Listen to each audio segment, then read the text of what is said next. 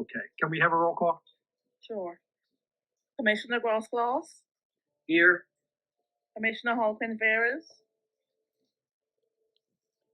Present. Commissioner Combs Hollis, Present. Commissioner Zhang. Here.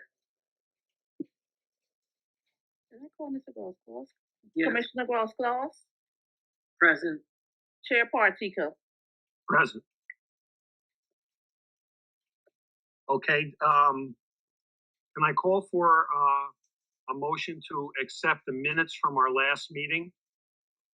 I'll make that motion to accept the minutes from the last meeting that we held, which was in March March 6th. 6th. Do I have a second? I'll second it.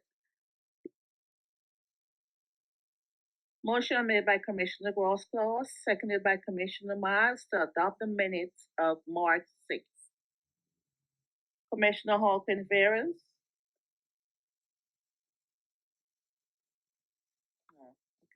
Sorry. Yes. Commissioner Combs Hollis, Yes. Commissioner Gross-Claus, Yes. Commissioner Miles, Yes. Chair Partika. Yes. Motion Okay. passes 6 in favor, 0 opposed. Just let me say that Commissioner Veras is in transit from her job in Manhattan to Newark, so she's with us, but some communication might get a little difficult because of the weather outside. Okay, do we have any reports of enforcement actions other than the ones, the typical ones that have been coming to me? Catherine, From Catherine and the Forest Hill? No, Chair. Let me I had brought up at the last meeting the 2 houses that I had reported on Martin Luther King Boulevard that needed to be cleaned up. I am pleased to announce that the one at 698 Martin Luther King Boulevard has done that. They put a dumpster out in front. The dumpster is collecting the garbage and the junk and everything else that people drag in when they want to sleep someplace. The one at, I think it's 607 Martin Luther King Boulevard, very, very little has been done to do any change on that. So we probably need to get in touch with not the zoning, what do you call it? Code enforcement and so forth, to see why one is happening but the other one is not. And it makes me think that somebody is buying the house. I'm hoping. Commissioner Gross-Claus, can you send an email or a text to Ms. Taylor's office tomorrow requesting that? Okay. That code enforcement go out and take a look? I already talked to code enforcement. Maybe what I should do is go down to code enforcement and tell them what I have seen and ask them why one is happening and the other is not. And if it's not been served, it should be served, and I'll take care of that myself. How does that sound? Does that sound okay? Good. Sounds good. Okay. This is Commissioner Holken Veras, Chair Partika. Should we bring up, just for the purposes of putting it on the record, should we bring up the application for Market Street, which we approved in October, and the concerns about the building height and what's going on there? You can address that. This is the appropriate time. Okay, so this is for the benefit of the fellow commissioners who are here tonight, and also just for the record. So in October of 2023, we approved an application that came to us for a new design and a demolition, 2 applications, one for demolition, one for a new design for a new tower on Market Street. The address was 200, there were several addresses and lot numbers. I don't remember them all now, but I'm sure everyone here remembers them. The only condition that we put on that application was that the building height of the new construction shall not exceed the building height of the Newark National Building, otherwise known as 744 Broad Street.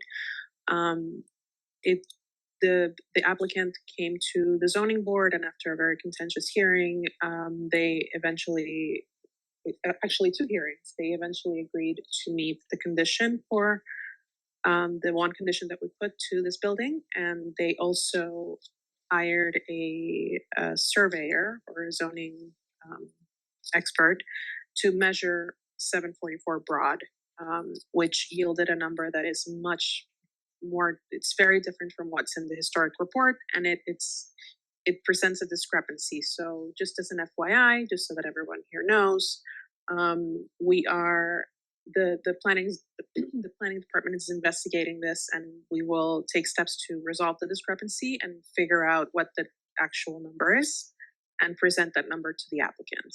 And so, yeah, that's about it. That's where things are. So the application was approved at zoning with conditions, and they've agreed to meet our condition, which is to meet the height of the building. So we just need to figure out but establish what that height is, and the city will do that for us.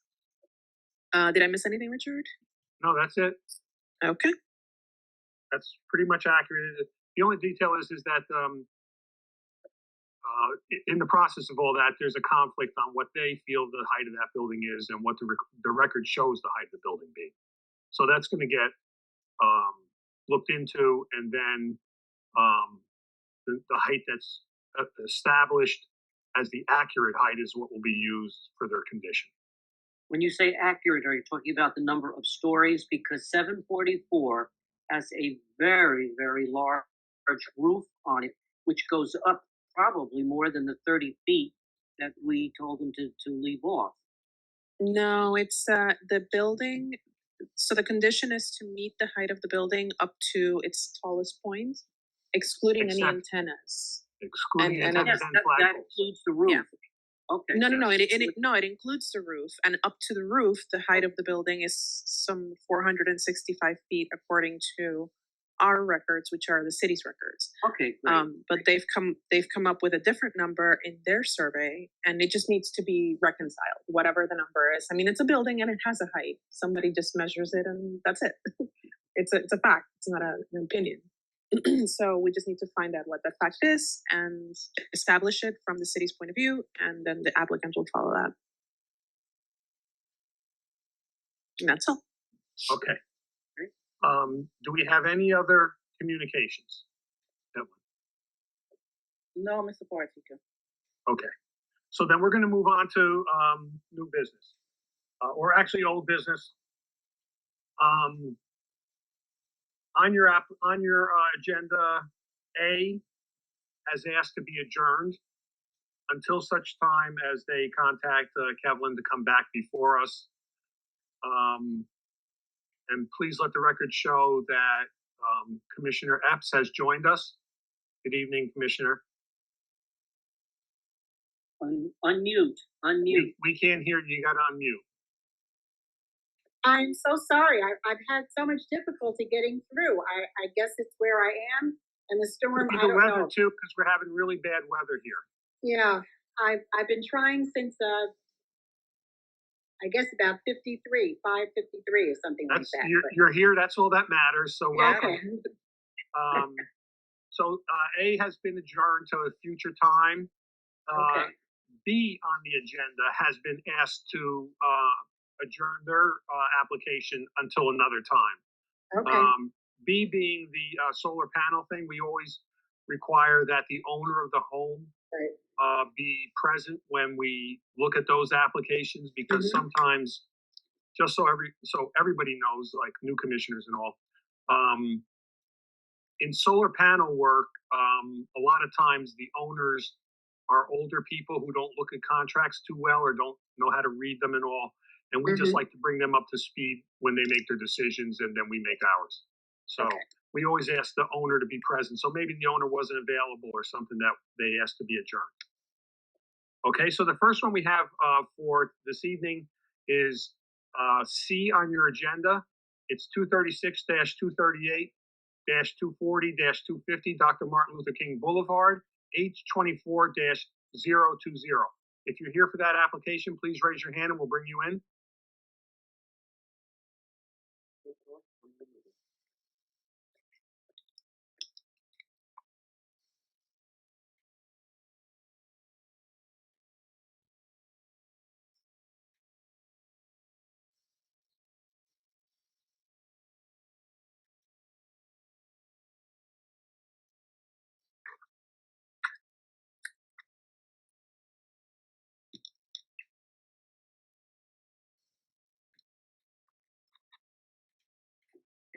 bring them in.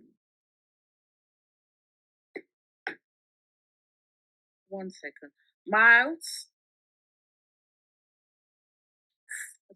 Miles, can I make you co-host so you can help me to see if you can bring in these applicants? Because I'm not Okay. getting to do that.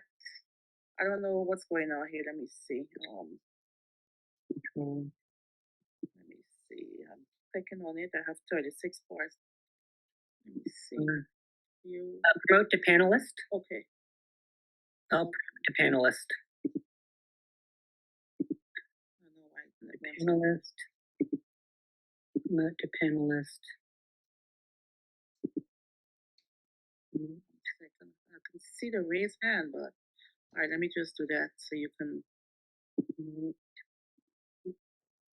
Okay. And promote. Okay. One more. Provide. Let me see. I can see the raised hand, but I just can't. Everyone who raised their hand, Yeah, you can bring them in. I'm bringing in. And is Mr. Feinberg. Oh, Okay, I think I'm now seeing them. Okay.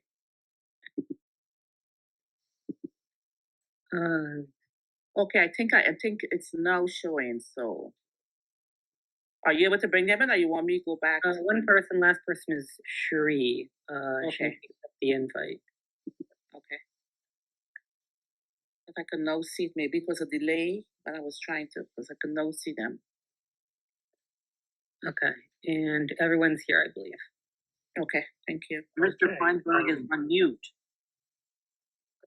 Ms. Perez, are you gonna do the presentation of the application? I am. I will begin the presentation. Okay, please move forward.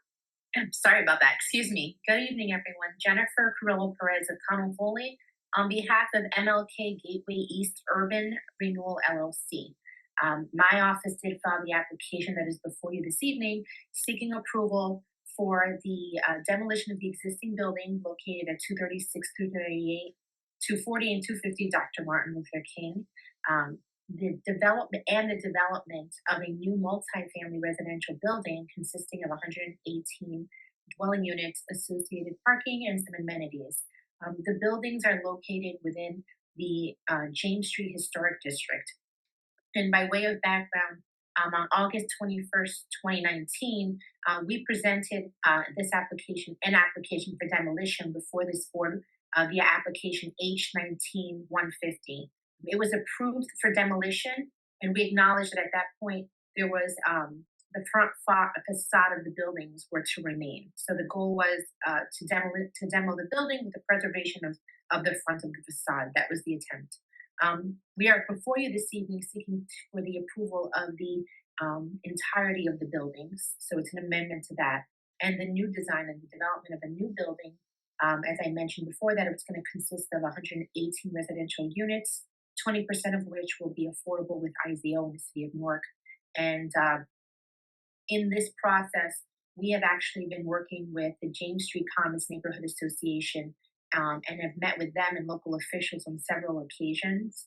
And you will be presented this evening the design that was presented to them at a meeting of May 25th, 2021, wherein we received a letter of support for the design. And I will bring that on and submit that to the board as evidence during the testimony of our project architect.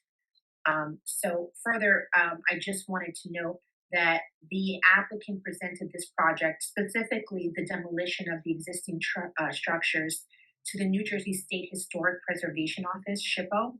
We received conditional approval, and we just wanted to note for the record for the board that the application was made to SHPO was based on the approval that we received from this board, right? And in the midst of that application, it was the height of the pandemic, 2020, 2021.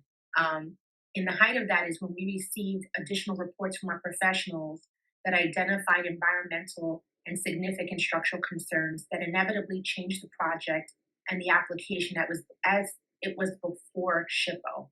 And so SHPO has not approved the new design. They approved conditionally the demolition. And what we are going to present to you today is testimony with respect to the demolition as well as the new design.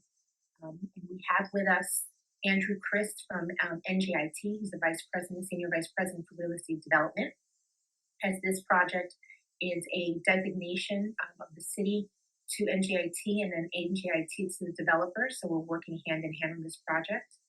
Leonard Savino of Langen, Robert McIntosh of DCI Engineers, formerly of McIntosh Engineering, and Bill Feinberg of Feinberg and Associates, who's our project architect. So I'm going to ask, we have a presentation. Wait a minute, Jennifer, can I ask a question? Sure. So is this this application we're looking at tonight? Is this a? Have you put the demolition and the new construction together in one application? That is what was submitted. So Okay. what we have here, if you remember during design review, we talked about the demolition because we did receive demo, but the effort was to preserve the facade. Sure. The issue was the PCBs triggered. So it's an amendment of that demolition. And we have the evidence and all of the testimony on with respect to those issues. And it's really that as well as the new design. Don't we have to do, Richard, don't we have to do a two separate pieces on this to see the demolition first and then the new construction? Well, that is If you normal. put up the new construction, the demolition and what it looks like now, then we can vote on it, and then we can take the other side and vote on it. And we can present it that way, Commissioner Rothbard. We can do that. We have our engineers who can provide that testimony. We'll start with Mr. Andrew Chris, to talk about the history of the property a little bit, just because its ownership is through NJIT. And then we will have Langen and McIntosh, Len Savino from Langen and Mr. McIntosh from DCI to provide you with the testimony that's needed with respect to the demolition. And then we can go on after that to the new development.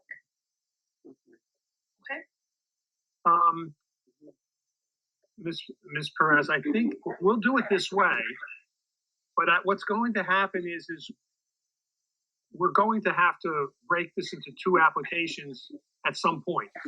So we'll proceed like this since you're already here and we have everything moving in this direction. But then please remember that tomorrow, contact Ms. Taylor's office and we'll figure out how to break this back down into two separate applications. Will do. Absolutely. Okay, because that's the procedure for this, that one gets approved and then you can, do the other one. But we'll hear it all tonight since you're here and we're here. Great. Thank you so much. So please proceed. Please proceed. Go ahead. Thank you. We're going to do a presentation. And the first witness we'd like to call is, I think that's us. We're going to start the presentation, and Andrew Christ will be the first to provide testimony. Here we are. Thank you, Mr. Chairman and members of the board for the opportunity to present this project again this evening. As council mentioned, this project was previously heard by the commission, so I'll try to be brief in my introduction. Next slide, please. So NJIT is partnering with the PRC Group to develop the subject property following the NJIT Campus Gateway Redevelopment Plan, which was approved by City Council back in 2009 and reaffirmed again in 2020. A portion of the property, the former multi-chemical company buildings, were acquired by NJIT back in 1975, with the balance of the land acquired in a land swap with the adjacent church in 2016. The board members may remember we did a tour of this building and did a site visit and showed all of you the existing condition back and for the original demolition application. The redevelopment plan sought to create a 24-hour mixed-use neighborhood just to the north of the NJIT campus, taking advantage of the enviable access to mass transit, the universities, St. Michael's Hospital, and with only a short walk to the heart of downtown Newark. The plan brings with it the appropriate densities that are similar to the surrounding neighborhoods and had been previously designated as an area in need of redevelopment. Next slide, please. So the plan itself provided a redevelopment strategy for the neighborhood north of the NJIT campus to create a gateway into the University Heights area. The plan and the subject property was created with extensive outreach and participation of the constituent groups, including, as Ms. Grillo Perez talked about, the James Street Commons Historic District Association. The 240 MLK project will hopefully be the catalyst. As you can see, this project has been percolating for quite a number of years, having the redevelopment plan been approved in 2009. We're hoping that this is the catalyst for the redevelopment in the area that will create the foot traffic and the activity on MLK Boulevard. We were here previously with the project, and we tried to preserve the facade, and our consultants will talk to you tonight about why we could not. We learned of significant contamination, and after that approval, as council mentioned, we sought approval from SHPO for the demolition of the facility, having at that point the information at hand regarding the environmental contamination.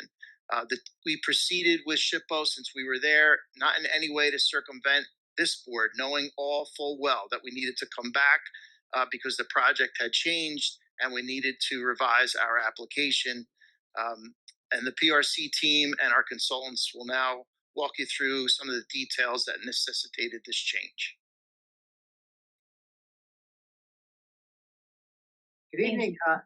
My name is Leonard Savino. I'm a principal with Langen Engineering and Environmental Services. I am the principal in charge of the project and have done and provided oversight on a variety of services, including civil and environmental engineering. With respect to the environmental engineering, what I have on the screen here is a series of reports that we had undertaken, investigations related to the demolition. And in New Jersey, there is a guidance document. Initially, I'm going to run through these. In 2018, there was a preliminary assessment report provided by another consultant. Subsequent to that, Langen went out and followed up on that preliminary assessment report with a site investigation report.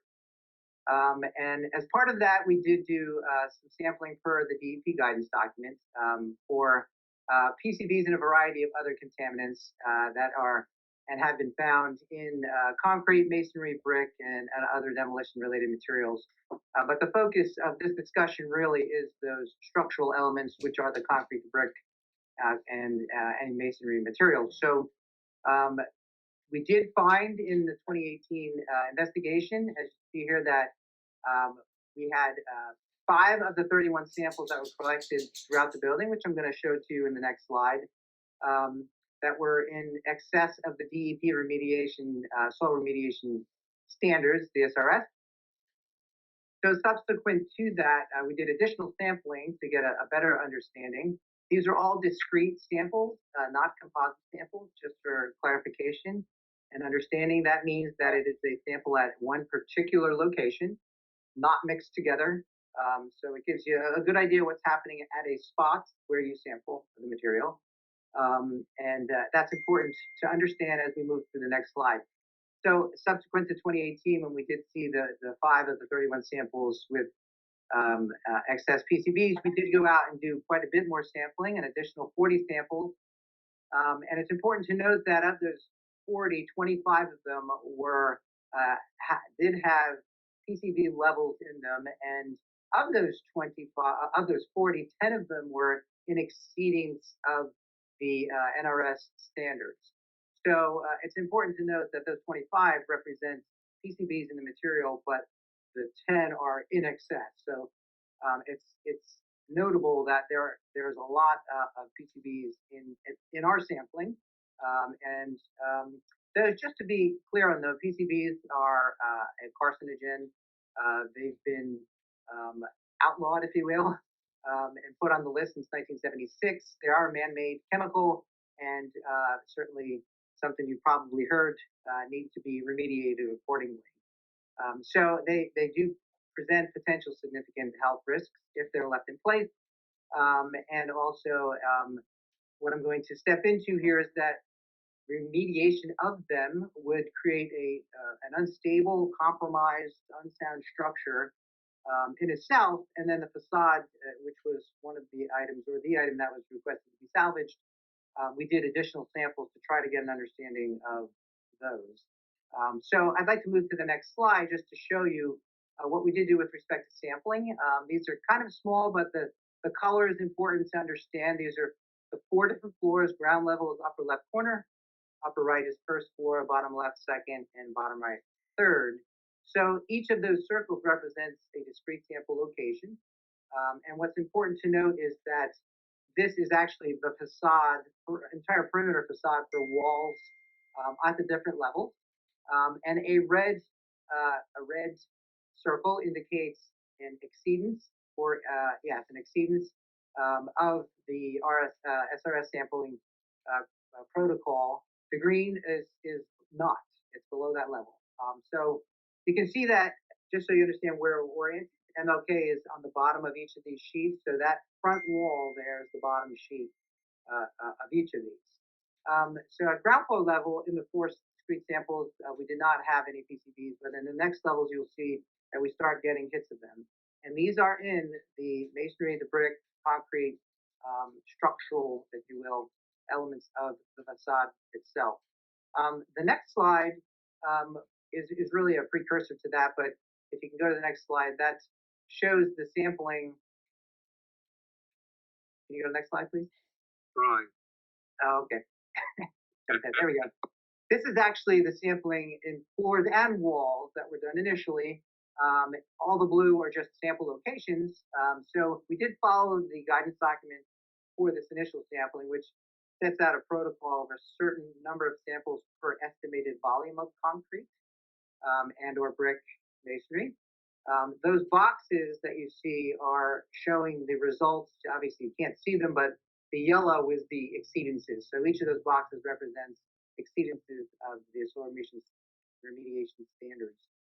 So they would have to be essentially remediated. So this is the precursor to the one I just showed you, which is where we started to focus more on the facade and what potentially could be there. So if you can understand the process, first we identify, yes, there are PCBs in various areas. Okay, next step, there's a request to salvage. So those initial samples were essentially for getting an idea of disposal during demolition, and then the subsequent ones with the green and the red are about, can you salvage the facade? So I think what's very important to understand is the process of how these would be remediated. So if you can picture, similar to a soil situation, you have a contaminant. What is required is you radiate out a certain distance and you do additional sampling to see if the levels decrease below and to an acceptable level to be considered clean, quote unquote. So you would continue out sampling with these eccentric circles, if you will, until you got something clean. Now, that is what you typically do. And when it comes to this approach for concrete, per the guidance document, you're supposed to do that as well. So if you can picture those areas that were red, us having to remediate just those, and those are just the known ones from those discrete samples. If you were to continue to radiate out and actually you'd have to pulverize the concrete and remove it, and brick and masonry, you'd have no structure there essentially, and that material would have to leave the site and be disposed of appropriately.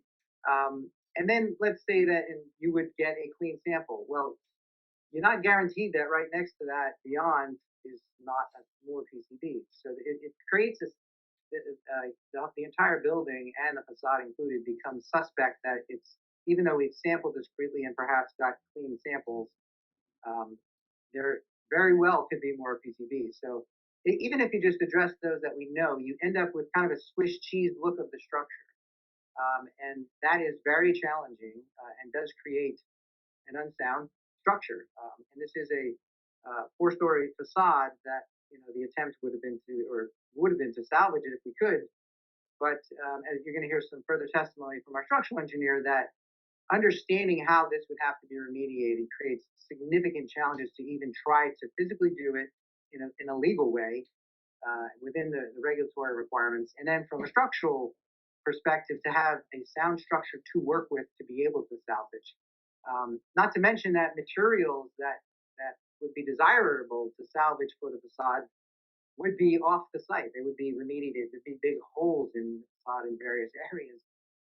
So it does create quite a structural problem. So I think Bob is going to continue to discuss the structural issues with that background that I just provided for you. Certainly, if you have questions, feel free. Thank you, Thanks, Lenny. Any questions for Len? So I'm Bob McIntosh. I'm a registered structural engineer in New Jersey. And I was responsible for doing the original assessment of the property, of the complex. And so I'm very familiar with the buildings. As always, our number one priority is and focus and obligation is public safety. But we usually look at it primarily just from a structural perspective. And the intention to preserve the existing facade while deconstructing the floor plates behind it, was what we thought was a very good plan. We've done that in several instances on Venice Island in the Delaware. We've done it in a historic area in Wilmington. So it's not a very difficult thing to do with bracing, steel bracing that usually comes outboard of the footprint of the building. I have a very strong passion for historic preservation. I do a lot of churches, a lot of older buildings, and we really enjoy saving the historic fabric. So that was our plan prior to receiving and reviewing Langen's report. And when we found out about the PCB contamination was significant, it was dispersed throughout the wall components and required the removal and mitigation of the contaminated materials. It turned out to be very extensive and invasive. And I think one thing that Len stressed very well was that you have to go lateral from the wall when there's those kinds of contamination, but you probably have to go also into the wall because the wall is usually multiple wides of masonry. So I had a kind of it was kind of pulling at a thread and trying to get, starting with one area that might balloon out to another area. Also, another way to look at it is when you have a tumor, trying to get clean margins around the affected area and the compromised area. So the process of the removals would in and of itself compromise the integrity of the wall, especially with the current deficiencies. I did, in preparation for this meeting, I went back and looked at my original assessment. And there were a number of bowed masonry elements, corroded masonry elements. So the existing facade was going to be tenuous and a challenging component to even brace when there wasn't any PCB contamination. What ends up happening is, in our opinion, it would pretty much be impossible to brace and maintain the integrity of the facade while simultaneously performing the removals. And the process would be unsafe. It would result in unsound condition, both during the process and trying to integrate any new replacement materials with the removed materials would be very challenging. Especially since most of the components that we're trying to salvage for historic importance are a lot of those same elements are elements that are going to be removed from the site. So it looks like it's going to be, in our opinion, impossible to accomplish the goal, which is to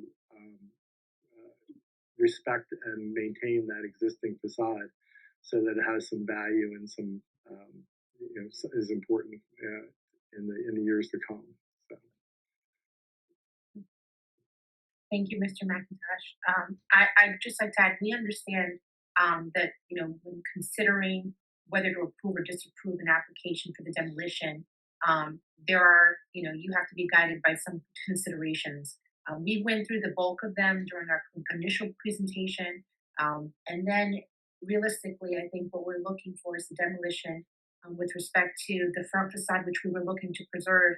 And I believe the testimony that you've heard from Langen and McIntosh specifically, which is more technical in nature, right, demonstrates that the structural soundness and integrity of the building is definitely going to be compromised, notwithstanding if they try to preserve anything.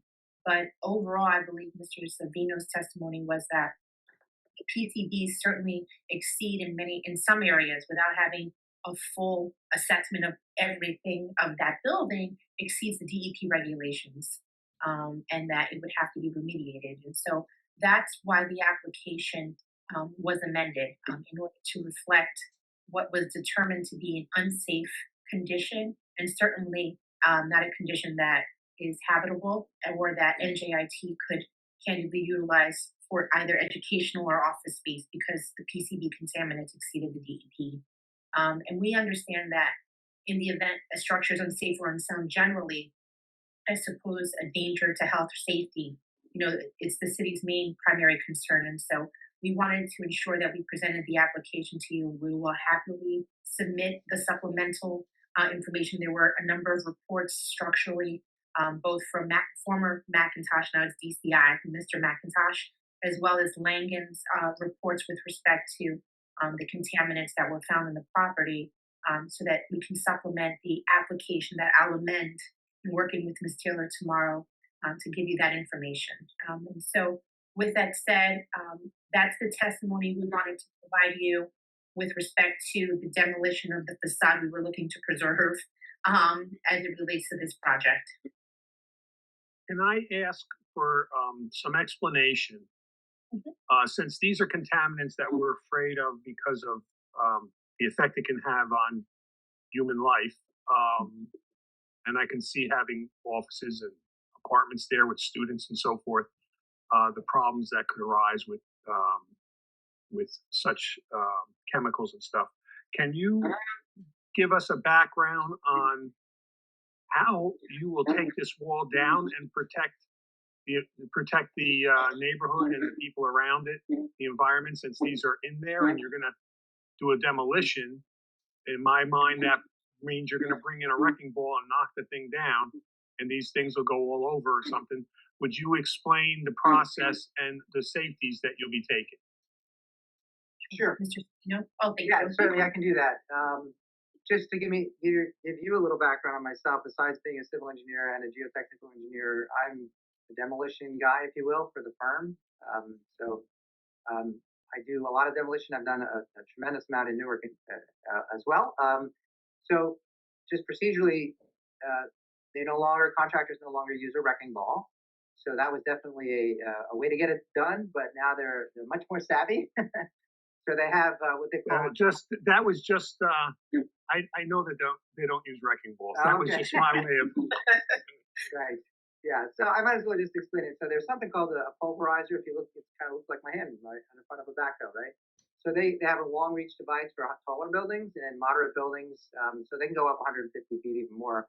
There's a hose right on that because dust is the biggest issue, as you probably know. If you've ever been to any implosions in Newark, which we did a ton of them, where does the dust cloud go is the big question, right? So, but for this type of demolition, it would be nothing like that. It would be a very controlled process, if you will. So there are requirements during demolition for mitigating dust. So as the contractor's chewing up a certain particular area, there would be a hose on that, and they would take it down in that fashion. There's also something that is relatively new. It's called the dust bloss. We've used them in Newark, and they're pretty amazing, really. It's like the snow maker on a ski slope. It looks like that. It blows water, and it just creates a wall of water on the property lines, and then dust hits it, falls right down, and gets captured and collected and conveyed. But typically, in areas that are considered hazardous and have to go in a different direction, they would be cut out and segregated separately. And we would attempt to do that here. If it turns out that too much of these areas create instability, as we're discussing, many of them would, then a good portion of these 4 areas and facades would be segregated, but they're still going to be brought down in that fashion. There are smaller pieces of equipment that have a bit more control that they would use as well.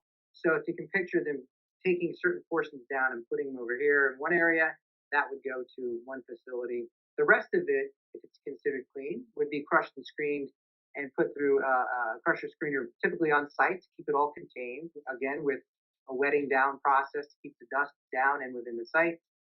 And employees are protected with their protection for respiration and all that. And that material then can be reused because, a big part of demolition is recycling, right? And you need to be very conscious of recycling the metals and even the concrete aggregate that is considered clean, if you will. So there is a segregating process that goes on along the way, but that's generally how things would roll out. And in this case, we would have demolition documents that would describe. We're not going to dictate means and methods, but we would describe certain processes, as I just described, that they are obligated to, as contractors, to maintain the dust within the site, work in a safe manner, segregate as necessary, that kind of thing. So that's part of the bidding doc.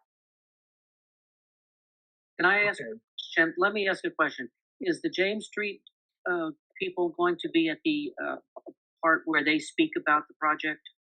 Or are there no James Street people? Well, we'll get to the public in a little bit, Richard. Well, I was going to ask some questions then. I mean, if I know. Well, you can ask them prior to we move into that, okay? All right. Okay. Do you have any questions you want to ask right now on this, from what you heard? No, but that's why I asked if they were there, because I thought that they might be asking. Sure, we're gonna bring them in. I had a question for the demolition process. I see that this property has two frontages, one on Burnett Street, where most of the James Street and Burnett Street residents live, and the other facade on the MLK Street side. Will most of the material be carted away from the residential side of the property or from the more commercial frontage on MLK? I don't think there's any existing structure that actually fronts on James Street, right? There's a parking lot there, so it doesn't end, and it's fronting MLK, so they are buffered. But the way this would roll out would be there'd be a construction fence set up with a dust protector, if you will, on it. It's like a screen. That's to secure the site and keep anyone out, and to keep the activities that should be going on in. I would expect that in the one side or the other, maybe even both, there would be operations going on with truck access, the typical wheel washing down paths that's required for Solar Conservation District, and it's all contained and controlled within the site. So really, you would only see trucks coming out of one entrance or two, depending on the contractor sets that up when they place a bid on the job. So we would review that as part of the team here, our team. Good to know. The reason I just ask is that the frontage of the driveway from this property that exits onto the Burnett Street side is much closer for noise, activity, dust, PCB to the residential people who live there. The MLK Street side is mostly commercial, very few people, parking lots nearby, and so just something about during the process of removing PCBs, keeping those activities as far as possible away from residents and children and the backyard activities of Burnett Street residents. Yeah, that's a great point. And I don't think there was any anticipation we would be going out to Burnett for anything, really. There's sufficient room off of MLK for this operation to take place. So I want to ask the commissioners, our normal procedure is with any demolition application, we do walkthroughs. And we go and walk through the properties to see what they're talking about, even when there's expert testimony. And this one is kind of like a tricky one because we did do walkthroughs on this one back when it first came before us. It's now, the application is now expired, but the commissioners who did the walkthrough on this are no longer, a lot of them are no longer on the commission. And we have new commissioners on the commission who didn't do a walkthrough on this. So my question goes to the new commissioners to vote on this particular application for demolition. Do any of the new commissioners feel they need to do a walkthrough so they can see it in person as we were doing before, since you didn't have that opportunity? If you feel that you need that opportunity, would you please speak up? Mr. Chairman, I'll go. It appears to me that there are significant structural and environmental hazards, and I'm not sure I see the need for a walkthrough at this point. So my vote would be no, it's not necessary.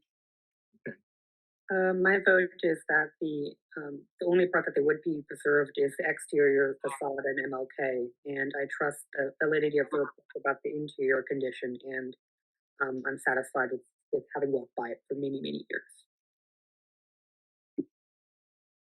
If what we heard this evening was the absolute truth, I really don't see any need for a walkthrough either. I'm familiar with the building, the former James Street Commons resident, and know the area very well. But share Miles's concern about Burnett Street and the taking down of the building, and because there is a very direct link between the two. There's a short distance there, so that would be my concern. Yeah. But I see no need to walk. I'm familiar with the building, been in it when it's been during its several iterations from a high school to a incubator and everything else. So I don't need a walkthrough. My concern is when the demolition of the building reaches the basement level, the exit of garbage trucks, of dumpsters through Burnett Street would be the easiest exit. And so I do have that's my only concern. And this is Bill Feinberg, and we've had several discussions with our general contractor, Del Sato. We cannot come out on the Burnett Street. You won't be able to turn a truck around there. So there's an empty lot at the corner of James and MLK, which is probably going to be the starting point for any demolition. And there's also a lot that has been that's next door to the north that they may look at as a point of access also. So nothing would go on the Burnett Street, according to Del Sato Construction. And this is Gonzalez again. Wouldn't that be part of the permitting process with the city? I'm not sure. There would be a need for this commission to opine on that, because no, that's not under our purview. But a lot of times, questions are raised by our commissioners that are of concern to them, in the hopes that when the transcript of this goes to moves on further, that it might trigger somebody further up in zoning or something. And just to so we allow questions that even though it doesn't fall under our direct purview. And just to let you know, City of Newark permitting will require us to do a logistics plan. So we'll have to show how we fence it, how we exit and egress and exit during demolition and construction.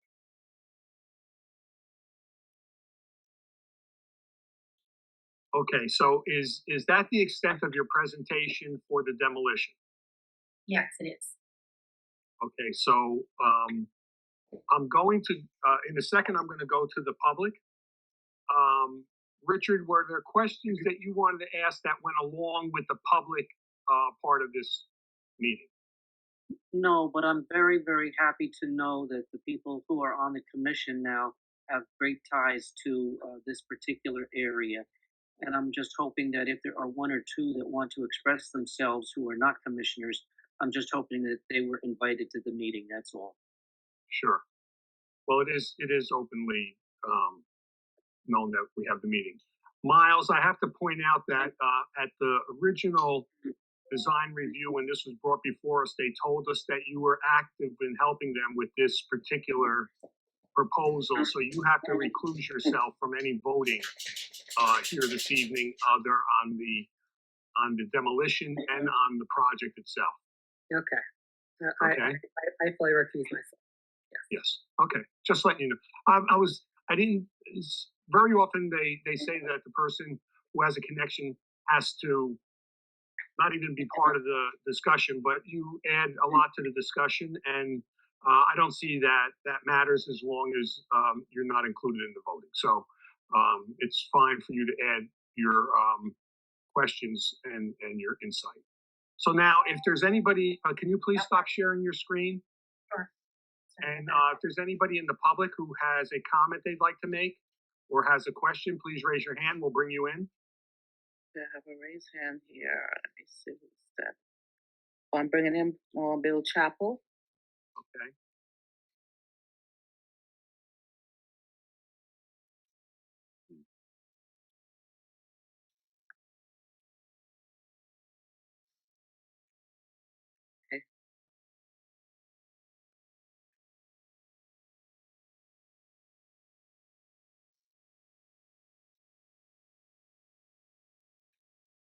What's going on here?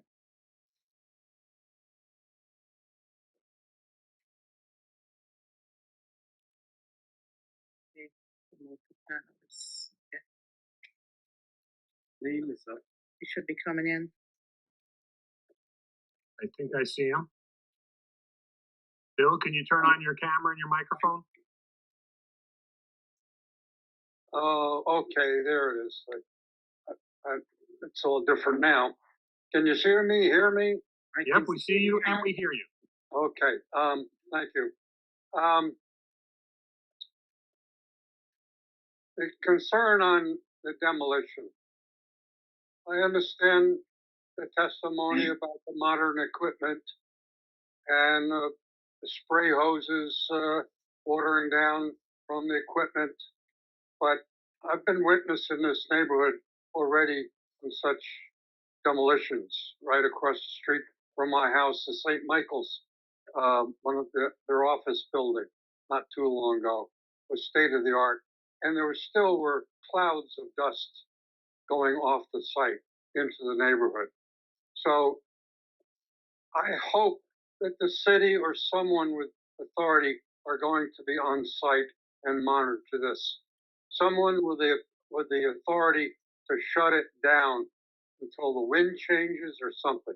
Some of the houses directly next door to the project on Burnett Street, adjacent property with very small backyards up against the property. I mean, those people I would say, would be most affected, and someone has to have oversight, not just the contractor.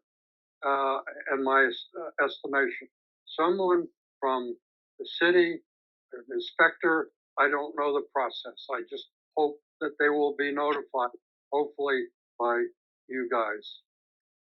One other concern I have, the driveway that you mentioned.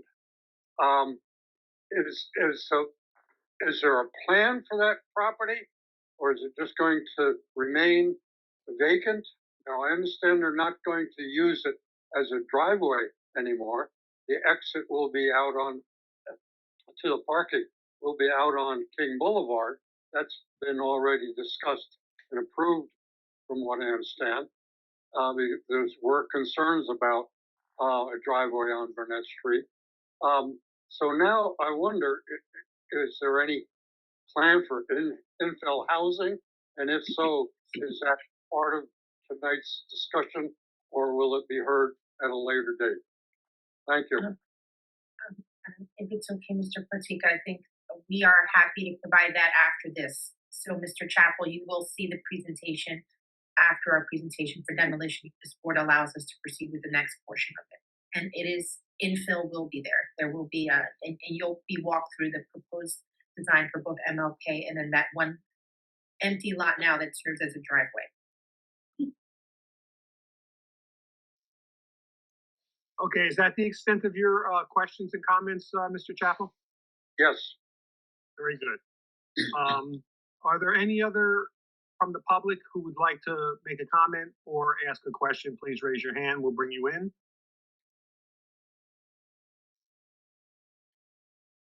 Mr. Partika, I don't see any raised hand. Okay, so then we'll come back to the commissioners.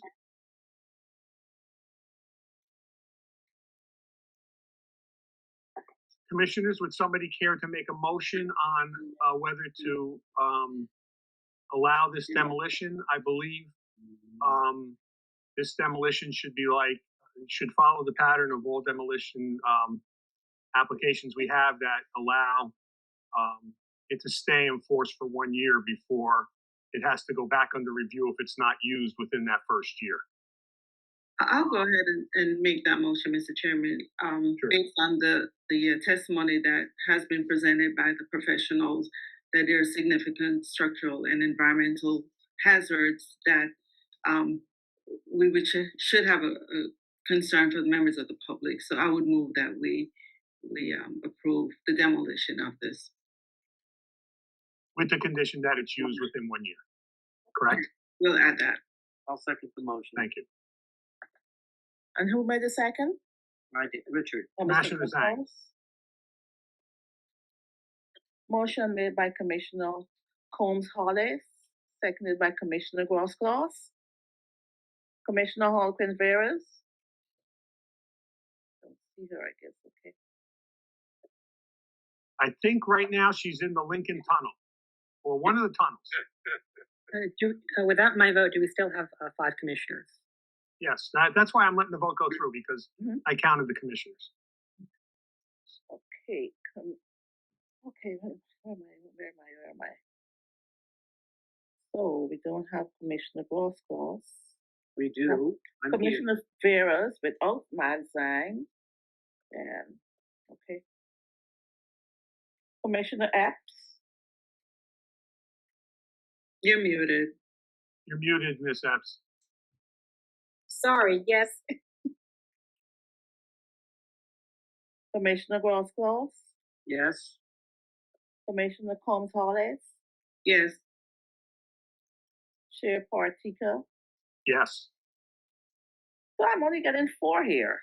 Kevin, let the record show that Commissioner Miller had joined us at the beginning of this application. Okay, so I guess she's gonna be a yes on this then, Commissioner Well, Halpin. I don't know what her vote is. Nakari, We only have 4. Nakari, are you voting? Yeah, Nakari I came in the middle. Yeah, Nakari just joined, so she cannot vote on this, so. She can't vote on this? No, because she just joined, she wasn't. I came in the middle of it, yes. Yeah. Hold on, let me see if I'm gonna use my phone to see if Commissioner Veras has been listening but unable to show her face here because she's in transit.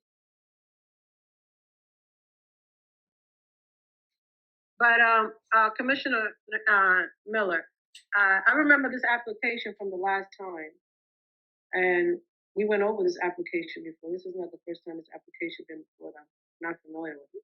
Well, it's had a change, Nakari. It's Oh, it did. Okay. yeah. Originally, they were going to save the front facade of the building for us and build onto it, and now they want to take the entire structure down. Oh, So okay. the change is what's causing us to have a new application on this. Gotcha. No problem. So I'm in order to get a vote on this, I'm putting it out to Commissioner Veras, who's in transit from her job to Newark, and she did send me a text saying that she was going in the tunnel and she should be back in 5 to 6 minutes. If Nakari has been in the meetings before, and if the reason for the demolition is because of the chemicals that are in the brickwork, can that stand and she could decide on that? Technically, she's had to hear the whole thing. Oh, okay. And we want to handle this so that this doesn't come back up in some other way for, make a problem for anybody. Okay. So I'm waiting to get a thing back from Commissioner Veras, and then maybe her face is going to pop up here when she gets wherever it is that she is.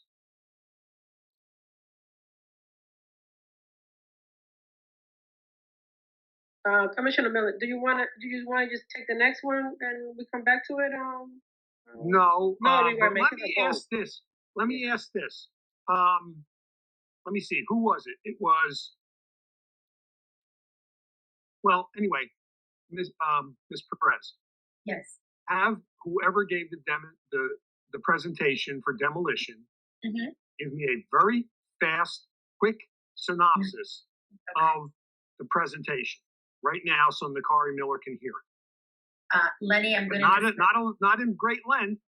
Correct. Just the Not stuff long that's enough, important. but I just want to We know don't the most need- important part. We don't need the history because she knows the history of the building and all that. So just a synopsis so she can hear it. All right. Langen would be who I recommend to do that. Okay, please. Hi, Nakari. I'm Lenny Savino, Principal Langen Engineering and Environmental Services. We did undertake an environmental investigation of the disposal material, which is concrete, brick, and masonry. Follow the DEP guidelines to do so. During that investigation, we encountered PCBs and then significant elevated levels in initially about 60% of the samples, and then the elevated levels about 25% of the samples. So as the discussion continued into salvaging the facade, we then went out again and sampled specifically the walls in the perimeter and in the facade, all four floors. Had again probably 25% positive hits, and to be able to remove them appropriately, you'd have to radiate out in samples and also penetrate into the structure, which would create an unsound structure and facade. So that really left our structural engineer to a place where he had indicated that an unsound structure and facade would not be salvageable. So in addition to the building having to be demolished, the original plan for salvaging facade is no longer in play and really possible without having an unsafe condition there during the demolition and even after that during construction for itself. So the request was then to take this facade down as well with the rest of the building. Okay, we have Commissioner Veras back now, and you have a pretty close synopsis, Ms. Miller, if you would like to, if you feel confident after hearing that, to place your vote. If you don't, that's fine. I just have a quick question. Who's Sure. handling the portion of making sure that there's proper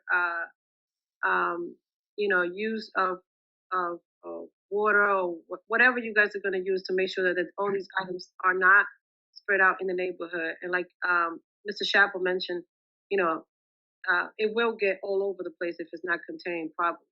Is there a particular company that your companies use in order to do that? Yes, so as part of the demolition, we prepared demolition documentation, which includes suppression of dust as part of the demolition, and not dictating means and methods, but our architect who's on board here and the meeting, Bill Feinberg, mentioned that the contractor has already indicated, and is on board, I should say, and Delsano Construction, and we've worked with them quite a bit, so we would be engaged with them in making sure that not only on the side of the residential in the back towards Barnett backyard, but in the entire perimeter, there would be dust suppression via water during all the demolition and the processing of the material that would be subsequent to the demolition. As they crush the screen, separate the metals, the rebar, and recycle that, and then dispose of that which must go off the site, and then perhaps reuse that remaining material on site if there's the availability to do so. So there will be water dust suppression as part of the bidding documents, but also along the way, we would be engaged, Langen Engineering would be engaged to be out there periodically and continue to work with the contractor as just another level of protection for the neighborhood. And I'm sure ownership and others would be doing the same, even Mr. Feinberg and NJIT has their representation periodically too. So there'll be a variety of people enforcing those documents. That's all the question I have. So you feel comfortable enough to vote, Ms. Miller? Yeah, I'm good. Okay, so I'm we're at gonna the do the vote. We're vote. at you. I'm gonna do the vote again. Oh, I'm sorry. Oh, okay, no, go ahead. Do the vote again. Yeah, I'm gonna do the it vote over. again. Yes. Okay, motion made by Commissioner Combs Hollis, seconded by Commissioner Gross-Claus. Commissioner Epps, Yes. Commissioner Halpin Veras, Yes. Commissioner Miller, Yes. Commissioner Gross-Claus, Yes. Commissioner Combs Hollis, Yes. Chair Partika. I think you left out Commissioner Zhang. No, he cannot vote because he recused himself. Oh, that's right, that's right. And you should And I'm the one even who be told on the him that. screen. Yep, I'm the one who told him that. Yeah, and my vote is yes. 6 in favor, 0 opposed. Okay, so now we've moved off of the demolition application, and Ms. Perez, you'll make sure to deal with breaking this down into 2 separate applications. Assure me that you will. Absolutely. Okay, so then now let's listen to, would you care to start the presentation of the application for what you're going to do on that site? Sure. And Mr. William Feinberg will be doing the presentation. You just heard from him briefly with respect to, I believe, the question that was raised for demolition or contracting. So William Feinberg from Feinberg and Associates, he has worked with us since this project's inception to design a project in meeting both with the community as well as other stakeholders.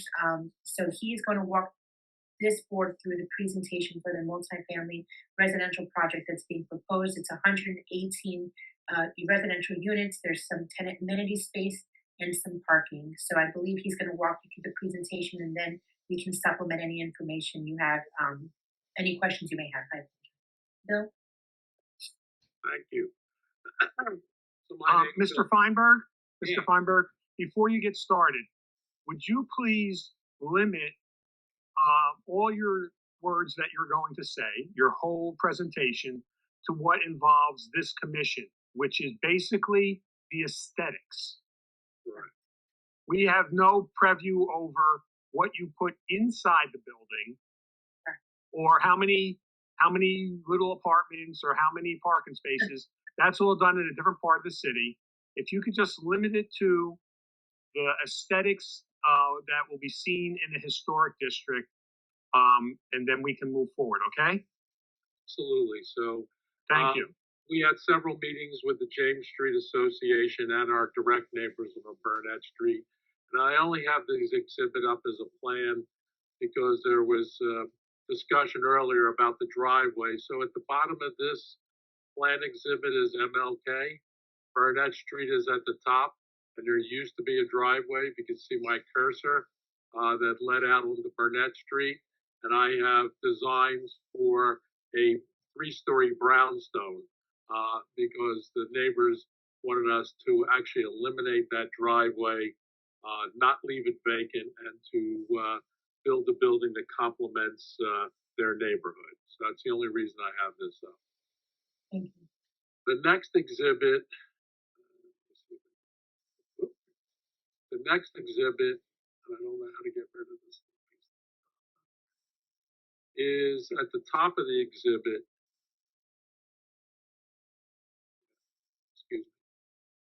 is the original facade where you heard testimony.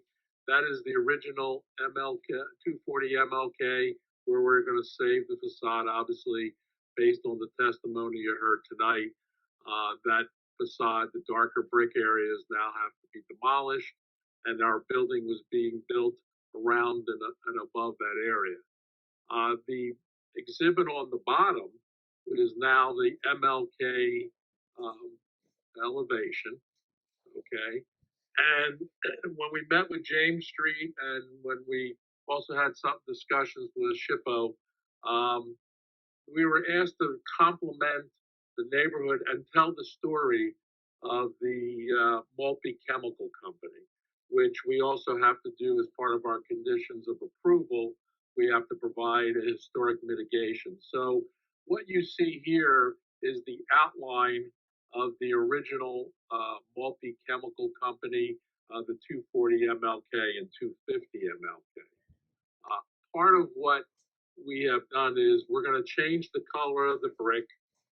As you can see, the building behind it and above it is the apartments, and it's kind of a nondescript look because the James Street Association and the members wanted us to pay homage to what was there, but not recreate, just complement the character of the neighborhood. So we have a cast stone base that runs around the entire building. We do have storefront facades, which I will go into greater detail. Some of these will be provide a look into and part of our historic mitigation. It'll tell the story and have artifacts regarding the multi-chemical company, its 100-year history. We also included a brick and precast belt course, which is pretty typical of buildings of that era, and also facades that are generally in the Newark area. I'm sorry to interrupt. This is Commissioner Miller. Can you zoom in a little bit on the image? Just a little bit far away. Thank you.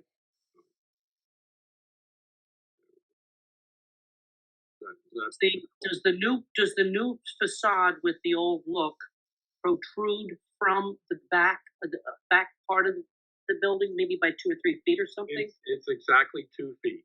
So Okay. we pushed our building back, made it a little smaller, and again, we're addressing the outline, and we're trying to complement the neighborhood, but not recreate. So yes, exactly. The answer to that question is it protrudes out. Okay. Again, we have a brick and precast stone belt course. We have our windows are going to be set up in, and if you remember the original facade, it's above. You know, they had what do you call it? Industrial windows, but obviously you're not going to use industrial windows. We don't want to recreate. So we have, you know, a series of windows that are banded by pilasters, brick pilasters, that are built into the facade. And then we also have a brick and precast stone entablature, which is made up of 3 portions. One is the precast section that's above the windows. The brick, it's about 2.5 feet of brick, and then a precast stone cap. What we have done is we've continued the process of keeping that facade and some of those treatments through the 240, 250 original building location. And then we continued the cast stone base and the precast stone belt course onto our new facade and building. So going back to, again, so that's the original, you know, we were saving the facade, and this is our proposed new well design. We also did some of the concerns of the residents directly behind us was the fact that our original building, the windows were looking directly into their backyards. So if you look at the top, this is the north elevation, and we had units that face to the north and would have opportunities to see into the backyards of our neighbors on Burnett Street to the north of our lot. We have since removed that windows and removed any units that face directly onto the north. When it faces the east, we pulled all of the windows back 50 feet from our neighbors, and I'll show you that with the rear elevation. And then the James Street elevation, we added the storefront. We always had retail space on the ground floor, but we continue that retail facade along the James Street elevation. We also continued to bring the cast stone water table, which is 3 feet high. We also brought around the cast stone belt course. So that's a continuation on our new facade.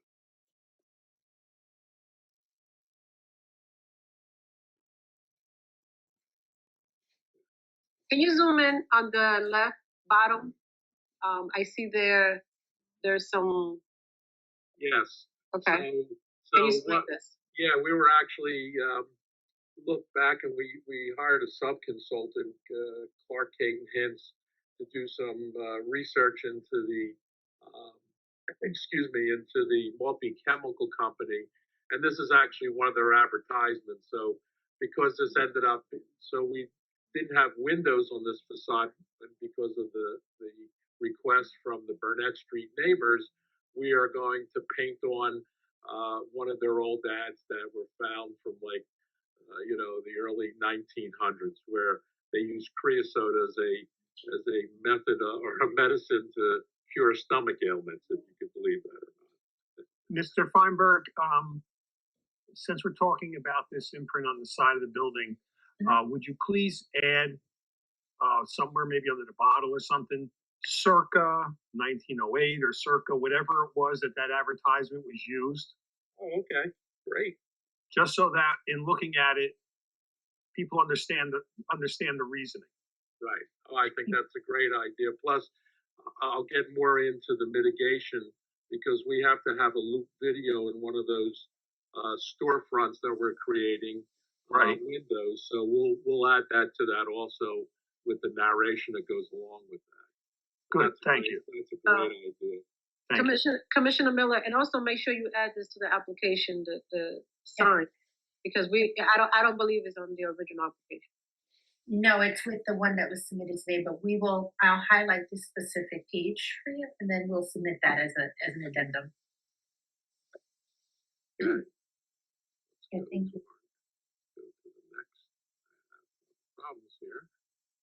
Okay, so Burnett Street. So we met with our adjacent neighbors on either side of our driveway. We had discussions with the James Street Association and neighbors up and down Burnett Street.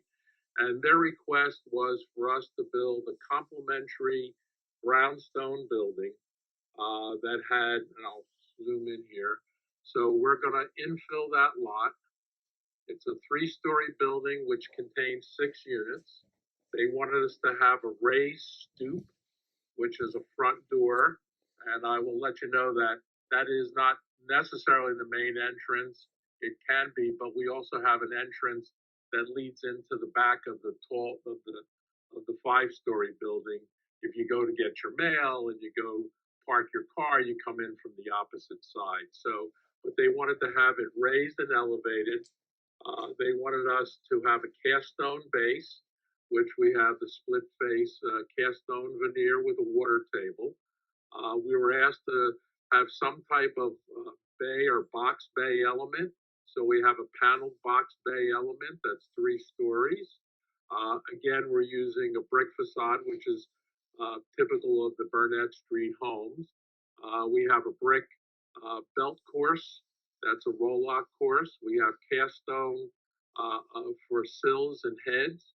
And then our entablature is about 3 feet in thickness, consisting of cornice work, wood frame cornice work and details, and also brick incorporated into that. So again, we want to be very complementary. We're going to stay within the height restrictions of our adjoining neighbors so that we don't look as if we're too tall, but we also want to look like it fits into the neighborhood. So that's one of the changes that we made, and that's where we're going to be eliminating that driveway and infilling it with a home. And then this last slide, this is the historic mitigation that has been requested by SHPO. Excuse me, Mr. Feinberg. Yes.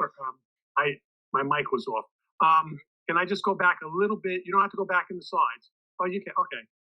So this new brownstone you're building is going to be, you're doing it at the request of the James Street organization because they asked you to do this. Am I correct? They were concerned that we would use that driveway and cause tremendous traffic issues, which they do have problems when the school lets out. And so we had several meetings. We did several designs and worked with the association and the neighbors on either side. And what was determined, they would like to see to have it so it's not usable as a driveway, so that in the future we couldn't use it. They wanted to have a complementary brownstone. I'm not questioning that at all. I just wanted on the record that it was your decision to build this here at the request of the James Street organization. Yes, I can answer that. And I'm going to ask that you, in building this, that you put a plaque on the front, by the front door, saying the year of construction. Oh, okay. Because when I look at this, and I mean, it's just a rendering, but done properly, this can melt into being as if it was an old brownstone that's always been there. So we want to make sure that it's identified as a new structure. So if you could just put the year it was constructed, or even you could put anything you want on the plaque as long as it says what year it was constructed. Okay, we'll say something like circa whatever the date is. Yeah, that's fine. That's fine, and I believe that would satisfy our ordinance of building so as not to confuse the old with the new. Okay. This is Commissioner Miller. I mean, I really like the design. And I also think that this is just a plain example of how when the community works with a developer, we can come out with the best design possible because everybody's gonna be happy. So very nice. I really like this. Thank you very much, everybody, including yourselves and the James Street Association and the college. We all worked very hard to make this work for everybody. Let's see. So this is the historic mitigation that was requested by SHPO. So as you're aware, we, in the first slide, we're adding the storefront facades. Some of them actually are windows that'll be into the retail spaces on the corner of James Street, and it kind of comes north around the corner. Some of these will be backing up to our back of house, pump rooms and things like that. So they'll be 4 feet deep where they're backing up to something like a pump room or a back of house. And we're gonna put in the story of the multi-chemical company.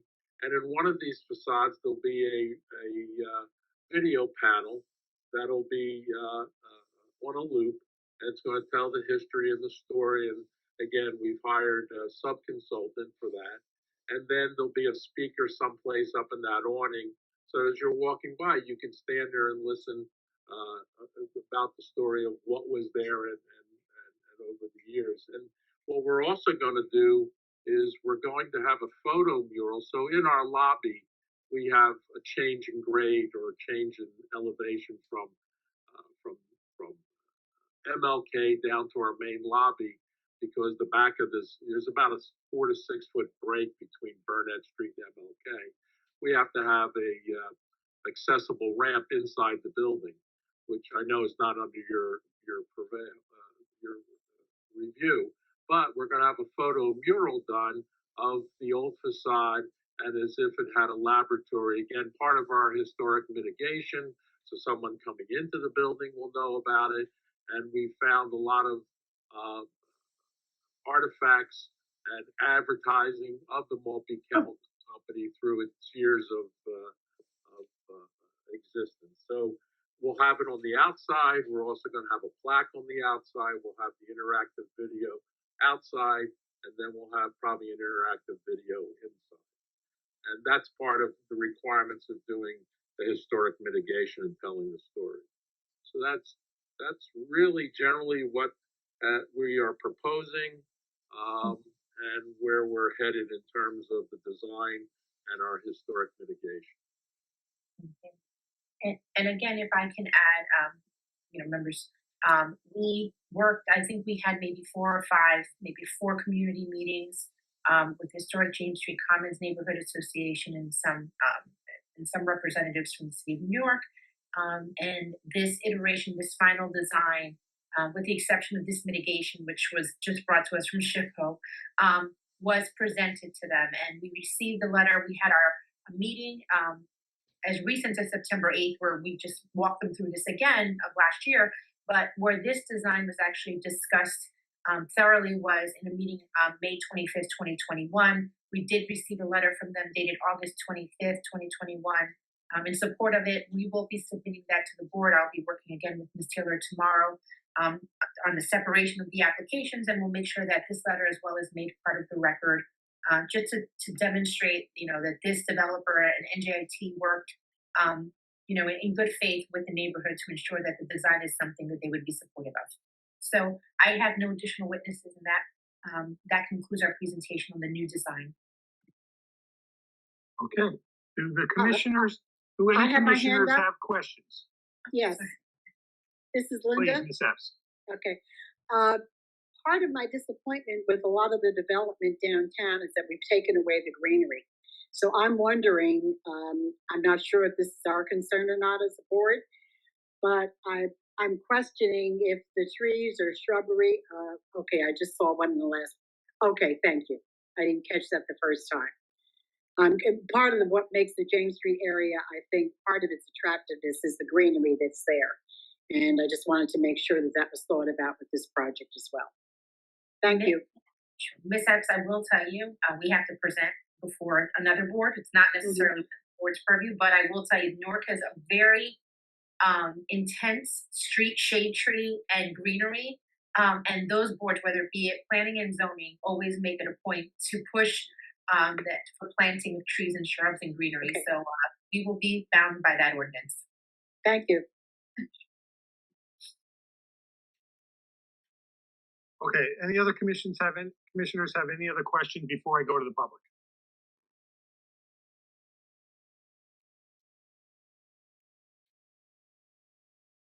Okay, so then if you could stop sharing your screen. And if you're in the public and you have a question or a comment, please raise your hand and we'll bring you in.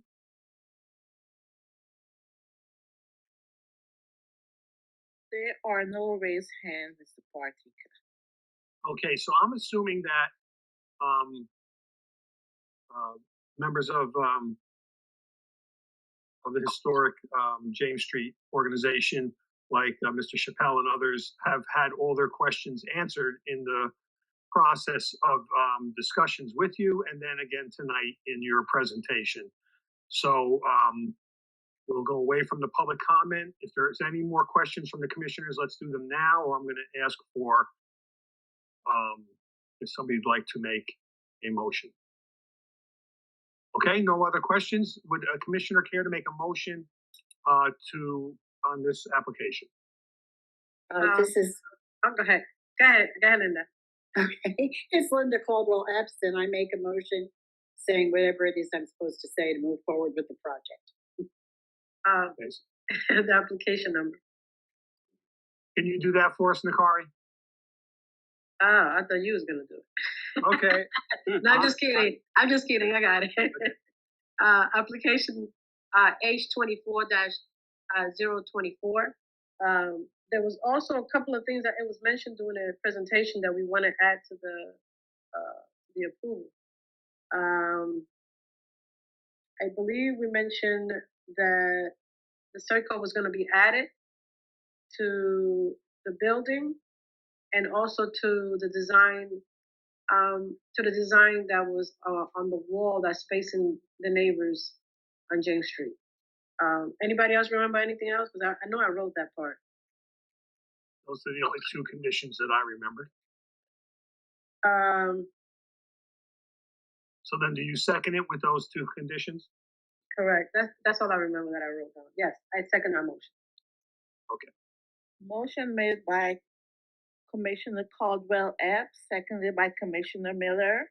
Oh, I'm sorry, Kevin. And also, we spoke about that there will be an addendum to the application with regard to the sign that they will submit to us. Yes, that was said. Okay, so I'm gonna do the call again. Motion made by Commissioner Caldwell Epps, seconded by Commissioner Miller. Commissioner Gross-Claus, Yes. Commissioner Holquin Veras, Yes. Commissioner Combs Hollis, Yes. Commissioner Zhang. Recused. Oh, he recused himself. He was part of the. Okay. Sorry. Okay, I'm sorry. Okay. Commissioner Miller, Yes. Commissioner Caldwell Epps, Yes. Chair Partika. Yes. Motion carries 6 in favor, 0 opposed. Thank you. Very good. Congratulations, guys. Just wanted to add This happen very soon. Don't let the demolition application run out this time, so that the commission doesn't have to go through this again. We'll do. We'll make every Okay. effort. Absolutely. Thank you so much. And also, don't forget a lot of pictures. Don't forget that. the city's Google Drive doesn't yet have the plan for this project uploaded. I just wanted to add that to make sure that they're added to the record Okay. in case the applicant didn't submit them or Ms. Taylor didn't add them. Very good. Thank you, everybody, for coming tonight. Thanks, everyone. Thank Much you. appreciated. Have a good night. All right. Good night. Good luck with the project. Thank you.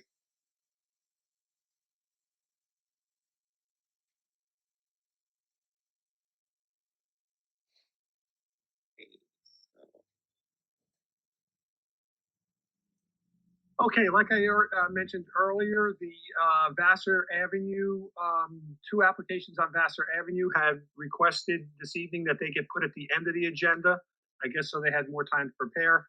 So we're going to item F on our agenda, which is 239-241-251 Washington Street and 93-95-97-99-231 and 237 Market Street. Application H24-041. Oh, Mr. Parker, I guess you forgot we were gonna do the little one first, but it's Oh, okay. the little one? Yeah, but yeah, cause that's not gonna take a long time. Remember The one with the garage? Okay, Yeah. okay, so what we're gonna do, Kevlin had sent me a text message and said, because the other ones are being handled by the same attorney, can we move, we have a small application here, for a garage. Which number is that, Kevin? That is H. H? And he did came to design review, so we have a little Yes, idea. yes. This is a very easy application, and we're gonna do this instead of the one I just mentioned. So we're gonna move to the item H on the agenda, 220-222 Elwood Avenue, H24-046. If you're here for this application, please raise your hand, we'll bring you right in. Ms. Marcia Moore raised her hand. Is she the lawyer? No, she was the previous one that the chair had called, so. Marcia, we get back to you in a minute, okay? Yeah, we'll get back to you, Marcia. Hello, everyone. Good evening. Good evening to you. Thank you for your time in this matter. And boy, I learned a lot just watching here. I have the prints and the pictures and everything. I'm requesting that I can demolition my old garage that's rotten in really bad shape and just on the existing foundation. Build a new one so we can. Okay, so I'll bring the commissioners up to speed who, because this did come before design review. Mr. Rosario has a garage that's pretty much falling down. He wants to demolish it and build a new garage which will replicate the old garage. And it's going to be on the same foundation. And he has renderings and drawings to show us of that project. So go ahead now, Mr. Rosario. Can you see the pictures? No, we don't see anything yet. You have to share your screen. Oh, okay. Where would I share screen? Okay, forgive me. Are you there now? Share? We don't see it yet. Okay, I don't know. It says share screen. I'm trying to share here. Zoom. I apologize for this. I'm just not a technical guy. Open system settings. Mr. Rosario, is your wife around? Yes. Okay. Maybe we need to call her again. I can also do a share screen through the city's Google Drive if you need. Okay. Maybe you should help Mr. Rosario because at design review we were having some difficulties. Yes. There we go. Okay. There's the old garage. Can you hear me? Yes, we hear you. We can hear you clearly. There's the front of my house, which they asked if the garage was visible. The garage is not visible from any aspect from the streets. As you can see my driveway there. I do have more pictures that I did provide. I provided a top view, which would show Elwood Avenue where I marked it with the marker and the front, and you can see right next to this car where the existing garage is. Okay. And the CDs for the engineer that I had to design it, they're attached there as well. And again, I'm not a computer guy, man, and I. That's okay. I can attest to the other commissioners because I did the drive-by on this, and I can't find any place where you can see this garage from the street. Thank you. Sounds good. Duke, you have a new design? This is Commissioner Miller. Yes, I do. They're attached as well. Okay,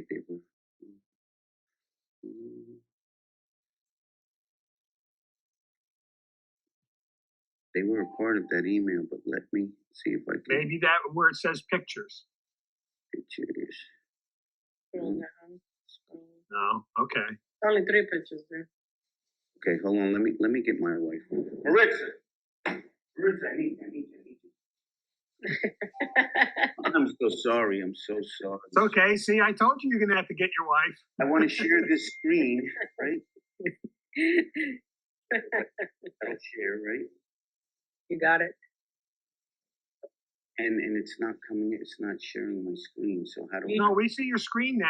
We You just need don't see the pictures of the You need to garage. double check the file to open it in preview. Can you see it now? There we Yes. go. There you go. We in business now. Oh, thank you so much.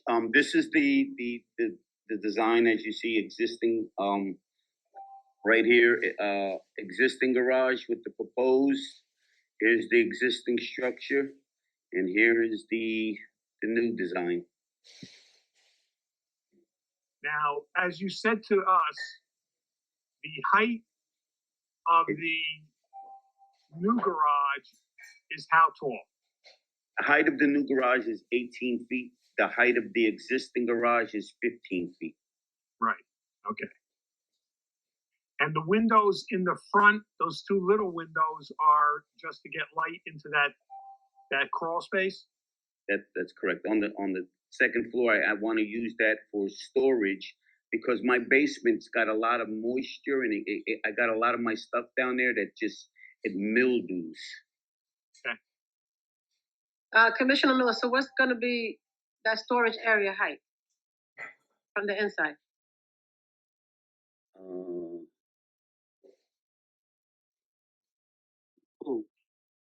It's just like a regular 8 foot. A regular 8 foot? Can you zoom in on that, the one drawing right there, to your right? Yeah, a little bit over. No, go the other way. Okay, now come down a little bit. And we can then, if you come, the one above that is no, we want to get the one above it so that we can see what the height is to answer her question. Right Come here. down a little bit. 6'8". 6'8". So this is Coombs Hall. Is to get access to that second floor. Is through steps. So, Yeah. and where are those steps located? If you were to park a car in that garage, how do you access the Here's the garage. The garage doors are right here. Instead of putting 2, I'm going to use one garage door and put a door here, and this will lead up to the second floor. And here's the steps design here. Can you go a little bit to the left because that shows where the stairs will be? Yes. Right there. Okay. No, a little bit more to the left. There we go. Right here. So we see the front garage doors, and then we see the staircase that goes to the second floor. This is the main floor here where the garage is, and this is the door and the steps. This is Commissioner Miller. Is there any other windows besides the front one? Yes, I do have windows on the back side. I didn't want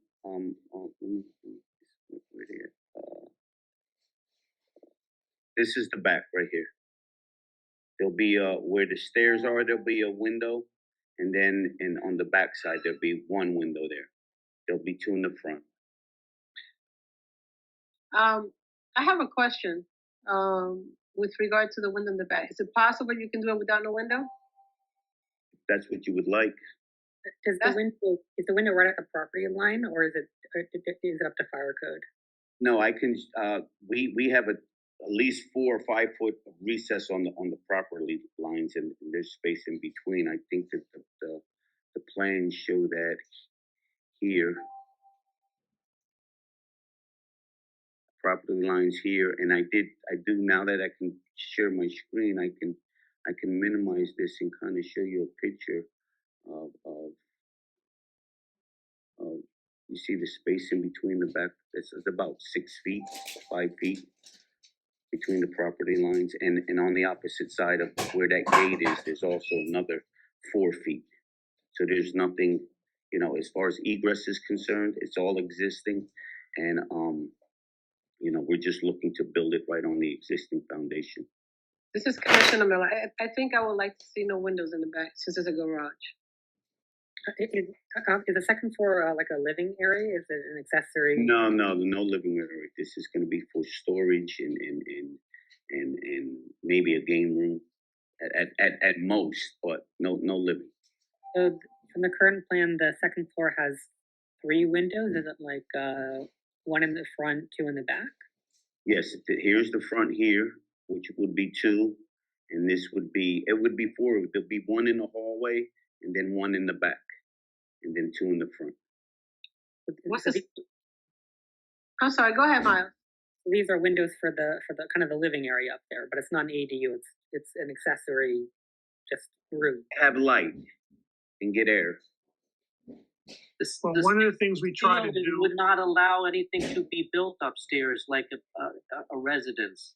No, this is not. And we don't have, you don't have, obviously you have electricity going there, but you don't have sewerage or water going to this, do you? Oh, I do not. Okay. I kind of agree with Commissioner Miller that I'd rather see only one window in the back to light your staircase and the other one eliminated because it's only a storage space, as you're saying. Mm-hmm. And Mr. Chairman, I do have concerns regarding the height of this accessory building. I'm not sure I see the need for 18-foot accessory building. The existing building was at 15 feet, and I am not, unless you can put some additional proofs on the record as to why the 3 additional feet is necessary. Okay. And I understand where that's coming from. So, is there some reason you're saying that you need the 3 additional feet for what purpose?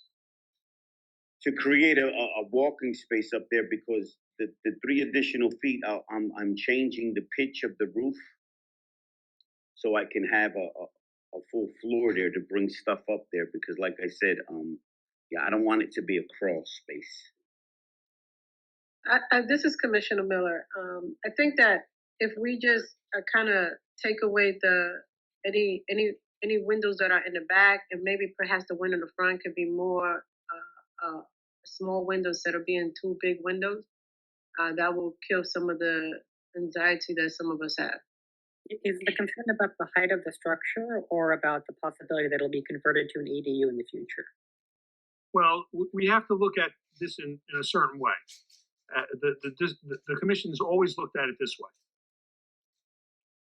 If it's possible, they'll turn this into a living space. And that's not allowed in this particular historic district. So we've always tried to minimize. As a matter of fact, when it came to garages, our precedent was always a new garage had to fall under the same measurements as the old garage. And the other thing is the doors. The doors have to be different doors, Mr. Rosario, but we can discuss that. That's just a design feature. You need something that looks like maybe a colonial crossbuck door or something like that. That's more in keeping in line with the circa of your house. But that's just a design thing that, just you buy a different door when it's being installed. Mm-hmm. But what you're saying, Commissioner Miller, is that you feel if the windows in the front are made smaller. And no window in the back at all. Right. So what you're saying is if the windows are made not to be egress windows. Correct. It lessens the anxiety that the commissioners have about this being converted shortly after it's built. Does that help you, Commissioner Hollis, or do you still feel that you want it to be lower? Yeah, the testimony was that a possible game room. So I would like to see the structure, the roof lines less than 18 feet as proposed. I thought I understood that there's no plumbing in No. this building, so no bathroom. No bathroom. There is heating, There is no heating. and no heating. Okay. So I mean, is it prohibitively difficult as it's currently proposed to ever convert this to an ADU in the future? So if it's prohibitively difficult to convert it to an ADU, are the windows still a problem necessarily? Or is it important to have an extra kind of barrier on the application? Well, that's normally what we do when we're reviewing these type of applications. And I'm thinking to address Ms. Hollis's concern that this is going to be 18 feet tall. If it was 16 foot tall, it would only be a foot over the current height, and they could make the first floor 7 foot and the second floor 7 foot. 7 foot is plenty tall enough for a car, or even an SUV or whatever. And 7 foot is plenty on the second floor for standing up and walking around to put boxes or whatever else you're storing. So if we brought the height of the building down to that height, we should be able to. Would that make you feel more comfortable, Commissioner Hollis? Yes, yes, thank you. Okay, so we've talked about it before. You have to have at least 7 or 8 feet for an apartment, and if this is like 6 feet, you can, and the roof is right there. There's no way of doing it's not an approved residence. Right. Well, we're not trying to build a residence, Richard. I know it, and that's what I'm saying. In other words, okay, yeah. So what you're saying is that it accomplishes our goal, and it also accomplishes the applicant. Right. It accomplishes his goal of getting what he wants. You have to walk around anyhow. Sure. Oh, Really? I understand that. This is Commissioner Miller, if I may. I think that to say that it has no window in the back. I mean, sometimes you have a lot of stuff for storage, and if you don't have enough space in your house inside, you do want that storage in the back. I think that in order for like he was saying, for extra storage, I believe that the way it's being presented is a good height. However, I don't believe that it should have all these windows, like I mentioned before. And he has I don't think it's 2 doors. It looks like a 1 door car garage, an extra large door going upstairs. But the design looks fine in my opinion. It's just we need to reduce the size of the window in front to make sure that there is no future alterations without permit, whatever the situation is. People do a lot of things, but we're just trying to make sure that the design is consistent with the neighborhood. Sure. Mr. Rosario, are you comfortable with 7 foot and 7 foot? Are you a man that's over 6 foot tall? I'm fine. Okay, so would you be comfortable with 7 foot and 7 foot, putting this total height of this building at 15 foot? At 15? 7? Yeah, because that'd be 7 and 7, plus the size of the rafters and so forth. Well, it might go a little over. It might go, 16 foot with the roof line. I'm talking about the interior space when I'm saying 7 and 7, so that's 14 feet. Then you have the structural members. So, but does the 7 foot and 7 foot, is that comfortable height for you? That's fine. I just put it in the hands of the engineer, and he. Sure, and that's their normal thing to do is just go with standard heights. Yeah. But when we're in historic districts, we always have to find compromises in order to make the application work for the applicant. And also, I also agree with Ms. Miller's assessment that she feels that smaller windows so that they're not egress windows, and take that window out of the back. And then when you're doing your front door, your garage door, not the door, but the garage door, if you would use a more period looking door. So there's 3 or 4 different doors that are like period from that time. So just like a colonial crossbuck or what they call a barn door, which is, the barn door is very similar to what you have right there. It's just subtly different. Okay. Yes. So look at a door that's more in keeping with the age of your home, and that will probably make that a condition of the application. Commissioners, does anybody else have any more input they want to put in on this? This is Commissioner Miller. He hasn't said anything about the rooftop, the roof, as far as the shingle. What is Right. What is he proposing? What shingles are you planning to use? I don't have the make and model with me. Okay, well, I'll ask you some questions, and that'll probably get us to where we want to be. Yes. I'm looking at the front of this design, and it looks like that's a metal soffit roof. Yeah, I was gonna ask him to change that to put a shingle. It's just this portion right here seems to be only for the front. It doesn't go all the way around. Yeah, it's so to give you a little bit to get out of the rain. Yeah. Well, It's like a canopy. I was looking at a little cost on that, and it's just really expensive. And I know Metal roofs are really expensive right now. Yeah, so just to have that, I prefer to put that as shingles as well. But it What shingles are on your current roof? What kind of shingles are on your current roof? They're tar. Well, let me say some things, and you tell me if when I say it comes to mind. Do you think on your current roof you have a 3-tab asphalt shingle? Yes. A simple 3-tab asphalt shingle? Yes, sir. Okay, so you don't have an architectural shingle? No. Okay, so the commission. Go ahead. I'm sorry. Do you have a current picture of your house? Yes, I do, ma'am. Okay, I'm sorry to interrupt. That's okay. Commissioner Miller. Thank you.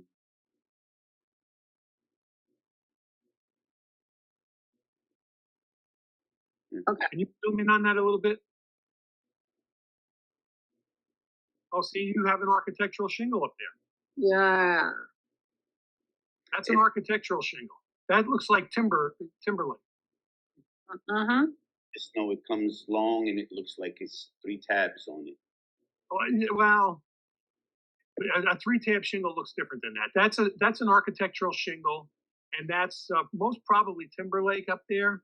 Although there's some knockoffs now that look just like it.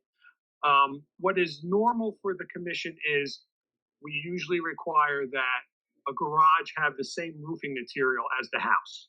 Okay. So if you switch from that metal roof, even though you'd be going with an architectural shingle, you'd be saving a lot of money. I will. Where'd you go here? Can you see me? Well, we see your screen. Yeah. Well, up here it shows asphalt. You see right here. Well, architectural shingles are asphalt. Oh, okay. Well, yeah, I wanted to match it, but the metal, I did want to get rid of this metal thing here because I know it's pricey. My brother just did something in his house in West Orange, and it was very small, all over an awning, and it was big money. Yeah, the metal roofs right now are very expensive. So I'm sure one of the conditions will be that you use a shingle that is the same as what's on your house.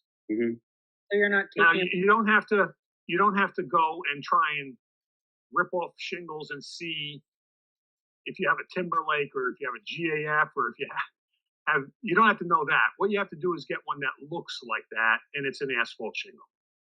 Okay, thank you. And I would stick with the same color. Yeah. Okay. Because if you wanted to go different, then you have to bring us samples, and then we have to approve the samples. No, So if you stick with the same, what they call like for like, we can approve that without having to look at the samples. Okay. Okay? Yes, sir. Commissioners, do you have any other questions or problems you see or anything else you want to get into on this application? You're not removing the metal roof, you're just going to build it as is, but with a different roof material. So the structure will still have a shape to it. Yes. I think without that metal roof, it's just a box. The metal roof is really important to give it some volume. Yeah, and the canopy roof like that, gives a little extra protection as you're trying to get your key into the door on the lock in the door to go in, and or if you go out there, you know. Although nowadays everybody has these automatic openers, they press a button inside the house or on their keychain and the door opens. But anyway, I agree too that you need the canopy roof. It's a nice touch. Yeah, as long as there's that shape there, it doesn't matter what material is on it, as long as it's like for like.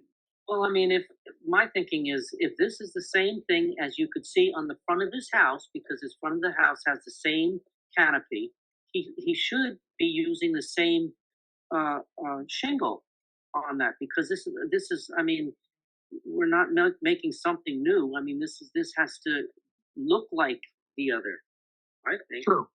Yep. Okay. Any other comments from the commissioners, or can we move on? Well, we have to ask him also if he's going to build the upper part. It looked like the house had wooden individual shingles or wood, and that should probably match what's on the house also, because you could see their individual pieces or whatever, and certainly it can't be what do you call it with a V? Richard, you reminded me of my question every time, and I don't know why I forgot it tonight. There's other things on my mind, I guess. What will be the siding on your garage? I want to try to match the house, the hardy board.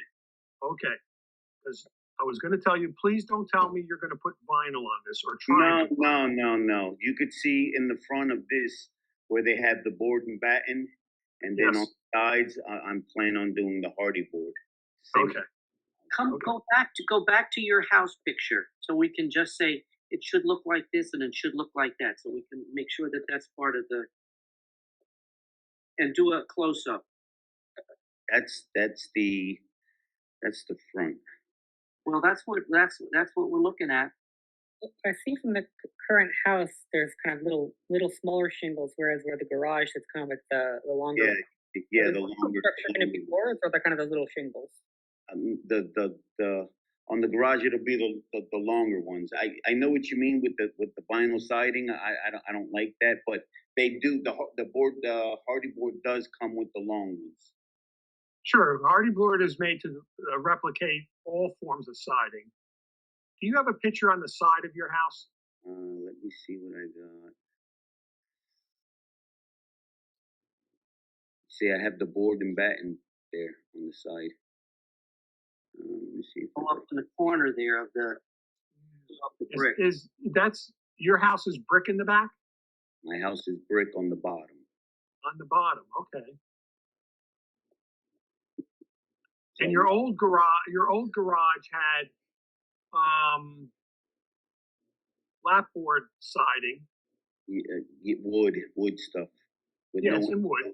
So would you duplicate the that in hardy board? Yeah, that was the plan. That's on the prints. Okay, so you're planning to duplicate what was on your old garage in hardy board. Yes, here. Let me open this back up here. You see here? Yes. Okay, that's allowable. That's allowable. The hardy board is a product that is acceptable as a replacement for wood in the historic district, and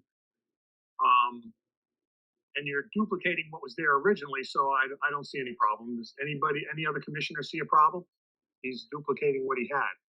Let me just ask, the color of the garage in the wood spots should match the same color as you've got a gorgeous house, a beautiful house. Thank you. I want to match the blue. If you do this the right way, you're going to increase the value of your house a lot more than if you just do this or that. Mm-hmm. No. Listen, I know that it's going to cost me, and I thank you for the compliment. I'm not looking to go cheap. I don't really. Good.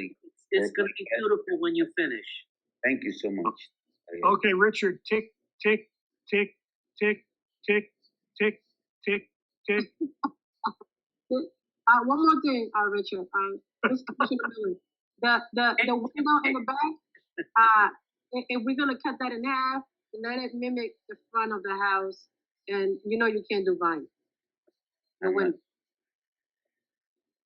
The front, because the back you're not gonna have any windows. I'm talking about the front, on top of the garage. So, this hallway window, you want that removed as well? Yes, but no windows in the back. Okay, I mean, so- that's what myself, Commissioner Miller, doesn't want. I don't know about all the other commissioners. So repeat your question, I'm sorry, about the front right here. This style that you have, it looks different than the style that you have. I think you have 3/3. Right here, you don't have that. So the window should mimic the one in the front, and it has to be half that size.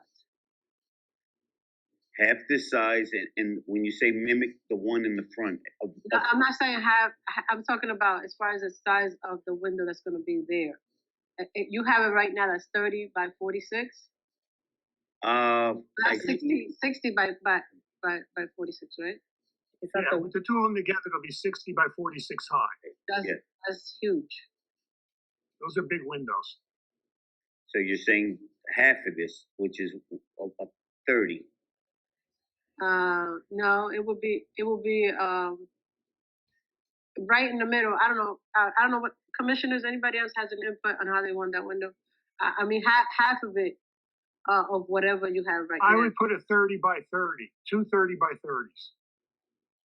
Yeah, this is Coombs Hollins. I agree that the windows should be reduced in size. Ooh. And two windows, 30 by 30, would be appropriate for there. Yep. And then still taking away all the windows in the back? Yes. What about the one that goes with the stairway? I don't. Only, right. Yeah, I would. really think I have no if there's problem. no lighting, if the lighting is out, that's not good to have that dark stairway there. Yeah, I would say that I see no problem with a 30 by 30 matching the front ones over the staircase in the back. Yes. Are these all Yeah, measures? that's a good idea. The commissioner, that was a good idea. 30 by 30 in the back as well. Okay. Are these all measures to prevent any future owner of this property, not the current owner, but for each owner, from converting it to a non-permissible ADU? Yes. Or does We're trying to make it a garage. does just reducing the ceiling height alone make it impossible to convert, with or Right. without windows? That's what I said before. Right. You can have a lot of windows, but as long as it's a low ceiling, it doesn't matter. It's easy. It's also good to limit the windows in a garage. Yes.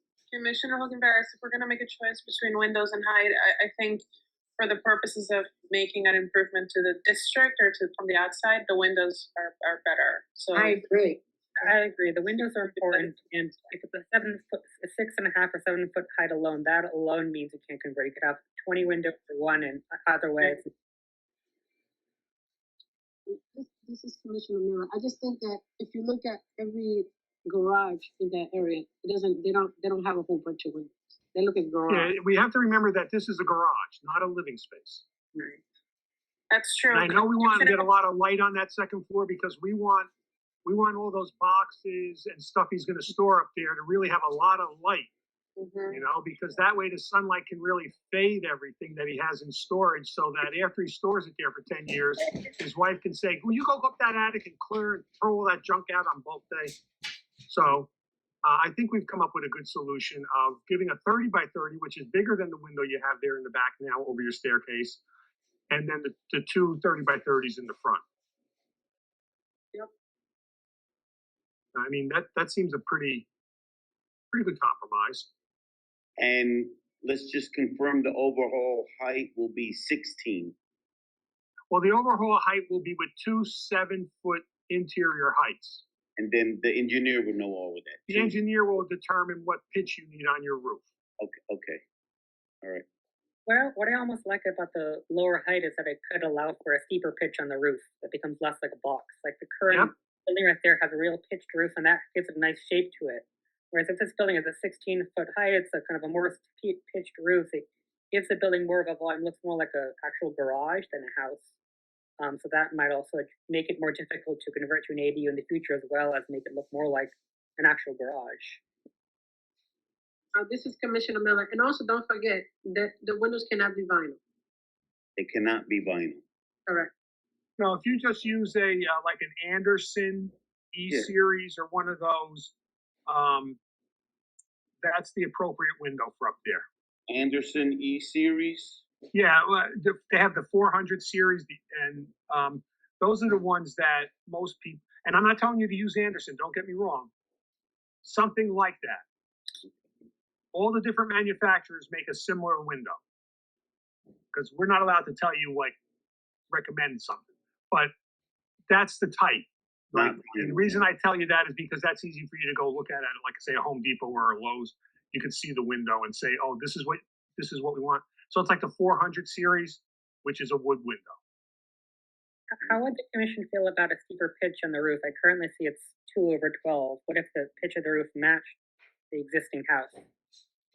That's why I said we were only concerned about the interior height of 2 7-foot. And that way, if the architect then sees that he's going to raise the pitch of the roof a little bit, we can still keep a lower height on the garage and still get a higher pitch so that it's a little more matching your house. And also, I don't like low pitches because they always seem to be prone to leaks. Yeah, I think a steeper so, pitch. Mr.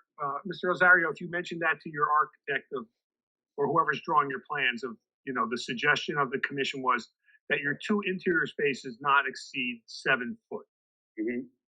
So if he wanted to go even a little bit higher and higher on that roof pitch, he can give you 6'8" or 6'10" interiors, but they're not to exceed 7 foot, 84 inches. Okay. Miles and I both agree that if you have a 6-foot ceiling at the top, there is never a way that there would be any possibility of putting a room upstairs.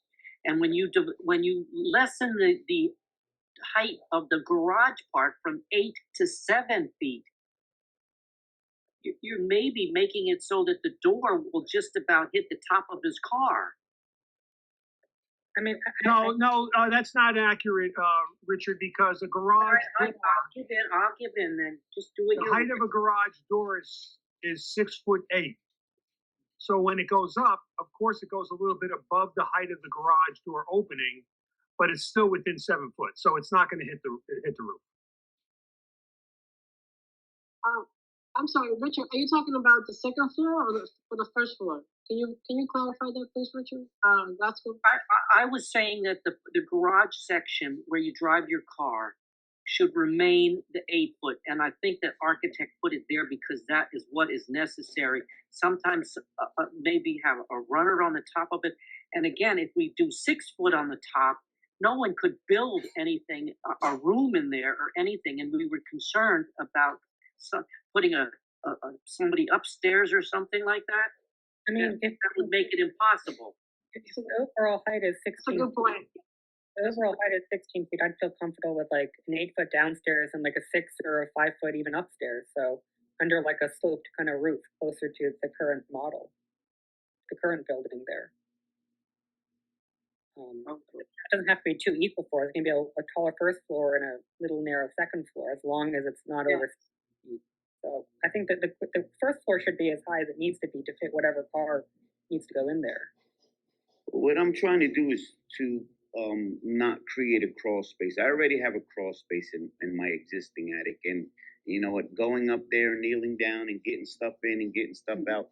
Now I know I'm not 6 foot tall, and I understand all of the concerns, but that is one of the things that I'm trying to not have to do is my brother comes over, he's 6 foot tall, and we ever have to go up there, I don't want a crouching. But for the type of money that I'm going to have to put in.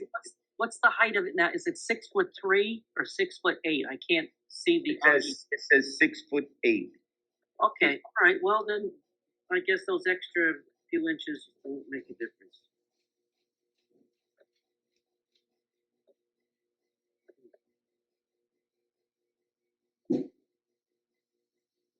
Are there any more questions from the commissioners or discussion?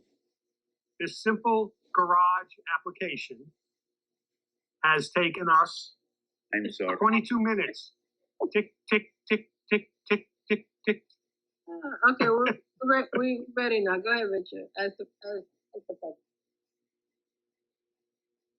If there's no more questions from the commissioners, I'll go to the public. Please stop sharing your screen, Mr. Rosario. Stop sharing. Stop sharing. Okay, are there any questions or comments from the public? If there are, please raise your hand and we'll bring you in. There are no raised hand, Mr. Partika. Okay, then we're back to the commissioners. Would a commissioner care to make a motion on this particular application?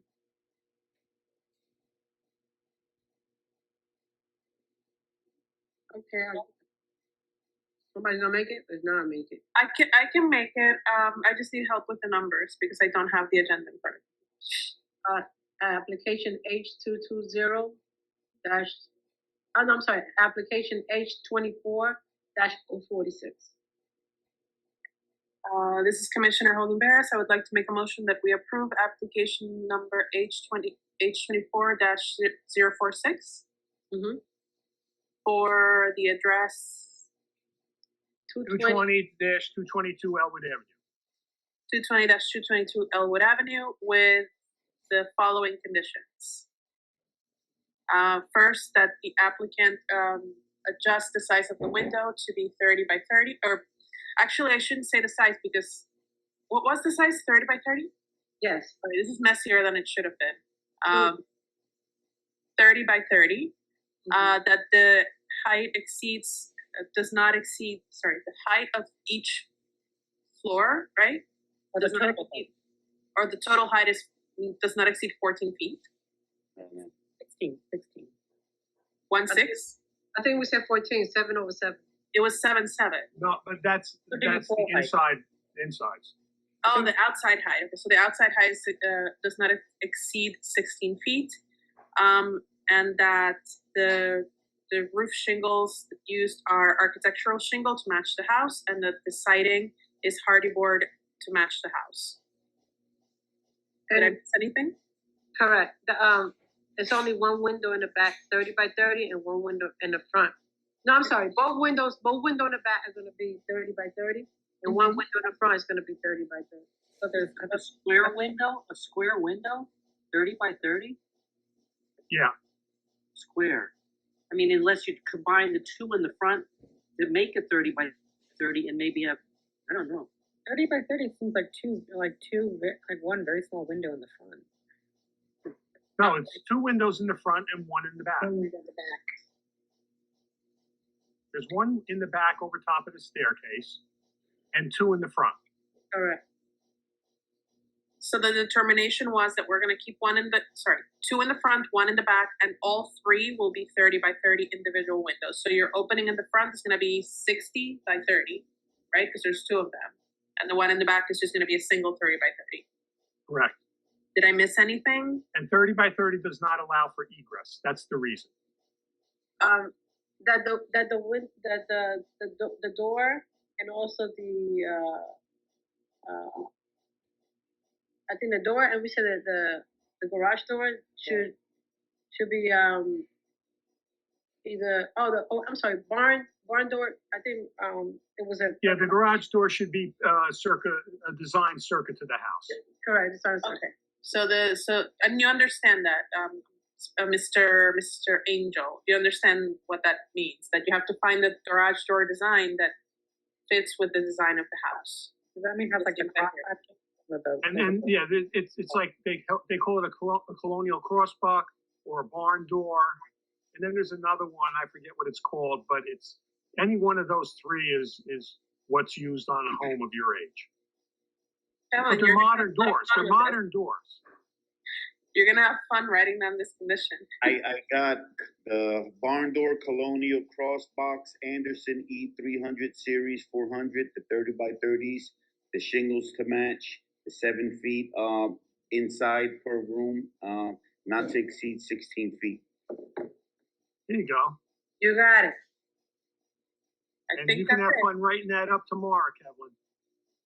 I know. I have to go back and listen to the recording. That's okay. That's okay. Do we have a second? Commissioner Miller, I second that motion. Motion made by Commissioner Hall Quinfera, seconded by Commissioner Miller. Commissioner Miles? Yes. Commissioner Caldwell Epps? Yes. Commissioner Combs Hollis, Yes. Commissioner Grosskloss, Yes. Commissioner Miller, Yes. Commissioner Halkins Veras, Yes. Chair Partika. Yes. Motion carries 7 in favor, 0 opposed. Thank you. Good luck with your project, Mr. Rosario. And Mr. Thank you. Rosario, please take lots of pictures and send them over to Ms. Taylor's office so she can put them with your file. Absolutely. Thank you all for your time and have a blessed night. I'm glad we were able to get this worked out for you tonight. And I really appreciate it. I'm actually in Punta Cana in DR. I own property here, so we came yesterday, but I brought my laptop, so I was best as prepared as I know how to be. Okay. No Very need good. for that. There was no need for it's been raining all had day to. long. There was no need for it. I God object. bless you. Have a good night. Bye-bye. Okay, now, Kevlin, are we back to, Yes, let me bring Marcia. Let me bring Marcia in now. Marcia, I'm gonna bring you in there. that will be F. So Marcia what we're has, doing is, now we're doing the application we skipped over, which is on our agenda is F. 239-241-251 Washington Street and 93-95-97-99-233-237 Market Street. H24-041.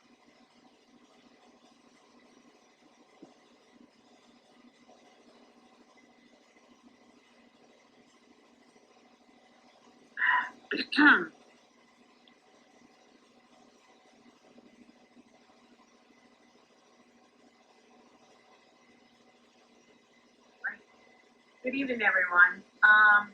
Kelvin, I do have my team, Thomas Glove, my architect. yes, I'm trying to bring them in. They have their hands raised. I'm trying to bring them in.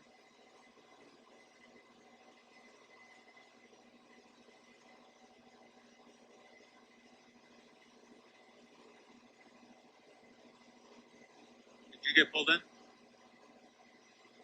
Well, we can see Tom Gluck and we can see Isaac Turkington, but we don't see you actually. We just see that you're there. Okay, now we see you, Mr. Turkington. Marcia, do we have everyone in? Yolanda Zakalak. Okay, let me, yes, I just saw this.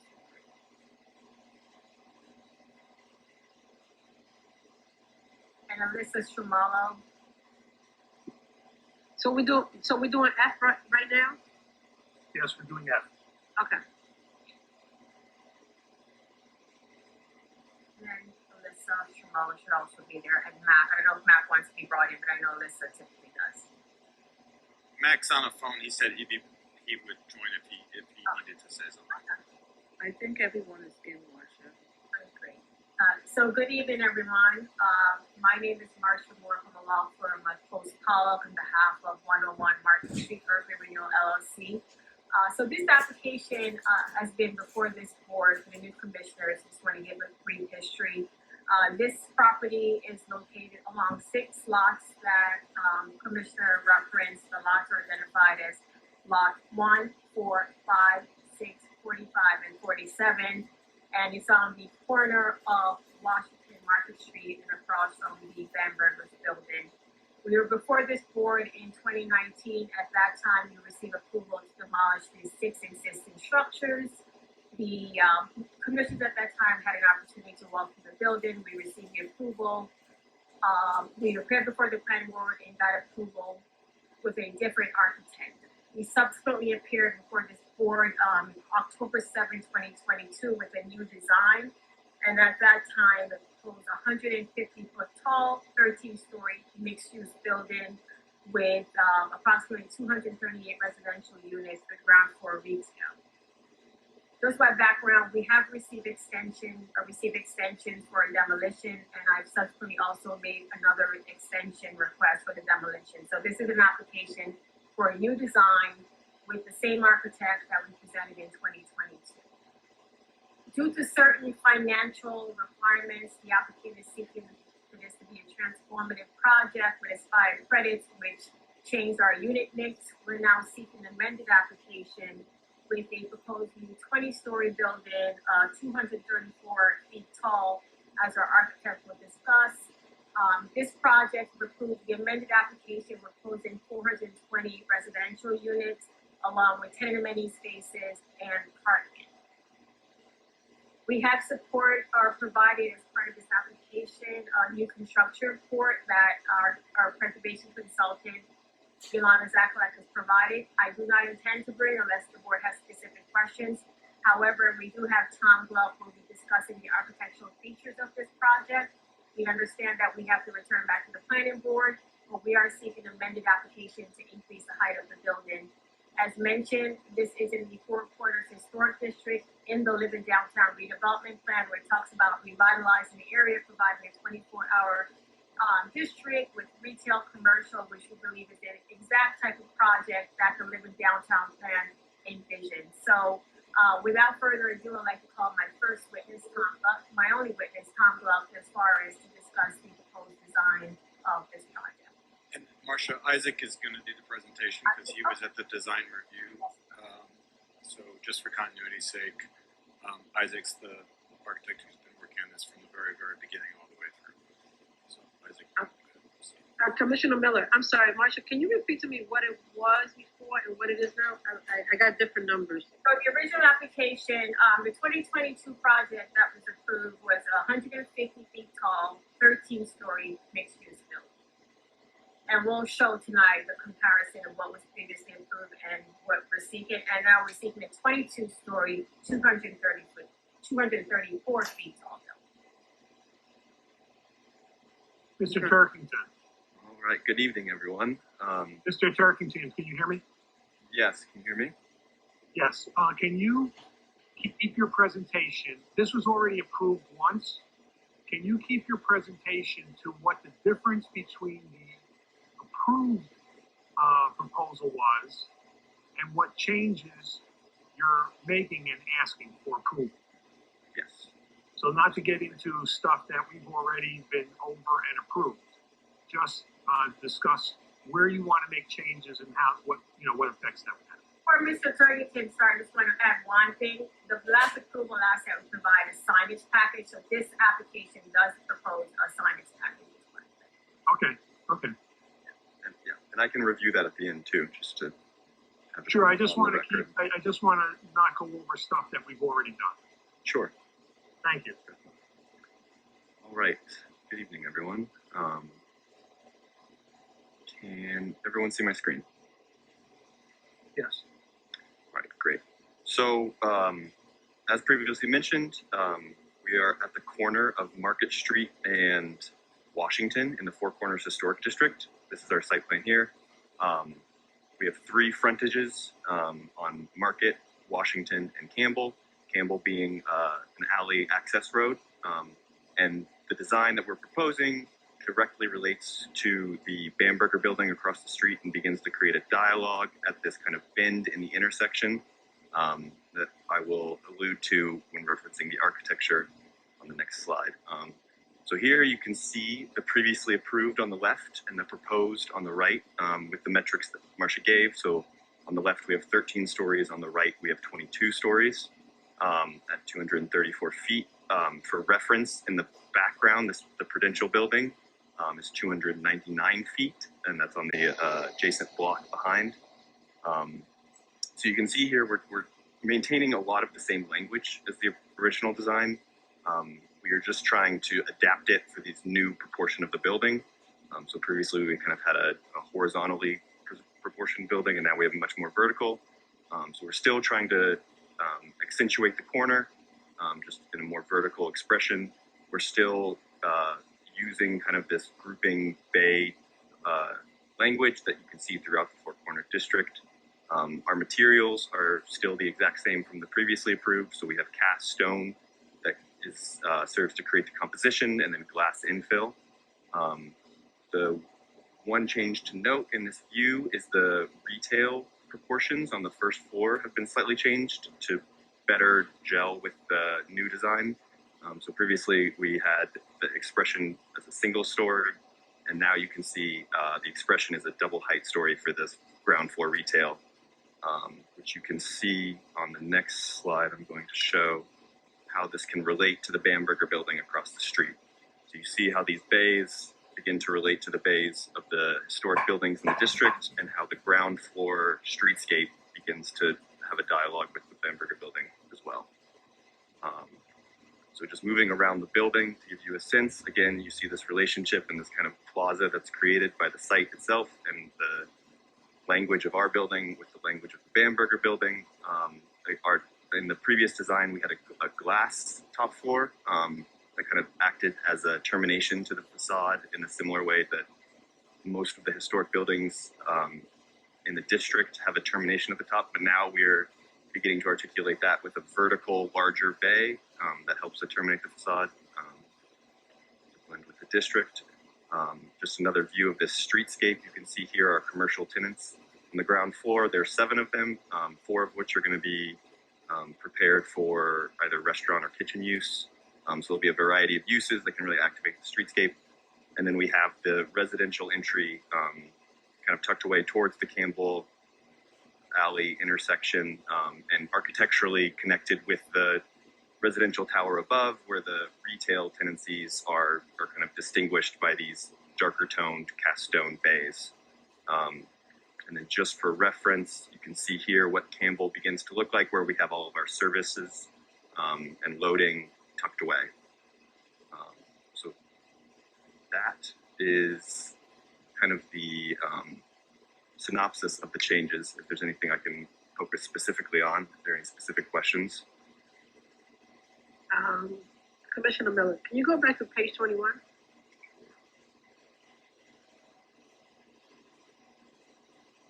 Okay, so the height of your building, where is it parallel to the height that you just mentioned about Prudential? Is it on this side or is it on the other side? Because right here, it's off by a lot. Sorry, so this building to the right is the Bamberger building. Okay. The Prudential building that I mentioned is it was just for reference. It's this building right here. Okay, okay, so you're not right next door. Okay. And how are you meeting the height that Prudential have, or are you going above? Or below. By how many feet? The Prudential is 299, and we're at 234. So about 15 feet less. Okay, and in your right around you, what's the highest building that you have around you? Like on the block? Yes. The adjacent building you can see here is 7 floors, 8 floors, and Okay. I think is roughly 60 feet, 70 feet. Okay. And the other side as well? So this is the only building on the block we touch because we kind of are the cap on the block. So we have street on 3 sides and only building on 1 side. Okay. The Bamberger building is the one that there's the dialogue with, and that one can't help it, and it gets taller as it moves down Washington. In that building next door, you're the owner of that building. That's RBH's office. That's RBH headquarters. That's representative of the applicant headquarters. Is there parking that goes with this structure? Yeah, so Yeah. it will be, go ahead. Sorry, yes, there will be in the cellar 72 parking spaces we're planning on right now. What is the facade treatment on that, on the western side of the building that faces the neighbor that you own? Is it just a blank wall for 10 stories? Is there any kind of details, articulation, something yeah. So when I'm driving down Springfield and from the courthouse to Broad and Market, what am I seeing on the side of that wall there? Sure. So that's a party wall, so we can't have openings in it. It has to be fire rated to a certain extent, but it will be, a troweled, smooth, burnished surface that we will have to come up with a pattern for. Is there some possibility to have like a mural there? Like earlier we saw like a multi-chemical company, they had some details on the side of the building there, or they had some facade treatment too. Short of windows, something that kind of breaks it up or continue the datum lines, or the top floor is kind of around it, because with the increase in height, it creates a pretty large blank wall on that northern side. And when I'm walking around the four corners, typically even blank walls on the side of buildings have something on it that gives it like a rhythm and a texture or a color than just a blank wall. That's Yeah, my- it's a good point, and for sure, it will, for sure, it will need, it will, I mean, I think we're looking at it for sure, and that kind of detail is just not seen, but we can definitely address that. Also, we should note that that is not that wide a wall, that it's only, what is it, 55 feet. 60 feet, 55 feet, and then there's a full courtyard with windows, because there we do have the distance from the property line. So can you see just over the top of it, you can kind of see right there? There's a lot of architectural, there are a lot of buildings, there are a lot of apartments that face that side, you can see here. So it's not like a 300-foot wall you can't go through the market. Okay. But that said, your point is valid, and we definitely can address that surface. Yeah, I think that concern wouldn't have raised with the lower building height, but when you raise the building height, I think that becomes a concern. I think also about Good idea anyway. apartments, insurance, and all the other towers, even if it's a narrow facade of 50 feet, they have something there, and it's like a mural or some kind of public art. There's great downtown mural projects that are a real enhancement of public space, and so it's like now they're turning a corner building into a skyscraper, and that has different kinds of, it turns a two-story elevation into a four-story elevation. Commissioner Miller, can you go back to 23, to page 23? The building on the right, is that your garage? No, that is a separate block. That's a parking garage. That's not yours? No. So where's your parking space gonna be? It's in the cellar. So there's an access ramp on Campbell down this street here that gets you down into the cellar. Build the plan for the first one. Yeah. So there's the cellar, and here's Campbell Street here. So the view we were looking at was that corner, and the access is tucked away on the backside. It's where all our services are too. So it's our loading. It's trash. So all that stuff is not on the main public. You know, this is a major intersection, Washington and Newark, and all this stuff's around the corner. And what's across the street is not doing a lot for the built environment. It's just a 600 parking garage. Commissioner Miller, how many units you mentioned that it was and that was gonna be? I got 234 for some reason. Let me know if I'm correct. It used to be 238, and now it is 420.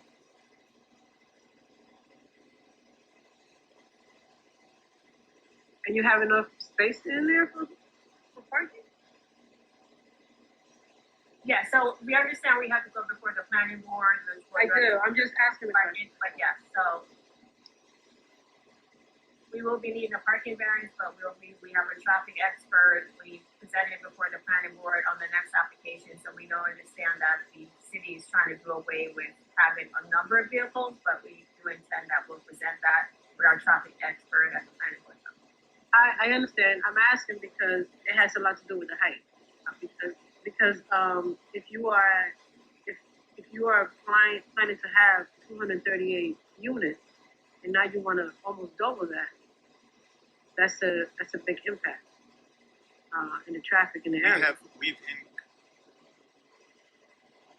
Previously we had 41 parking spaces, and now we're increasing it to, what'd you say, 72. Well, I heard 72, yeah. So are you saying the percentage of units that has a parking spot before and after is the same? Not quite, because there's it's a little less, but it's similar. It's just because the depth, the reasonable depth we can go in the cellar and double stackers. That they call Campbell Street elevation. I just see the bottom two floors in the photos you've shown. So what does it look like on that whole entire side? It is, I can show you a 2D elevation. It is very similar to the rest of the building. Slightly different articulation, but composed in the same language. And here you can see those service entrances we were talking about. So the parking, the retail loading, and the residential loading.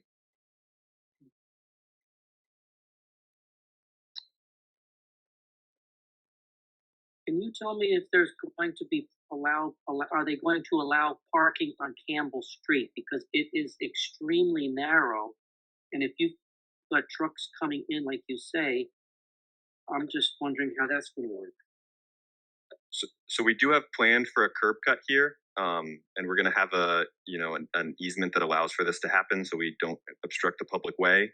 But this will allow for loading vehicles to pull off to the side and still allow Campbell to act as a working corridor. And you could get a big truck with parking on that street. Is that correct, on Campbell Street? There is no parking on Campbell. I mean, we don't have any parking, and we're not providing. We just wanted to make sure that we didn't create what is, as you point out, a very narrow street worse. And so we've created this loading. It's not a parking spot because that would defeat the purpose of it, but it's a loading spot that is out of the path of traffic, exactly to address that issue. Okay. The reason I ask the question is because sometimes I see cars parked on the sidewalk or parked. Is that still happening, or it won't happen when you get there? Mm-hmm. We certainly would not want that happening on our. It won't be our project. No. And again, just so you know, I know we're not getting into like planning testimony, but obviously, engineering department, everything else, we will get the appropriate approvals for that. Okay. That was my question. Okay. Yeah, we're wandering into areas that we have no purview to and using up our time this evening on stuff that doesn't concern us. So if we can get back, just stop focusing. I'm sorry, this is Commissioner Miller. I'm sorry, Richard, but if we're increasing how many people are going to be in this building, there's an impact all the way around on the neighborhood and people parking on the street and everywhere else. I agree. It's a big impact. So I don't think that is not relevant. I mean, I think it's something for us to consider whether or not it is good for them to go, almost double the amount of tenants that are going to be in that building. So can I just address that as respect, like we're talking about density and height? Again, this is a location that's close to the train. I've done a number of applications before the planning board. The next application on Paramount, I know in discussions and providing applications before the planning board, they'll talk about walkability. So we do have our traffic experts that will present in the traffic. There is no density requirement in this district. I know we're for the district, but as far as the city wanting density and the impact it may have on the neighborhood, including any affordable units, that's something that we'll present to the planning board. But again, we do have our professionals, and presenting 20 plus years before, especially in this location, they want walkability and they don't want to overload or oversaturation of parking spaces. So we understand that we have to seek the approval. But as far as density is concerned, we don't have any density issues. This would be a planning board application. So the question I have is, next question is, so it's entirely 100% of the ground floor is filled above. Which floor does it become that U-shaped building footprint? It's on the second floor, which is the first residential floor, where we need those so windows. That courtyard has walls on all four sides up until the party wall ends for your western neighbor. Right. And so I had one question. I think I had a slight concern about the neighbor to the west. I see that I'm curious about some kind of like a datum line. So I noticed that for the property that you own just to the west, there's kind of a cornice there and a datum line. And I'm curious, if there's some possibility for those datum lines to kind of match up between the neighbor building and your building, or some kind of setback, or like 1 foot on above the height of the neighboring building that gives some kind of continuity in the cornice line. I noticed in like the previous application for 240 MLK, the applicant, recessed the building, the surrounding facade between the old structure and the recreation, like a 2 foot or so, or something that kind of gives it a volume at that height there. So instead of just two boxes next to each other of different heights, because I assume that your neighbor will be there because you own it and it's in good shape, it'll be there indefinitely. So I'm curious about how the project can kind of articulate the relationship between those two buildings, as well as the whole blank wall on that party wall side.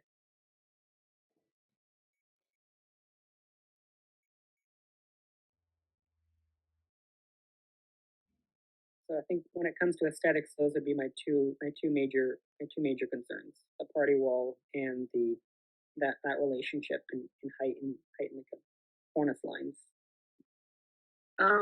This is Commissioner Miller. I just have one. Marsha, you made a comment with regard to other buildings. The ones surrounding this building. Are you aware of the height of those buildings as well? I'm next application coming up, the Paramount project that we have. That was the relation with the parking. There is, I believe I don't have the height of the Halo building, but I was not the attorney on that, so I don't know what those. I mean, I remember it's only one on Market Street. I remember that we just approved it. Correct me if I'm wrong, Richard, but I didn't think that it was for the story was not as high as this one, and that one is going to be on Market across from on the side right before you get to Mulberry. Is that Edison, the one that was approved on Thursday? I believe that's 41 or 43 stories. So Commissioner Olivera, so that's the application you're referring to, Commissioner Miller, is about 400 something feet tall, or will be 400 something feet tall. If you could go back, the architect for this application, if you could go back to that original drawing, the one that had the previously approved and the new. I remember asking about at design review, because I knew this issue about the height would come up, to just add something on these drawings to show what the old height was and what the new height was, so this part would go quicker. So what would? Sorry. What? We have that. Yeah. Okay.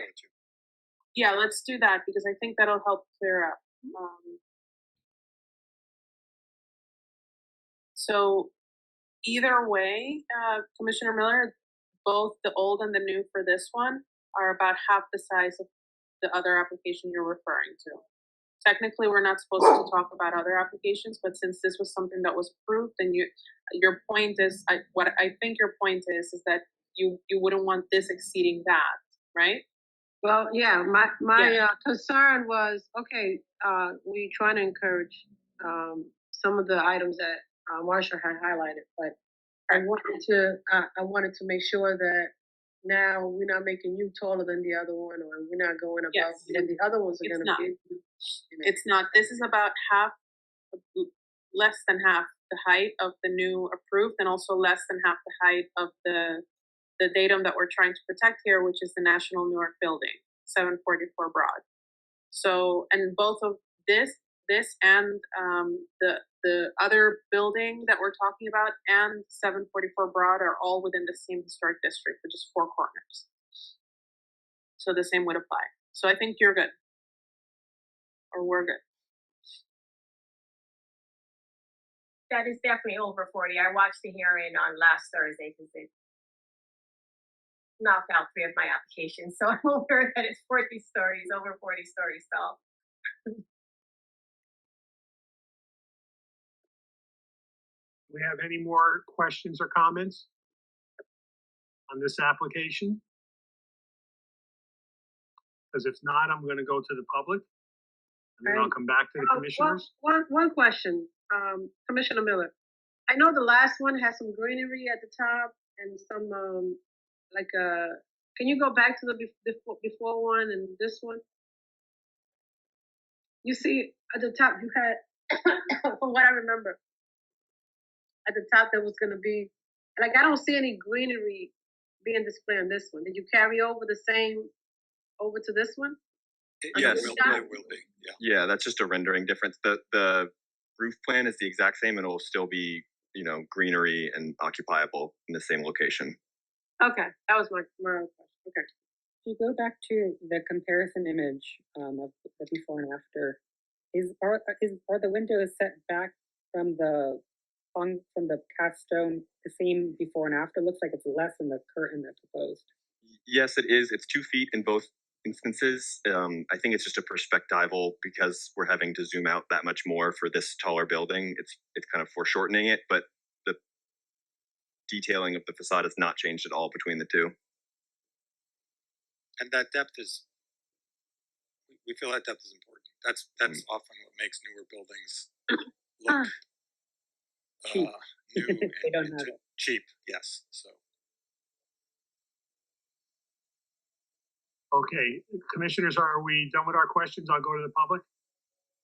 Okay, you can stop sharing your screen.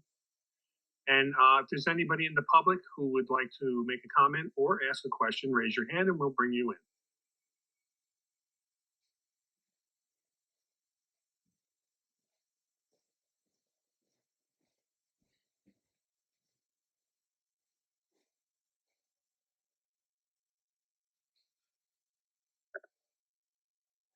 Mr. Parker, there are no raised hands. Okay, so it's back to the commissioners. Would a commissioner care to make a motion on this new application? Can we add conditions about the western facade? I before we add that condition, because I wasn't clear as to what the if it was going to be a mural or just a treatment. I'm not sure a mural would at that height if it would really have any as much significance as opposed to treatment. But you can educate me on that. It doesn't have to be a mural. I was thinking, what if there's kind of every other floor has like a datum line that continues around the side, or there's a kind of vertical datum lines of the main facade. Like, what if that side facade has some different colored stoned or texturing on it, so it looks more three-dimensional? In order to move this along, I suggest we make a condition that wall is addressed in some way that'll come back to the commission at a future date for approval. It will be just a condition on the application, and you can determine what you think would be appropriate. I'm of the mind that a mural wouldn't be appropriate up that high also, but of course that's just my opinion. But I would like to give the developer the option to use their creativity in their designs to see how they would like to handle that wall, because I would like to see something there. But I think it's easiest if we just make it a condition of the application, and then you come back to us at some future date before construction and show us what you're proposing. Mr. Chair, I'd even suggest that could be done at design review. I was going to add that if that could go just to that to the design review committee, yes, and for approval. So I will go ahead and make that motion for approval with that condition. This is Commissioner Miller. Is the signage, we're going to talk about that? I know Marcia mentioned that I earlier. connection, and I just wanted to make sure that we are asking for the signage packages quickly referenced in one of our pages that can show the signage package, because we want it to be part of this approval as well. Thank you, Commissioner. Okay, so then let's bring up the signage package. We'll come back to the motion. So this is, I'll just walk you guys around the building. We're starting out on Market Street, where we have signage for 2 retail tenants, as well as the corner tenant wrapping around the corner. And these are projecting signage canopies that'll have signage on the side, so you can see them as you walk along the building. You can see the square footage is listed here. Commissioner Miller, I'm sorry, Isaac. Richard, did this come to design review? The signage? Yes. But okay, not the signage. No, not the signage. Oh, okay. All right. Thank you. You can continue, Isaac. Okay. And then so the treatment for the retail signages is the same between each tenancy, and then once we get to the residential entry, we're going to change materiality some amount and also raise the datum slightly so that it is differentiated from the public access retail. And then you can see here our signage on Campbell, which is just for the parking and the loading. Okay, and that's the extent of the signage? Yes. Commissioner, I'm sorry. Go ahead. Go ahead. No, I'm sorry, Richard. I feel this is very simple application for signage, typical of what we get on all the buildings. We do suggest that when you come up with fonts, designs, and so forth, each one of those comes back to the commission as usual. But the rest, like parking and those are just standard that we see all the time. And I see no problem with them. You don't plan to put any signage on the glass, am I correct? Correct. Okay. Okay, so I don't feel that, I feel we could just include this signage, along with the rest of the application. And, particulars to the signage would come back before us as far as fonts and colors. This Commissioner Miller, what about the material of the, that blue area? Is it stuck to the glass? I mean, I can't see, so I'm trying to figure out what it is. Yeah, let me show you in 3D. So they're within the window system, but they project out and are not a glass surface. You know, Okay, so it's metal, and the sign will be on it. Will it be illuminated? There's no plan for that now. No. Okay, so like I said, I think the rest of that can come back on an individual basis. Or do you plan to make all your tenants use the same font and stuff like that, or do you plan to let the tenants use whatever they want as long as it fits into the space? I think we're trying to provide a uniform backdrop for for each tenant to do what they feel like they need to do for their business. So if I can just say, typically what we do is we'll have a guidelines for the signage rather than by piecemeal. And if they deviate from that, they know they have to go. So we can provide that as the condition for approval our guidelines. But that's typically how I know how the developer has presented signage guidelines for each tenant. So it has a little bit more uniformity. To the extent that it has to deviate, they understand they may have to come back to the commission. Yeah, and individual signs would have to come back for approval, and no sign would be allowed to go outside the parameters there that you're showing us. I use, for example, when Planet Fitness came to us, they were building Planet Fitness, they brought their sign to us, and we had them reduce the logo so that the thumb that goes like this on their sign would be within the space allowable on that building. Am I assuming that your policy would be the same? Yes, that is the intent. Comment on when the architect, just the only developer. Okay. Yes. Yeah. Okay. So then all it means is that individual signs with fonts and colors and stuff would come for approval. Very often that can just go through design review also. Mr. Chairman, I'll modify my motion to include the sign package. Very good. Okay. So do we have a second on the motion? And you can stop sharing your screen. I'll second. So did we include the conditions already? I don't think we did. We might. You verify the conditions, yeah. Yes, she clarified her conditions. Yes. Okay. Motion made by Commissioner Holmes Hollis, seconded by Commissioner Gross-Claus. Commissioner Zhang? Yes. Commissioner Caldwell Epps? Yes. Commissioner Halpin Veras? Yes. Commissioner Miller? Yes. Commissioner Gross-Claus? Yes. Commissioner Combs Hollis? Yes. Chair Partika? Yes. Motion carries, 7 in favor, 0 opposed. Very good. Okay, thank you for coming in tonight.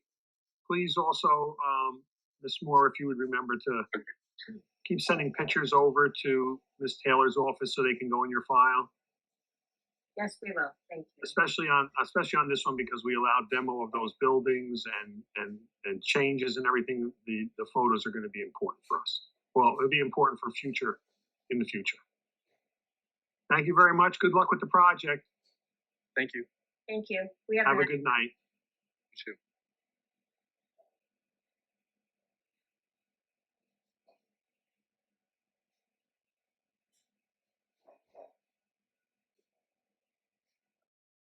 Okay, the next order of business will be H24-042, 12 Beaver Street, 193-195-197-199, 201 Market Street. If you're here for that application, raise your hand and we'll bring you in. We're here. I assume Ms. Moore, you're with this application. Yes, we're at this application. Okay. And who else are we bringing in? The same, it should be Isaac you presenting or Tommy you presenting on this. Okay. There should be Tom Glove. I don't know if we lost him. Tom will be presenting on this one. Oh, sorry, Mark Pitsley will be presenting on this one. Mark Pitsley? Yes. Mark presented at design review.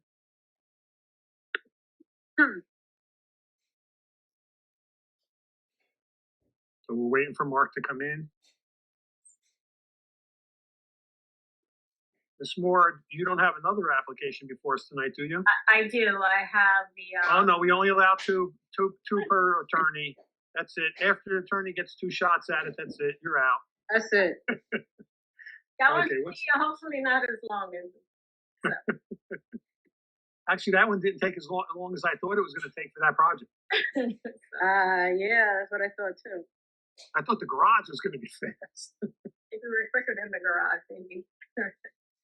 Marcia, I think everyone should be in. Great. Okay. So good evening. For the record, my name is Marcia Moore on behalf of the applicant RBH Newark Paramount Project LLC. So this project was actually before this board September 8th, 2021. This is what we're identified as a Paramount building that's also located in the Four Corners Historic District, as well as the Living Downtown Redevelopment Plan. At the time that we received the original approval, we were proposing to demolish the 4 buildings and construct a 189-foot tall, 16-story mixed-use building. So it was proposing to be 2-story commercial over 14 residential, with the residential here on the Beaver side. Part of that approval included the preservation of the historic Paramount marquee that was included in our approval. Similarly, we went before the planning board, obtained approvals. My client is in the process of her financing with expired credits, now seeking to, again, for this to be a transformative project. And we're now proposing a 310-foot tall, 28-story building with proposing 26-story residential over a 2-story podium commercial. You'll hear that the commercial will all be along the Market Street frontage, with the residential remaining on the Beaver Street frontage. As part of this application, the previous approval, we were supposed to provide signage package.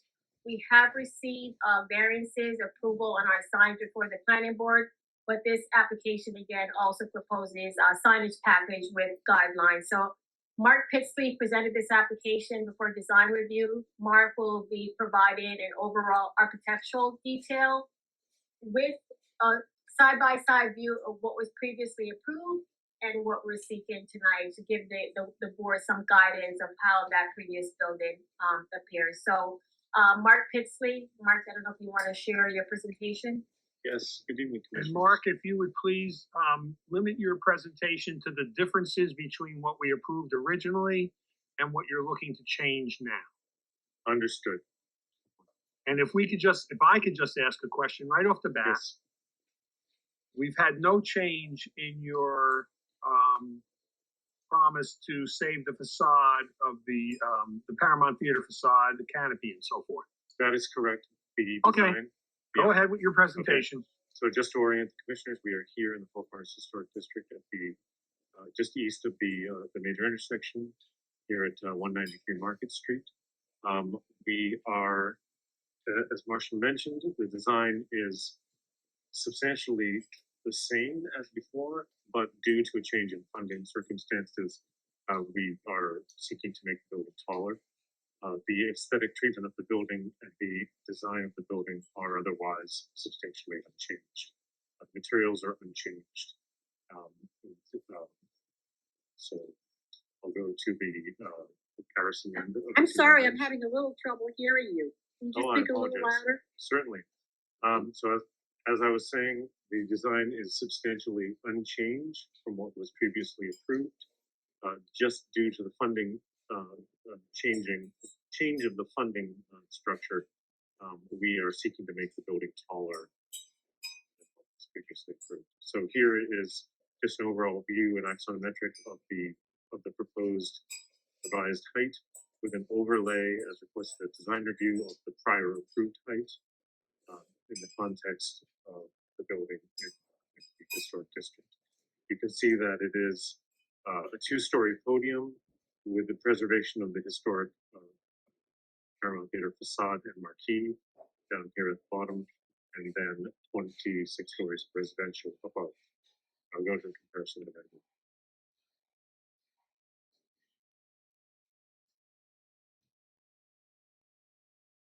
So, comparative view perspective from the street. There's a slight difference in rendering styles, again, because we had to use a different renderer between the two images, but the design is substantially the same.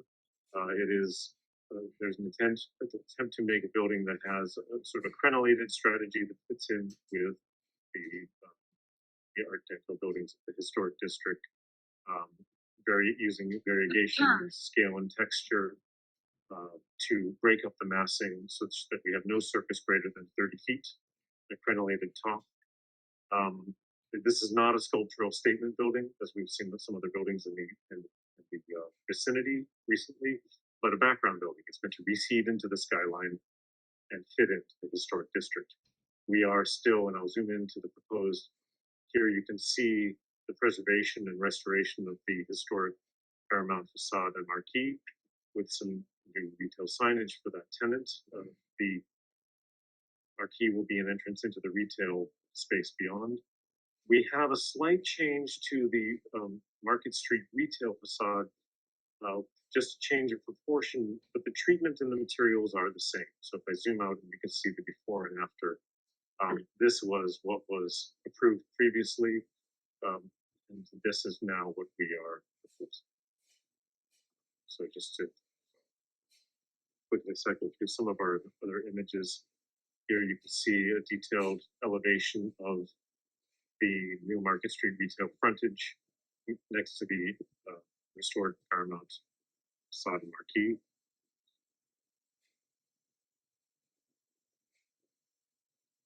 And around the corner on Beaver Street, there is no change to the streetscape design, the residential entry. We have a small retail storefront on Beaver that is also unchanged. All of this area will feel very much as per the approved design. So just to summarize, this is an elevation view of the skyline. The only real change to the proposal is the change in height. And here you can see it with the previously approved height and the new proposed height, going from 16 stories to 28 stories, 189 feet to 310 feet, amid the context of the referential buildings in the district, 744 Broad, 1180 Raymond, and some of the others. And I'm happy to answer any questions or go into any other aspects of the design that the commission has put down.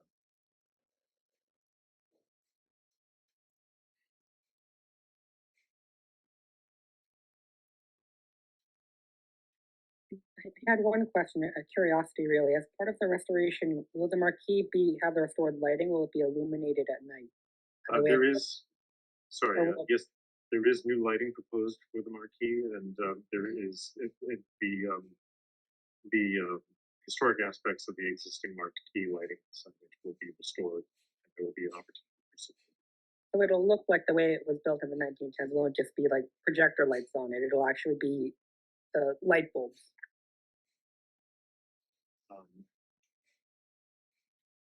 Yes, that is yes, to the extent.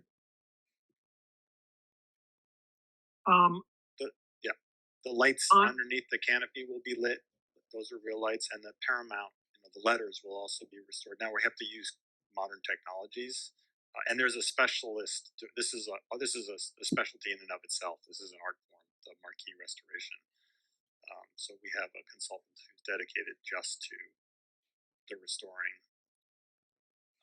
and there's a lot of degradation in both the material and the structure. And there's a lot of work that has to be done to restore this to what it was. The restoration and the plan to keep this frontage was what I feel is one of the great accomplishments that we were able to get to with working with you, because I personally know what it cost to do this, and it would have been much cheaper for you not to have to do this. So I am personally appreciative of all the money and effort that's going to go into this because of the significance of this particular building. This building is iconic. Every single flight, Newark Airport, you see this one facade projected as the symbol of our city. All the T-shirts have the Paramount Theater on it, so it's iconic. Yeah. Have it restored exactly the way it was before. I think it's a really important symbol of our city. I'm probably the only one here old enough that used to go to see movies there. Oh, no. I'm with you on that. Okay, well, I didn't think you were as old as me. Probably older. You must have caught it on the tail end. You caught it on the tail end. I'm probably older than you. No, I don't think so. But we won't go into that because the lady's not supposed to be asked her age. That's okay. I'm older than both of you guys. But I am thankful for this. I remember walking through this building, seeing how badly this building was degraded. I expected that you were going to ask to take everything down. Lately, people who have agreed to keep facades have reneged on us, and the fact that you have not impresses me. And I just wanted to say thank you. We feel so, are there any other questions from the commissioners before we go to the public? I think just one comment on the signage before we go. Yes. Let's my mistake. mention the retail and the residential signage that we're seeking. Yes, there is. We have more detail in this application now than when we initially came to you years ago on what we're asking for in terms of specific signage for the project. Of course, there is the historic signage on the Paramount marquee itself. We have some additional retail signage, which is very slightly from the dictates of the zoning ordinance. And you see them itemized here for Market. We have similar to what you saw with the last application with 101 Market. They're projecting smaller. Date. April 1st. What in the world? What was that? I'll continue. Smaller canopies for the retail signage, plus some small blade signs. We have a band of signage on the retail frontage on Beaver Street, and then we have some residential signage, the garage entrance, the main entrance, all on Beaver Street, and some wall signage for the to help the building announce its presence from the corner of Market Street. Can I just ask a question? The corner that was shown before had a store after the windows over on this side of the white up and downs, and it said fish. Yes. Now, is that still going to be there, or yeah? That is not part of our property. That is an existing building. Okay, you made it look like it was on that picture. Go back to the next picture, because you have cut it off. You cut the fish store out. This one? No, well, that's the side view. That's the side view. Beaver. Yeah. Well, there's nothing you can do about that. It exists. It exists. It's not part of our signage package, and so we chose to focus specifically on the portions of the facade that are pertinent to our proposal. So that's why we're not showing the fish building, because it's not our project. Okay. This particular property, because of the historic district it's located in, because of the fact that the way that application was written up for this section, it has a lot more leeway in lighting than other historic districts. So the kind of lighting that would not be allowed on this Paramount Theater in a different historic district is perfectly fine on this historic section and this historic building because it's actually significant to the property. So I see this signage application to be like the other one, fine. And the only thing is when specifics of fonts and stuff like that are determined, that it comes back to the commission just to get the okay, which I think can just go through design review. Commissioner Miller, what is the material in back of the signage that's holding it? We're showing these as metal signs with, Okay. yeah, it's similar to what you saw with one of the markets. Okay. Okay, so if no more questions from the commissioners, if you can stop sharing your screen, I'll go to the public. And if there's anybody in the public who has a question or a comment on this particular building, want to speak up, raise your hand and we will bring you in.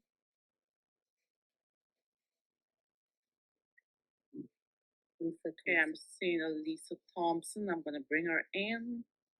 Okay.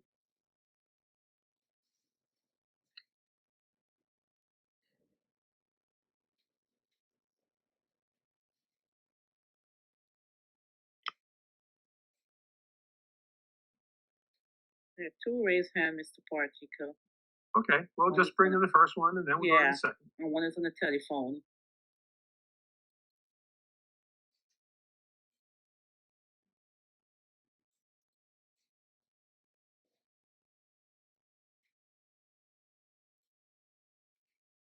Good evening, Ms. Thompson. Can you turn on your microphone? Turned on my camera, but not the microphone. Okay, we can see and hear you, so please proceed with your comments or questions. My question is, with the additional height, are there additional parking spaces that are going to be provided? I live across the street from this proposal, and so I'm just curious in regards to parking. So, Tommy, Mark, you can answer that, but Mark can answer it, and I'll add mine. Yes, there are additional parking spaces proposed in addition to those that were, to the number that were approved previously. And we are going to be going before the planning board. Do you, in essence, have the number in regards to that? We had 41 before, and we have 78 now. So again, it's sort of comparable to the increase in square footage. All right, thank you. Ms. Thompson, can I ask you a question? Yes. Okay, so you live across the street from this building. Yep. Do you work in Newark? I work from home. Yes. Oh, you work from home. Okay. And that my question's irrelevant. Okay. I was just going to, if you said you worked in New York, if you said you worked someplace else, I was going to ask you, do you walk from Penn Station or do you own a car? I own a car because I hear people say Newark is actually walkability. If you're going from Newark to New York, it is. But most people in my building across the street market, we have parking. There's at least one car per family. Yeah. So I don't know why people keep saying it's walkability, because it's not. It's a modern day concept. It is, but my parking is $225 a month. It's only going to go up. Forget is that we're New Jerseyans. Exactly. Jerseyans drive cars. Exactly. So it's another revenue stream. But anyway, I just wanted to get that for my own information. Thank you. Bye-bye. Bye. Is there another person that's coming in, Kevin? Yes, I'm going to bring that person in. 1 second.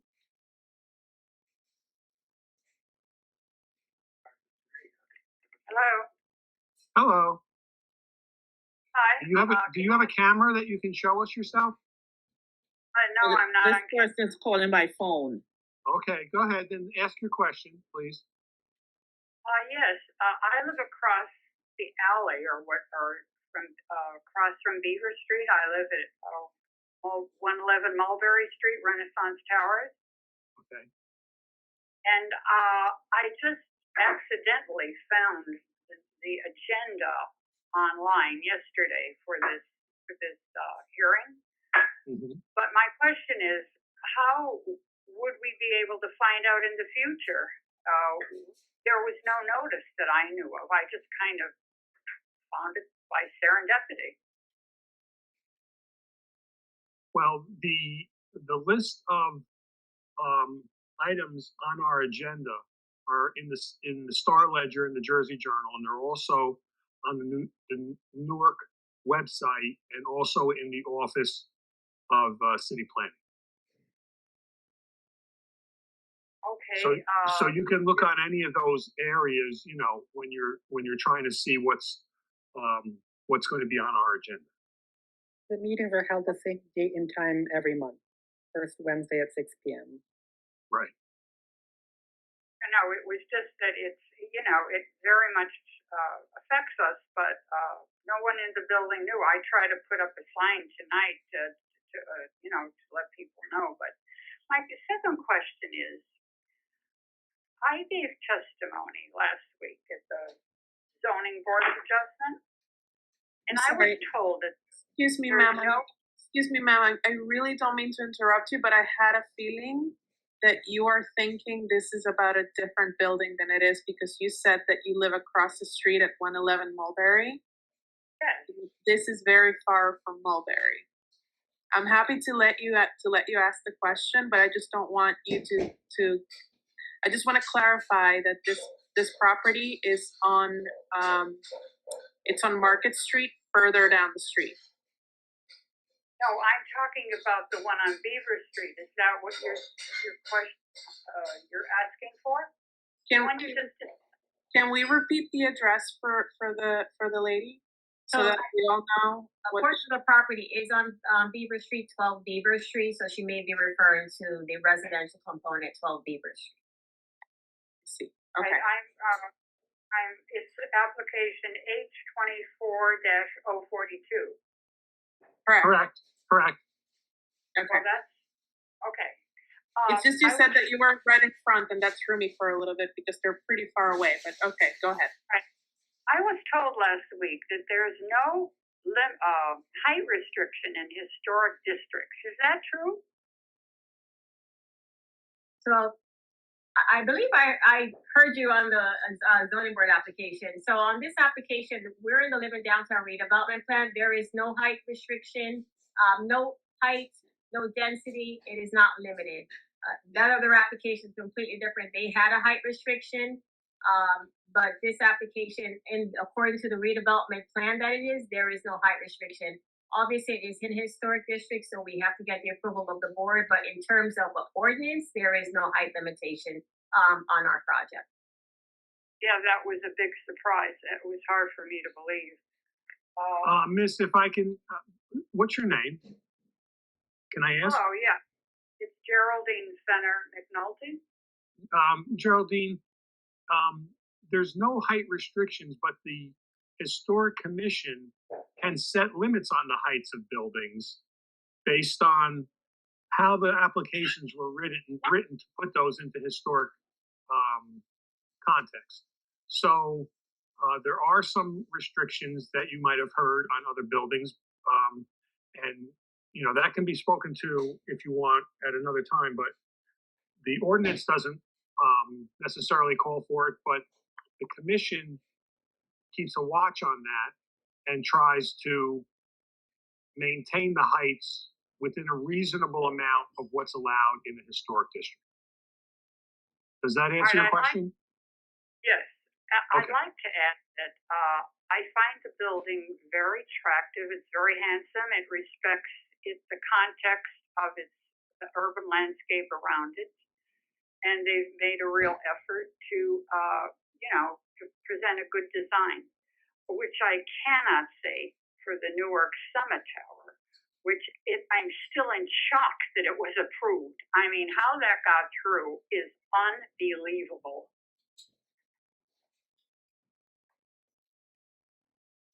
Yep. Okay. So is that the extent of your comment? Because this isn't the zoning board. This is the historic preservation board. Yeah, I had only wished that I could have listened to your comments when that Summit Tower was discussed at your one of your meetings. But of course, I had no idea that it was discussed.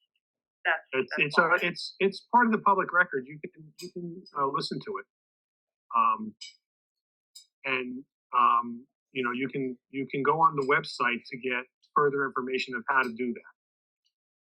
Didn't I hear an earlier discussion saying that there was some discrepancy or question about the height of that building? Did I hear you earlier this evening? Maybe Yes, Miss- Commissioner Hogan-Veras, yes, you heard me stating that, and that was during the portion of this hearing that is with regards to communications and information, not to a particular application. So there's two things. we're more than happy to listen to comments, but we really should keep it about this application that we have on the floor right now. And what you heard me talking about before was about another application during an open part of the session where we can discuss communications that we receive. And so that's why you heard me talking about it. We're not hearing that application tonight. We've already heard it, and it's off of our how do you say that? Off of our plate, I guess. We've already moved it along, so it's in a different phase of the process. You know, I've been a lot of discussions about the aesthetics of this building, which is very attractive. I would really like to understand how the aesthetics of that 146, what is it? How many stories? I can't even remember. There are 46 or whatever. But it just totally dwarfs, and it's such a different design. I'm still in shock. That's all I have to say. Thank you. You're welcome. Good night. Okay, so if there's no other public comment, Evelyn? No, Mr. Partika. Okay, so then if we can then just come back to the commissioners and ask if a commissioner would care to make a motion on this application before us. I just had one last question about this project, just to put it for the record. I think that there's that little house on Beaver Street, the old Freemasons house, which is quite a attractive little building, little temple front. I just wanted to add to the record my hope that this applicant does a very serious kind of engineering survey of the building and to make sure that during the whole process of drilling and blasting and construction that it doesn't sacrifice the structural integrity of that pretty attractive and unique temple front. I just wanted to add that to the record. And I think this particular developer is going to seriously think about trying to purchase that building and restore it for the community in its entirety. That's what I really think is this developer is going to do. No, to the highest bidder. So then can we have a motion?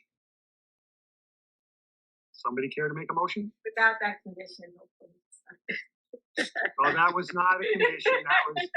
That was me just thinking about how much esteem I hold for this developer, and thinking of what would be the next step for somebody who would preserve a marquee like this to top themselves. And I was just thinking of that building. I make a motion to approve application number H24-042, 12 Beaver Street. I'll second. I think there was some conditions here, right? Oh, I'm sorry. For the conditions on the record. Did we have conditions on this? I didn't. Wasn't the signage? The signage was That we accepted the signage, and they'll come back to us. They'll come back to us with the individual fonts and designs at such time when they have the tenants. So it's approved as presented.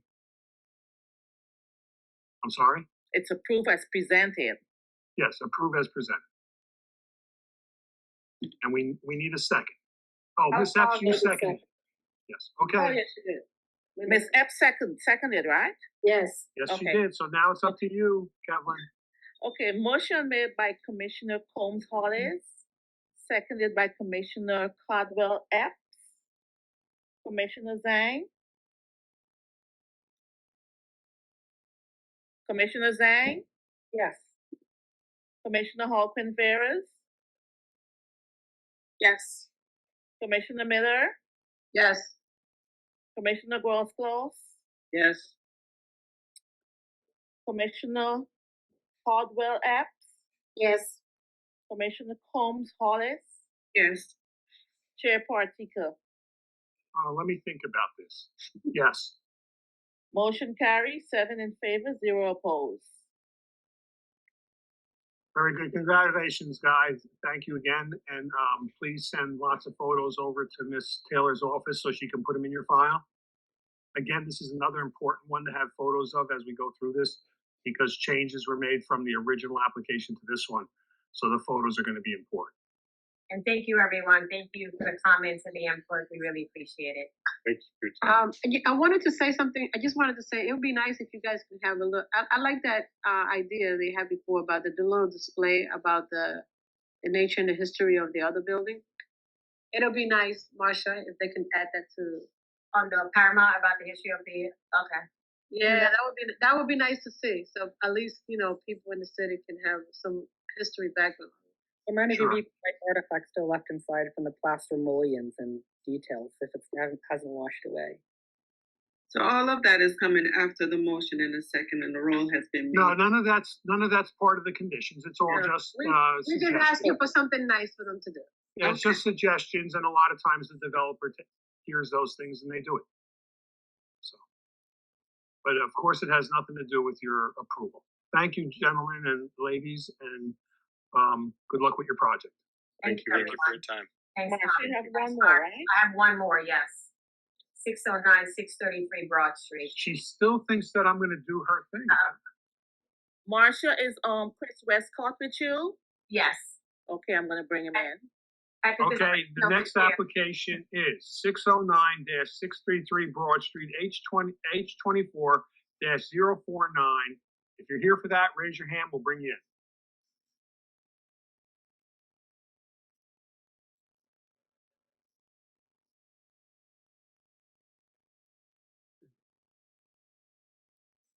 Good evening, Chairman and Commissioners. Can you hear me? Yes, we can. Perfect. Marsha, if you wanted to go in front, I can I want to just correct something. So again, Marsha Moore on behalf of the applicant, 609 Broad Street LLC. This is application at the Haynes and Company development on Broad Street. What we're proposing to do is to modify the existing storefront in front of a proposed retail space and to permit a new storefront door where there's a window. I just wanted to clarify that on the application. It says an existing door, but there is an existing window. We're proposing a new storefront door.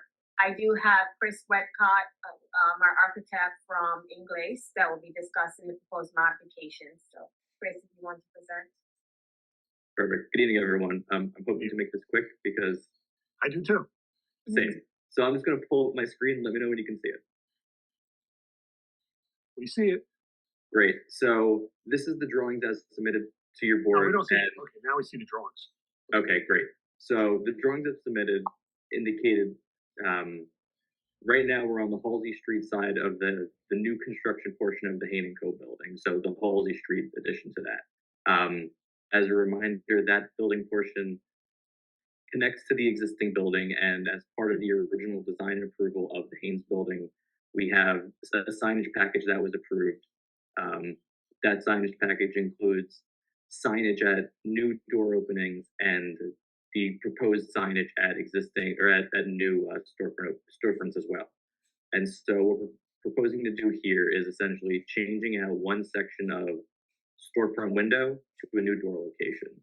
The owner is looking to have an additional tenant and subdivide the space in half. So all they're looking to do is change a door to a storefront window to a door. Because there's no proposed tenant at this time either, the intent is that the only things being approved tonight would be the new door location and the location of signage to match what was already approved by your board. I can go into a little more detail on what was proposed on the inside, but from my understanding, this is what you guys would be looking for in order to discuss further. So I can answer questions or I can leave it to you guys to discuss. Up to you. And I know it's already 9:40. Let me ask a question. Sure. Would the doors on that particular building go for the like the doors to the bottom? See the three doors below? Yep. In other words, are you going to remain consistent? That's right. So all the detailing and the way that the storefront is built would be built exactly the same way as the doors on the left and the right.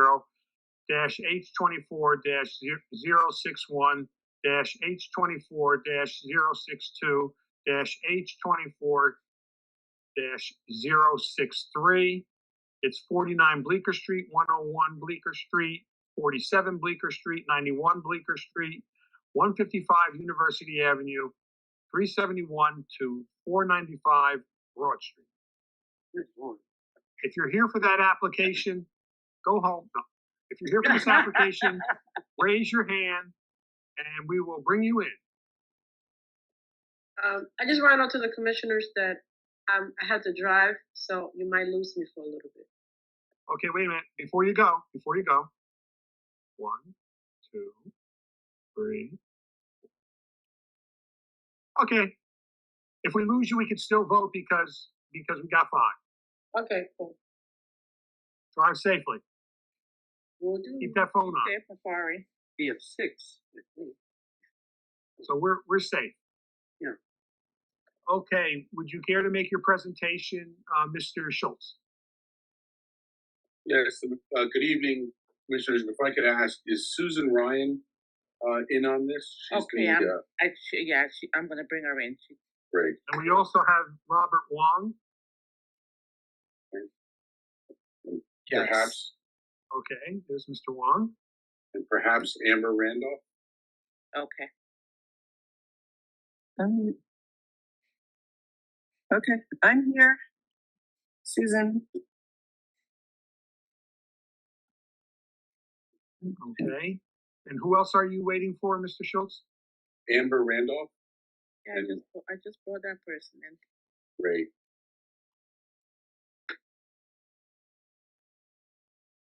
And we have Susan Ryan, and we're just waiting for Amber Randall.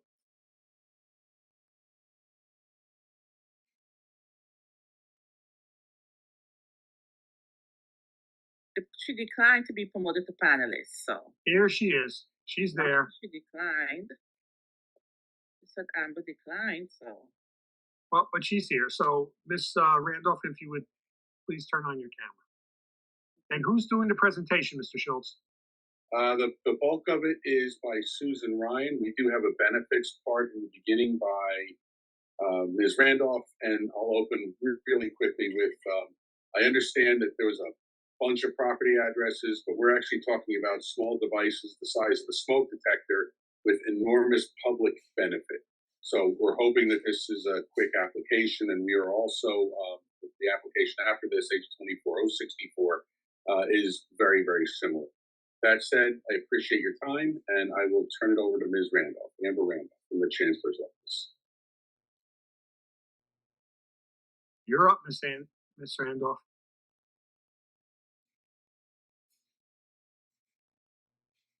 You have to turn your microphone on.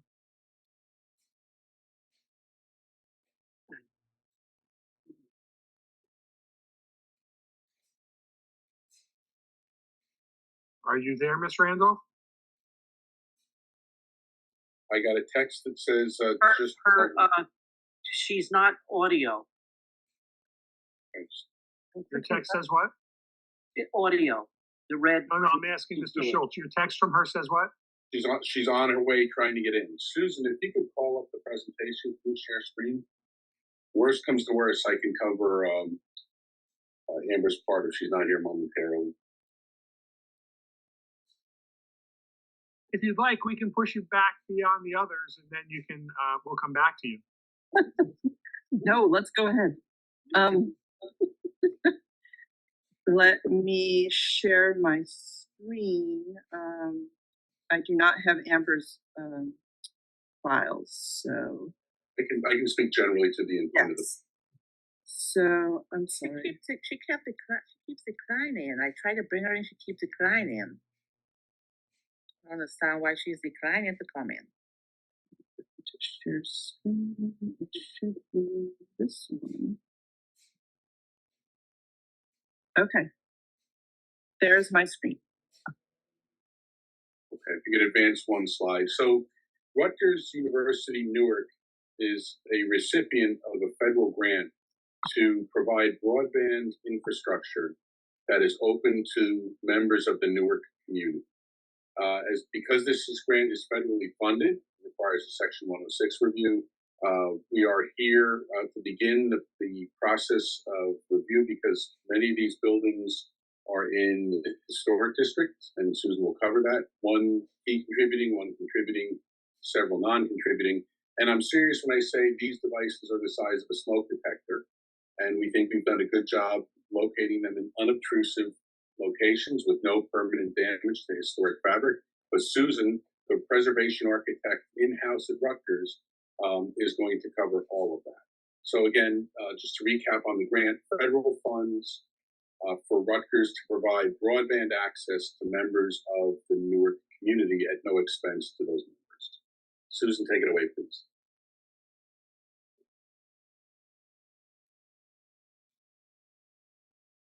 You're muted.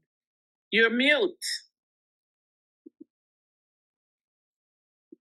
Miss Ryan, would you turn on your microphone, please? Okay, sorry, it was covered. Okay, hello, I'm Susan Ryan. Dave already introduced me. So I am going to share with you the locations that fall within the James Street Commons Historic District. So I wanted to share with you this plan that was created by Rutgers OIT, which is a good graphic to describe the grant project. The areas in red show existing Wi-Fi coverage. This mostly shows the Newark campus areas. The areas in green show the proposed coverage that will result from this project. Okay, so we have, I believe, 19 total sites for this grant project. 7 of those sites are within the James Street Commons Historic District. You all know it well. But here is a map showing the specific locations within the district. So we have 5 non-contributing buildings as part of our project, 1 that is a contributing building, and then a key contributing site. So I'll go through each one of those. Here we go. But first, this is a graphic showing that device that Dave Schultz mentioned, which measures 8.5 by 8.5 inches. So it's very, very petite. This is a list of our sites. And I'll go through each one. Okay, so Site 1, Talbot Apartments at 93 to 101 Bleecker Street. Date of construction is 1986, so it's non-contributing. We have a single access point or AP location, which is indicated by the red triangle. And you can see that it's not on the streetscape, on the street sides, but is within the interior courtyard. Here are some context views of the street, Central Avenue, MLK Boulevard. This is a view of the courtyard. And then here is actually the red triangle represents the location of the access point on the building proposed. Okay, so Site 2 is the Cornwall Center for Metropolitan Studies at 47 Bleecker Street. This building looks older, but it dates from 2002, is also non-contributing to the district. You can see that the red triangle shows the proposed access point location is to the rear of the building, so away from Bleecker Street. So here is a view of Bleecker Street. The red arrow indicates 47 Bleecker Street. Here's a view across the street on the south side and up close of the building. And this is a view from Central Avenue across parking lots and such. And again, the red triangle shows the access point location. The reason for this location is that there is a community garden that it is in very early planning stages, which will be located behind this building. And the access point will provide coverage for that area. This is site number 349 Bleecker Street, right next door.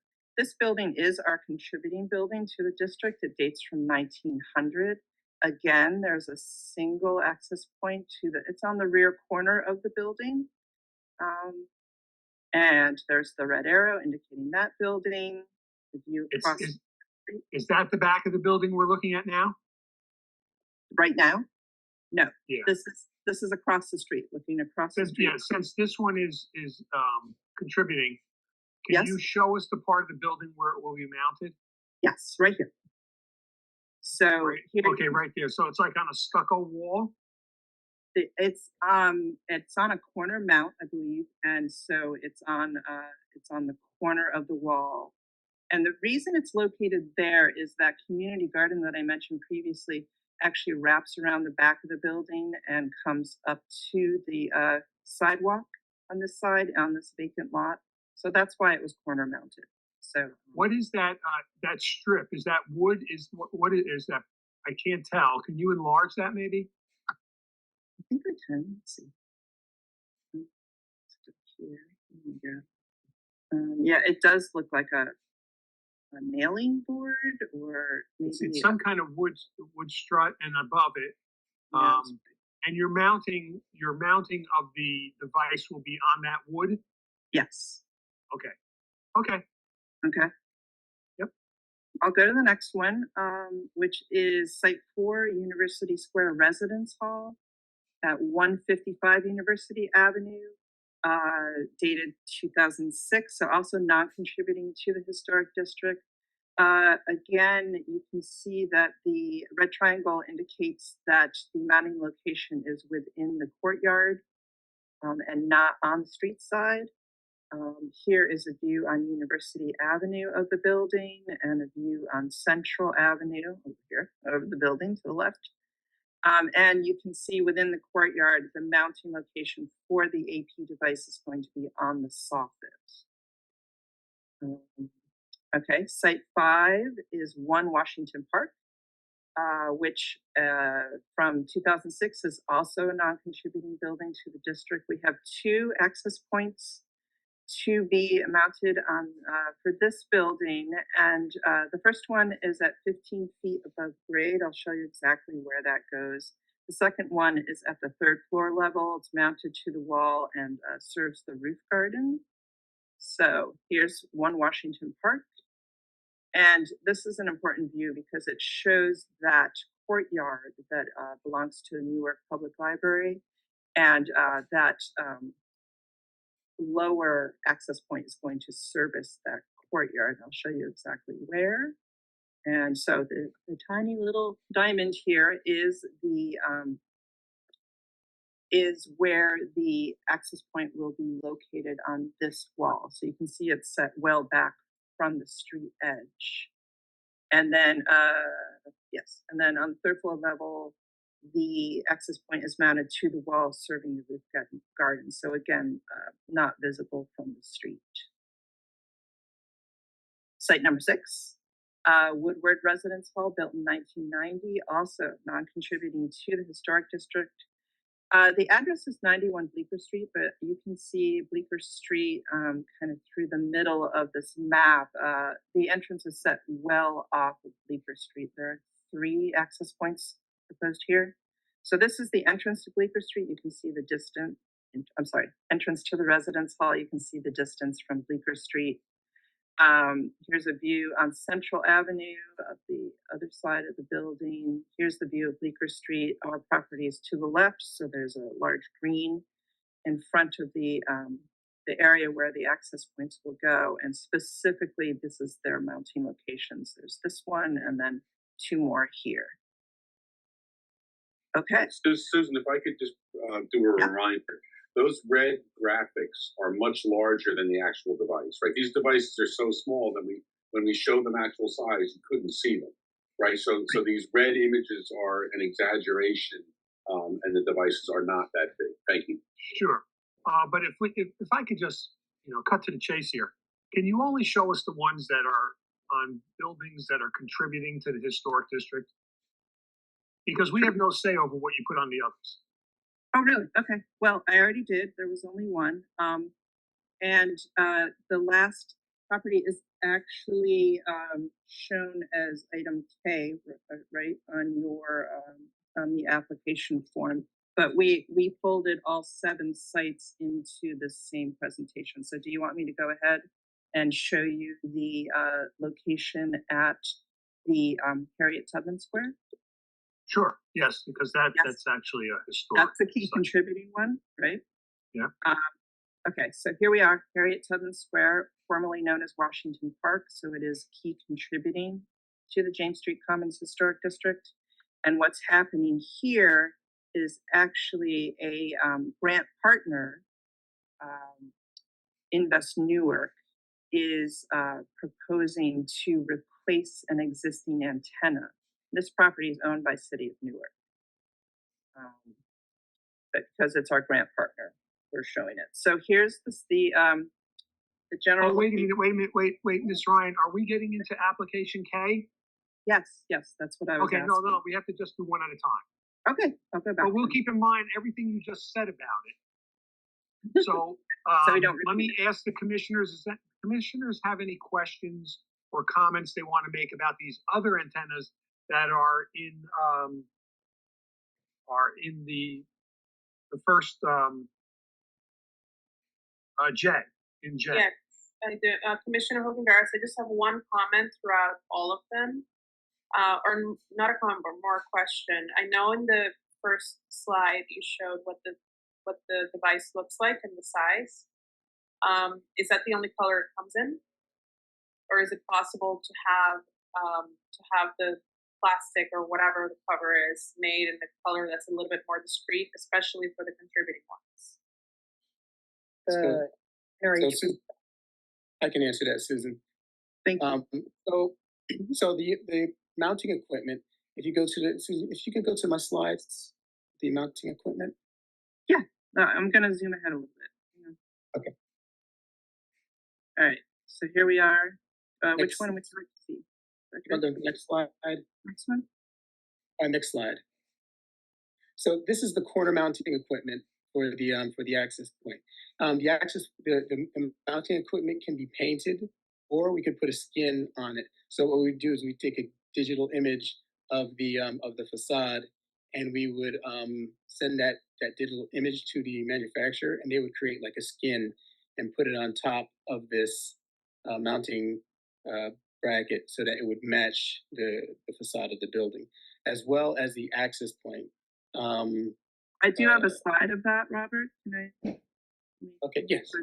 Yeah, because you had shared this information with me. So this is an example of what we could do with the skin. So we could take a picture of the facade, and we can the access point can have a skin put on it that would cover it, so it would match the aesthetics of the building. Okay. So I would recommend that you do that for. I mean, you could do it for all of them, but I would focus on the ones that are contributing and the ones that are where the placement of this antenna will be very prominent, as seen from the street. Try to match it as best as possible, because it's, especially for some of these, you will be able to see it, and it's just sort of jarring to see this sort of white box in front of a brick wall. We'd be glad to do that and accept that as a condition. Probably in particular for the Harriet Tubman Square, because it's a public park, you can see it from 360. It stands out white on green. But the non-contributing is less important for me, but particularly the park.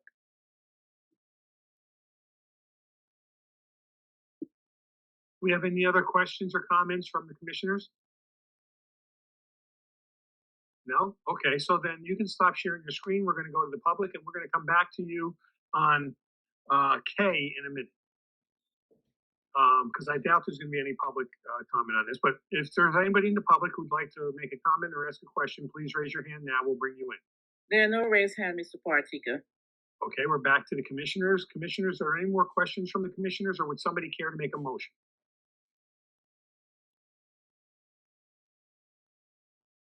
I can make the motion. The agenda, I don't have it in front of me.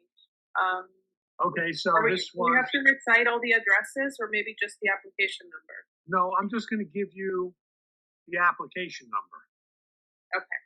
So Commissioner Barris, I'd like to make a motion for application number H24-058-H24-059-H24-06360, H24-061, H24-062, H24-063. Thank you. With the condition that the applicant takes their list of contributing properties where these will be installed, and they match the exterior surface where the items will be installed so that they are as discreet as possible. They are free to do that also for the non-contributing properties, but we're focused on the contributing properties. And Do we have a second? I'll second that.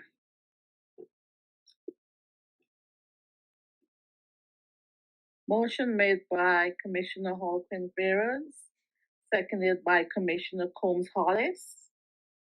Commissioner Zhang? Yes. Commissioner Caldwell Epps? Yes.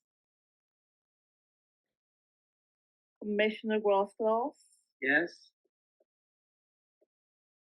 Commissioner Halpin Behrens? Yes. Commissioner Combs Hollis? Yes. Chair Partika? Yep, yes. Motion carried, 6 in favor, 0 opposed. Thank you. Now we'll move to application K, which is 501-551 Broad Street, H24-064. Wow, simple number. That was the antenna that you started to speak of. If you can just continue your explanation of that right now, and we can move to that application. Mr. Chair, while Susan Ryan's calling the presentation up, I will repeat for the record, this is a grant funded and significant benefit to the public.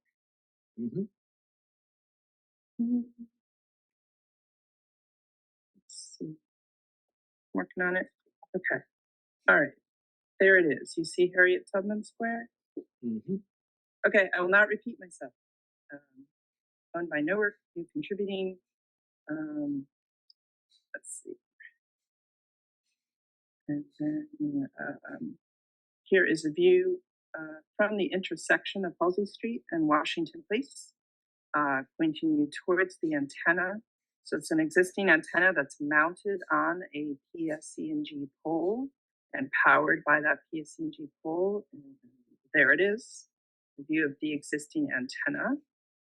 And then I do not have a cut sheet, but I have an example, a sample of the new antenna equipment that will be installed, which looks quite similar. And like I said, this is by a grant partner, Invest Newark. Is that going to replace the existing one that's there, or is that? Yes, and it'll replace the existing one in the same general location. Okay.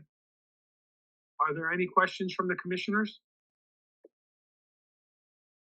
Okay, you can stop sharing your screen. We're going to go to the public. If you're in the public and you have a question or a comment and you'd like to express it, please raise your hand and we'll bring you in. There are no raised hand, Mr. Partika. Okay, so we're back to the commissioners. Would a commissioner care to make a motion on this particular application for this antenna?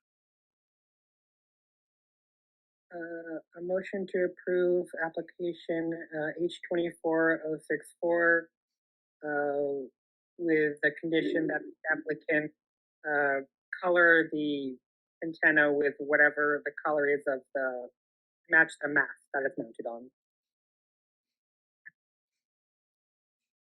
Do we have a second?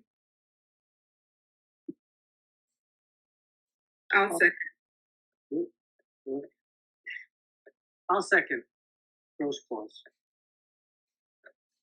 Motion made by Commissioner Zhang, seconded by Commissioner Grosskloss. Commissioner Caldwell Epps? Yes.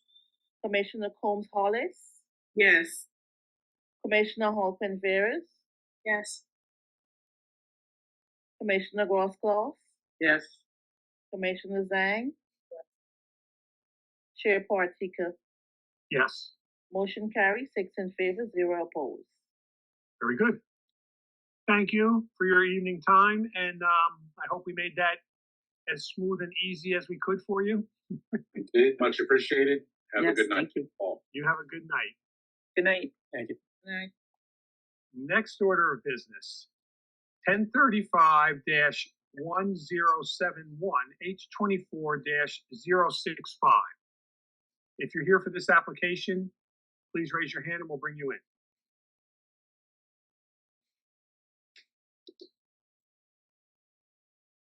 I'm gonna bring in Mr. John.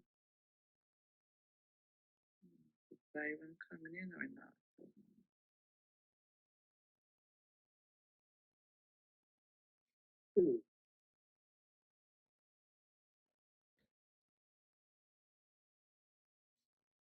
Okay.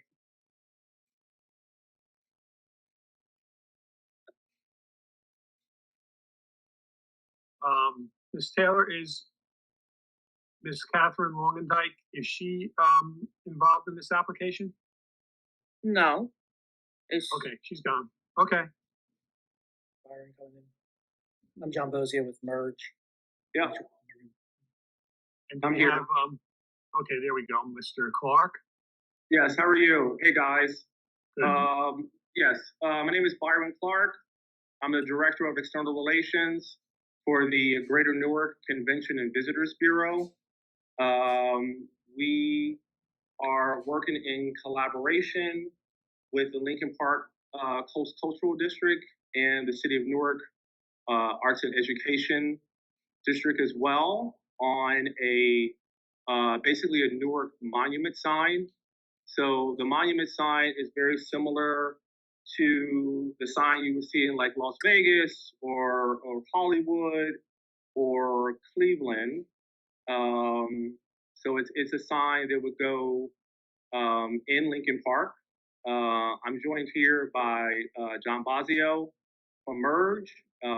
He is the designer and the project manager for the sign itself. And just also to back up, that we received a grant from the state of New Jersey for this particular sign. And we've been working for the last several months and had, a multitude of conversations with Anthony Smith at the Lincoln Park Coast Cultural District, as well as other stakeholders about it. But I'll let John sort of take it away and sort of give all the details about the monument sign. It really is supposed to be for tourism and kind of civic pride. So that's sort of the background of it. I'm here to answer additional questions as well. Great. So thank you, everybody. I'm John Bozia with Merge. We've been working with Byron and the group on the development of the Newark landmark sign in Lincoln Park. We looked at several locations along Broad Street and Lincoln Park for placing the sign. You'll see this one location here. It's at an entry point into the park. We looked at the corner, we looked at the plaza, but really this was the spot that gave the most visibility of the sign in both directions.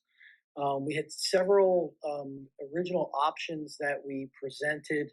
Of those options, there were two that stood out and two directions that were given. The one on the left was sort of the main basis for design. And then we looked at bringing in the artwork from the one on the right into the base of the sign. What we're trying to do is really capture not only the local art community, but we looked at sort of the history of that as a historic entertainment district, and to bring those kind of elements into it. So here you see the sign. I'll show you some 3D elements as well. It's 9'10" to the top, and it's about 22 feet 10 inches wide. The artwork we brought in picks up on the ironwork of the fence that it's adjacent to, and it'll have a series of materials and patterns that'll be built into the basic part of it. And here's some 3D views of that particular base and the sign itself. It is meant as a landmark to really promote Newark beyond just its borders. Getting a picture taken next to it is really sort of a big piece of this. We also looked at bringing in some pavers, matching sort of the pavers that are in the sidewalk there as a platform for the sign. We are considering giving the sign base a texture to avoid sort of people maybe putting a marker on it or graffitiing it. And we also are considering security cameras as well, keeping an eye on the sign. It can illuminate at night, and it can sort of do a slow fade to colors as well. The base will not be internally illuminated. The light will shine down.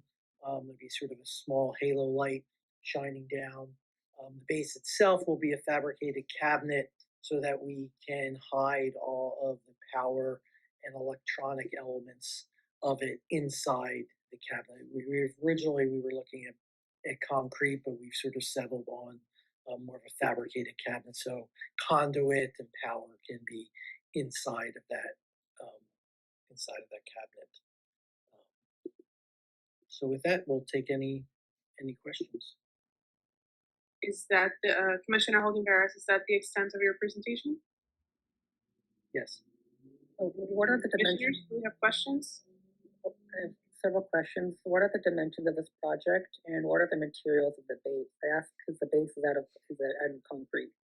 Yeah, so the dimensions are, it's 9'10" from the surface to the top of the letters, and it's 22 feet, 10.5 inches wide, end to end, with the base. The base would be an aluminum cabinet, and it would have a it's sort of a faux concrete finish to it, in the way that it's painted. It's a high powder coated treatment that will have a very strong anti-graffiti protectant on it. The colorful sort of pattern that you see on the base that also says Newark, they are a series of acrylic panels and metal panels that will be inlaid into that fabricated cabinet.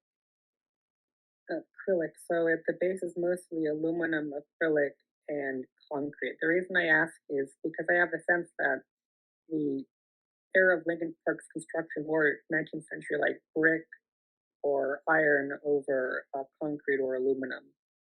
So I do have questions about the material choice. Yeah, it has a concrete footer, which you wouldn't see.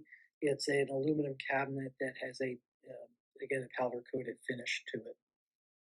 And would you consider like brick or cast stone for the base instead of what looks like coated? Yeah, we had options where we had brick and cast stone, but it really interfered a lot with that pattern of the brick. Really interfered with the artwork that you see here, and I think you would lose that sort of aspect of it, of having a brick pattern surrounding this artwork, which is a major sort of positive comment that we got from the group that we reviewed it with. Do we is this material? Can you explain to me? I'm missing it. What's this material? That's the gray granite look. What is that material? Yeah, it's an aluminum cabinet that has a powder coated paint on it, but it has sort of a texture to it as well. Yeah, I remember from design review. I just needed my memory refreshed. We've also thought about maybe giving it a little bit of a ribbed finish so that it wasn't so smooth that you could, write on it easily. Yeah. I also had a recommendation at design review that you round the corners. Yes. Yep. And then I think that would aid in preserving this sign. I'm not one for seeing stone or marble or brick on signs like this because my experience, and I think anybody who drives around Newark will see those are falling apart. Just go by NJIT and all those signs that have that, they're just falling apart. So I think a sign that's metal would have a better chance of withstanding time. That's just my comment. Okay, great. And the letters themselves, are those in aluminum or in a more durable material? No, the letters themselves are aluminum. They are channel letter, and then they would be internally illuminated with an acrylic face on the return, so that we could, so that it can light. So they're about 6 inches deep. That gives us enough for the LED lightings inside of the letter. It's nice, and I just have questions about the thickness of the aluminum. because I don't know aluminum to be the most resilient material. Which piece of the aluminum? The front-facing letters themselves. Yeah, so they are, again, they're probably 6-inch deep channel letters. They give us plenty of room for the internal lighting that we need. The face of them, it's probably 1/8-inch thick aluminum on the front, which is painted white. And then it is the acrylic that's on the side return that gives it the color.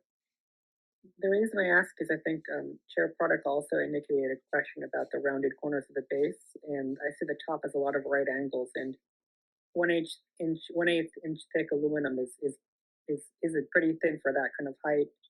Maybe kind of to bend or to warp if a tree falls on it or branches or anything. It's a beautiful sign. I just want it to look beautiful in 40 years.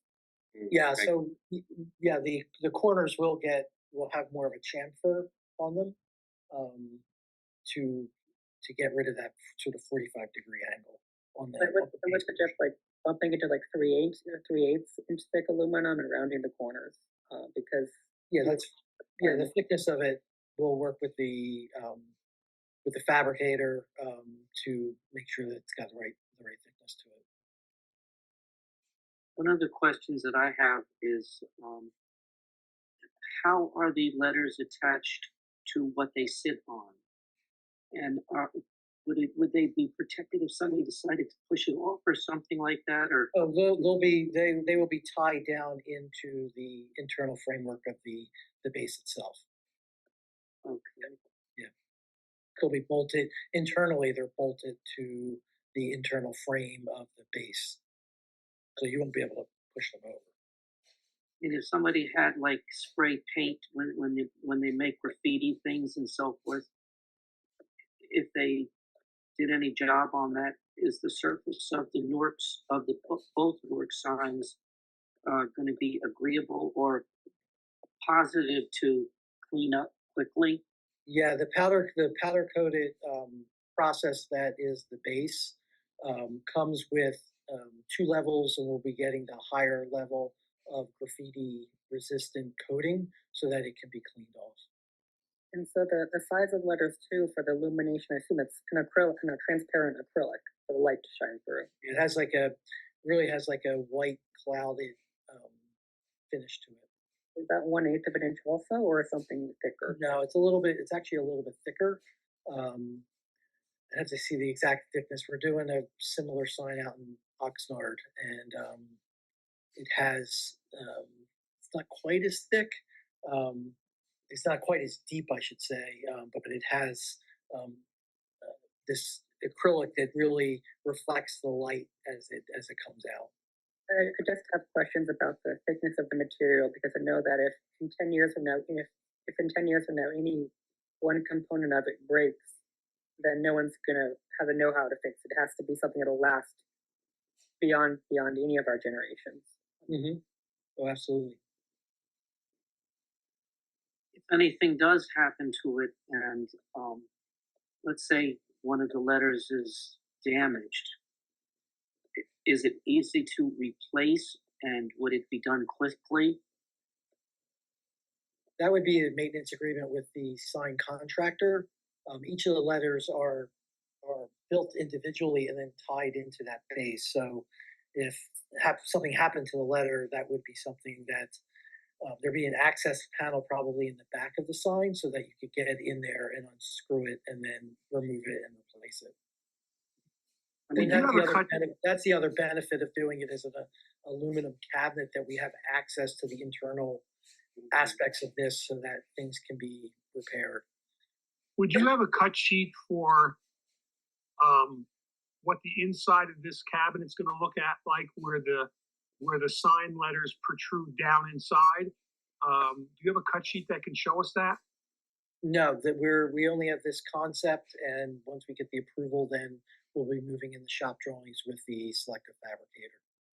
Okay, because how it's going to be mounted, like, for example, a couple screws that hold the letters on, or long bolts that come down that are bolted down, 1/2-inch bolts that are coming down and being bolted down inside, or rods that go all the way down to the bottom that come up and then are interconnected with tie bolts or interconnectors.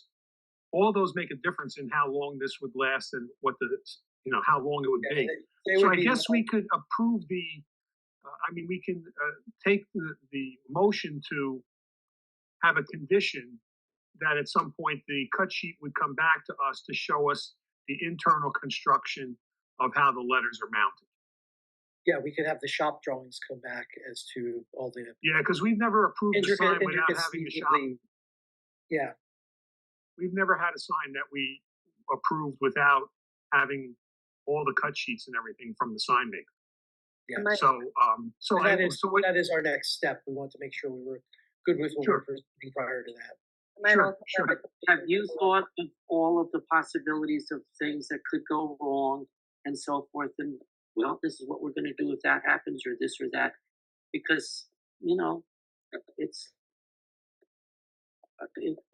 it looks like it's inviting. That's the only reason I'm asking these questions. And my office is in the picture right behind the sign there. You can see my office. Huh.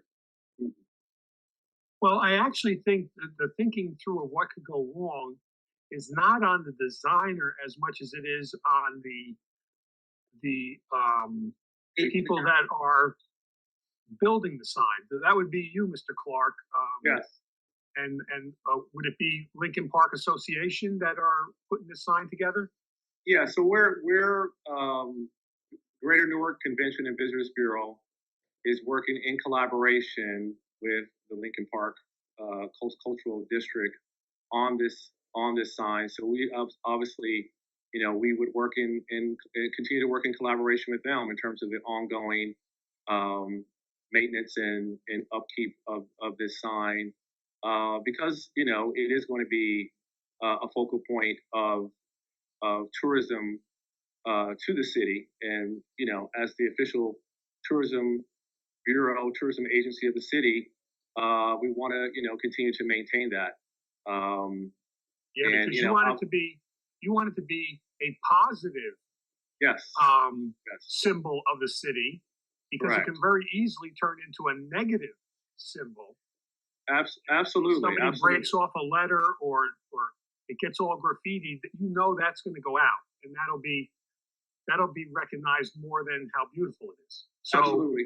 Back in just to give you guys a little bit of additional history, back in 2016, the Tourism Bureau worked very closely with the City of Newark and Merge on Newark Walks, which is the historic trail in downtown Newark. And the trail has been up for, John, 8 years. And it is doing really well. We have not had many issues with it. Thank God. We work in collaboration with Newark Downtown District as well. But, you're obviously making a very valid point, and we would definitely keep our eye on making sure that once this sign is installed and erected, that is maintained, right? Maintenance is the key. You can put up beautiful things, but if you don't maintain them, it's all for naught. So we definitely appreciate the feedback and the concern, and we will definitely, do our very best to maintain the integrity of the sign once it's installed. Byron, are we receiving a grant to do this sign? Is there a certain amount of money that's coming for the sign? Yes, we are. The Tourism Bureau has received a grant from the state of New Jersey, Division of Travel and Tourism. So we have received a grant. So this is 100% grant funded, and it's about, as the city is doing really well, and the profile of Newark is rising, and there's some really dynamic, very positive things that are going on, and also what is going on, in the Lincoln Park area, in the South Broad part of downtown. We just thought to bring this would be really amazing, and so I know that Lincoln Park is going through their own redevelopment plan to restore that park. I guess there's going to be a lot of improvements to that park that are coming up, that are on the horizon. So we thought this would be really great and a key piece with the park and Newark Symphony Hall and all the buzz and excitement about what is going on in Newark. And obviously, we really want to continue to be, a vital part of that. So I think this will inject that. We'll continue to inject that positive energy. When this came before us at a design review, I mentioned that if you're going to light this, you have to bring power. If you have to have power, it's going to come from the sidewalk pole somewhere along Broad Street. And I suggest you put a camera on the same pole where you're drawing power from, that the camera will keep vigil on your side. Okay. I'm sure there's cameras in the park, are there not? I think there are cameras. I'm pretty sure there are cameras in the park. I have to reconfirm that with Anthony. I think Anthony told me that there are cameras, and actually they were thinking of upgrading the cameras. So I think putting a camera that will directly look at this sign, so that somebody comes and spray paints at something the very next day, because if the camera tells us, the very next day somebody can be out there taking it off, because the faster you address destruction, the sooner it leaves. Without a doubt. That was a suggestion I made. I don't think we would. I don't even think we can make that a condition of this. But I highly recommend that you do that, because you have to bring the power anyway. Yeah, it was also something we Absolutely. talked about earlier. Internally, we talked about that early on, so I think that's something that could be done. This statement also can't be a condition, but I'll add, I think that public funds to cover beautiful signs like this in a lot of more rural communities, suburban communities, can have the thinner materials. But I think Newark being Newark and being public and traffic place, I think about the immigrant statue that we erected in the Ironbound. The whole top half of it levered off, was covered, wrapped in fabric for a number of years, or that Ted Gibson statue in Lincoln Park that fell apart within 2 or 3 years and kind of becomes an embarrassment. So I would strongly suggest that if grant funds alone from the state aren't enough to cover the cost of like really high quality, durable materials, that the convention visitors bureau chip in 10 or 5,000 to match to upgrade for, stronger posts linking the letters to the base, thick aluminum coating, thicker aluminum panels for the letter fronts, or thicker acrylic for the sides, to really ensure that nothing's going to break for 30 years. Because for the cost of a lot of these projects, infrastructure maintenance over the lifespan is 5 times the cost of construction for roadways and highways. I don't know about public monuments and signs, but maintenance is a real concern. Absolutely. Okay. Thank you for that feedback. We really appreciate it. Do we have any more questions or comments from the commissioner, so I can go public and then we'll come back? I want to just ask one question, Richard, if I could, to Yes, Mr. Crosby or to Byron. Do you have insurance and so forth? In other words, if this is a certain amount, is there maybe a 10% overage that you could put into an insurance policy that would, so that we don't have to worry about that, but the person who made the signs can say that'll take me how long and much quicker or something like that? Is that a possibility? That's a possibility. We can obviously look into that without a doubt. So appreciate that. Definitely look into it. And I like you said, public safety is key, and we erect this beautiful sign, and we really want to keep it there. Make sure it lasts. Exactly. Make sure it lasts. Right. Thank you. Thank you. No more questions. So you can stop sharing your screen, and we're going to go to the public. If there's anybody in the public that would like to make a comment or ask a question, please raise your hand. We'll bring you in now. Mr. Parker, there are no raised hands. Okay. So then, would a commissioner care to make a motion on the sign? I'll make that motion that we, as appropriately you should. Thank you. 55 years on Lincoln Park, I think. I know.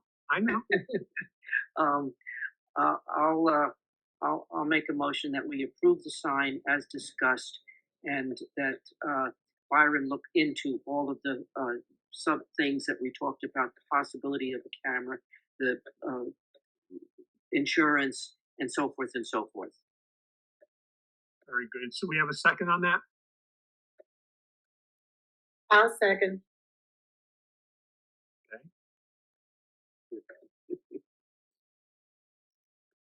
Motion made by Commissioner Gross, seconded by Commissioner Caldwell Epps. Commissioner Halpin Veras, Yes. Commissioner Holmes Hollis, Yes. Commissioner Zhang. Commissioner Zhang, You're on mute. Yes, of course. Commissioner Gross, Yes. Commissioner Caldwell Epps, Yes. Chair Partika. Yes. Motion carries 6 in favor, 0 opposed. Thank you very much. Wait, I think that, wait a minute, I think we made one slip up on that.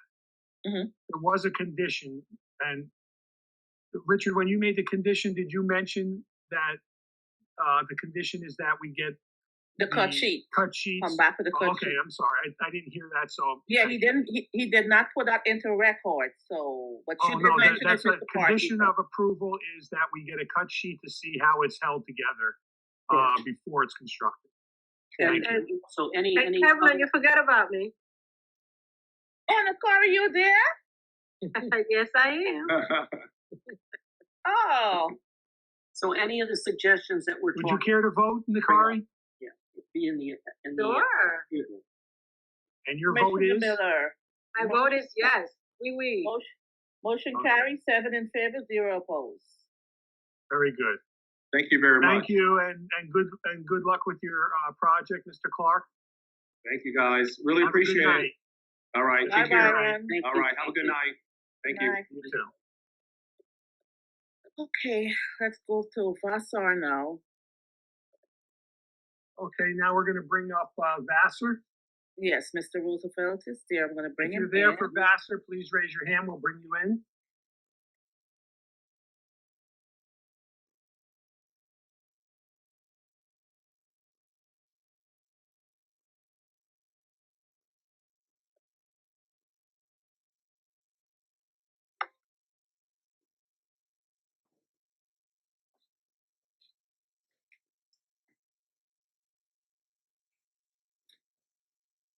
Evening, Mr. Chairman and members of the commission. Good evening, Mr. Donat. Is this everybody you're bringing in? Yourself and Mr. Lesbrio? Lesbro, correct. He's the architect on the project. Okay. Okay, so what's been brought before us, and this goes back a couple meetings now, trying to get some closure on this, is 171 Vassar Avenue, H24-032. Your first application D on our agenda is an application is proposing to subdivide the lot and construct a new two-family dwelling. We are aware that this lot's already been subdivided. So this application before us is really a formality. And you're going to proceed as you plan to. But it's before the commission now to vote on whether the commission will make exceptions and allow subdivisions in historical districts, which to this point in time have not been allowed. The most visual one was Ballantyne Parkway, when a large piece of property was going to be subdivided to build 3 houses on, and our commission turned it down, and that withstood scrutiny from the state, from the courts, and from zoning. So there was another one too on Montclair Avenue that we declined to approve. Yeah, there's been several, but I'm just bringing up the past couple ones. And since we've had this application before us for a couple times, I don't feel like we have to get into all the detail unless you want to, Mr. Donat, about, there was a fire, and if you want to speak about all that, you can. No particular detail. I mean, it's on record. We've had the back and forth. Just one minor point of clarification. The planning board, vis-a-vis Central Planning Board application 21-41 approved the subdivision, as well as a specific construction type. One home with a gable roof and one with a hip roof.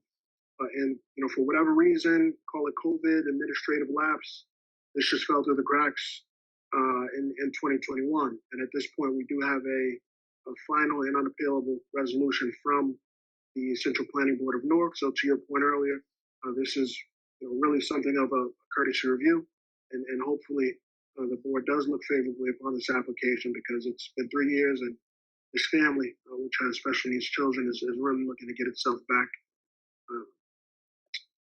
in a stable footing. So that's all I just wanted to add. We have our architect here to maybe walk through some elements of the project. Well, right now we're on application for demolition. So, okay. So, do commissioners have questions, or should I go to the public? No, wait, Commissioner Hogan Barris, what I would like, since we're on the application for the subdivision, or are they together? No, there's two separate.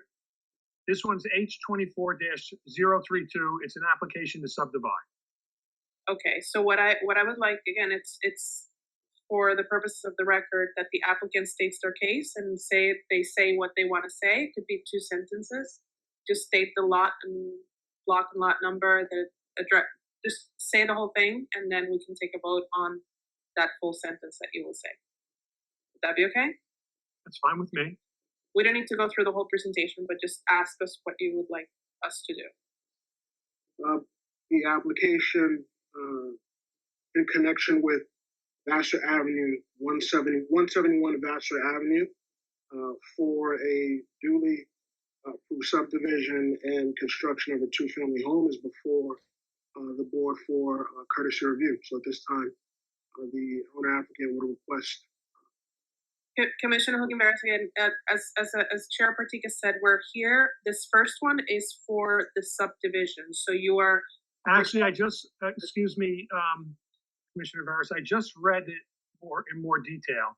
I was under the impression it was going to be presented as one application for subdivision and the next for the construction. What they did was, it was done as application D was done as an proposing to subdivide the lot and build a 2-family house. So it's in one, and then the next one is 173. Same thing.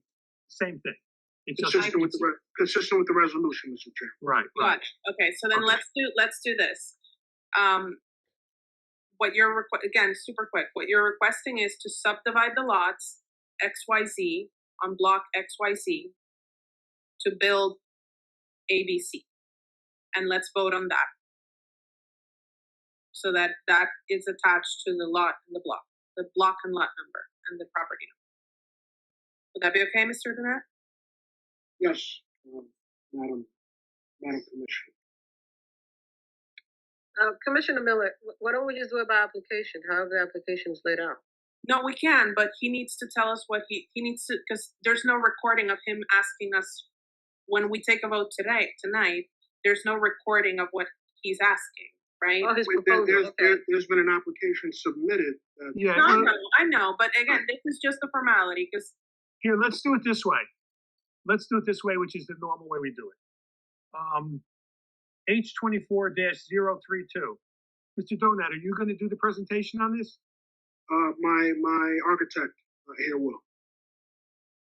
Oh, okay.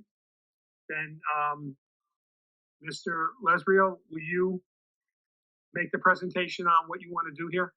Sure. The application is to subdivide a lot located at block 3700, lot 26, 171 Vassar Avenue. The application is to subdivide the lot and construct a 2-family dwelling. Okay. Perfect. Do we have a motion on this?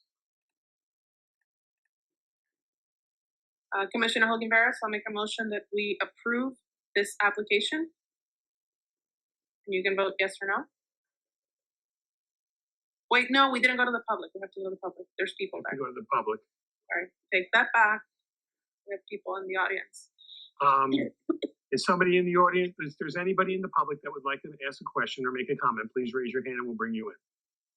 No, Mr. Partika. No, okay. And Mr. Partika, one question, Susanna. So are you approving the subdivision and also for the lot, for the new construction? So It's because one application. that's why it's confusing. So this one application, actually, It's one application. Anybody to have- subdivide and construct. They did not do another application. Part of it told me to put it like this. I know. So let's do this. Let's put up the thing on the screen because it's easier to just see what we're voting on. So it's simple, Ms. Ferris, we're just voting out, we're gonna let them subdivide a piece of property. And build, because that one If application, they can't be subdivided, they can't build on it. that's a good So point. if you don't wanna allow subdivision with this vote, they can't build on it. Okay, Would somebody care to make that motion? so the motion is to approve. Okay, And I'll second that. The motion is to approve the subdivision. There is a motion on the floor to approve this application. I'll second. It's usually a lot less complicated when we say approve than when we say deny, because a yes is a yes and a no is a no. When we do it the other way, it gets all confusing. Remember, Richard? People saying yes when they mean no. And right, I understand, so you're saying you're putting out a motion to approve this application and people can vote no if they Correct. don't wanna subdivide, or they can vote yes if they feel we should subdivide. Exactly. And it's already been seconded, Yes. okay, Evelyn? Motion made by Commissioner Halpin Veras, seconded by Commissioner Combs Hollis. Commissioner Zhang, I don't want to subdivide, so no, deny the application. Commissioner Caldwell Epps, Can I abstain? I just have a feeling Yes. there's a whole history that I don't understand and I don't, sure, okay, Sure, you can abstain Abstain. anytime. okay. Commissioner Grosskloss, No. Commissioner Miller, No. Commissioner Halpin Veras, No. Commissioner Combs Hollis. Yes. Yes to approve. Yes. Chair Partikel. No, What's confusing to me is there's a motion to approve and then there's a vote no, which does not go hand in hand with if you're making a motion to approve and then voting against that motion. Yeah, I'm not aware of any reason, and the motion should have been, different. It should have been to deny, but the thing is that in the past, we've tried that. And what happens is that we all get confused and end up voting no when we mean yes and yes when we mean no. When we've done this, it's gone far longer than it needs to be. So usually I just try to avoid that. Look, from my experience, I'm not sure that motion, if you place the motion to approve an application and then vote against your own motion, it just,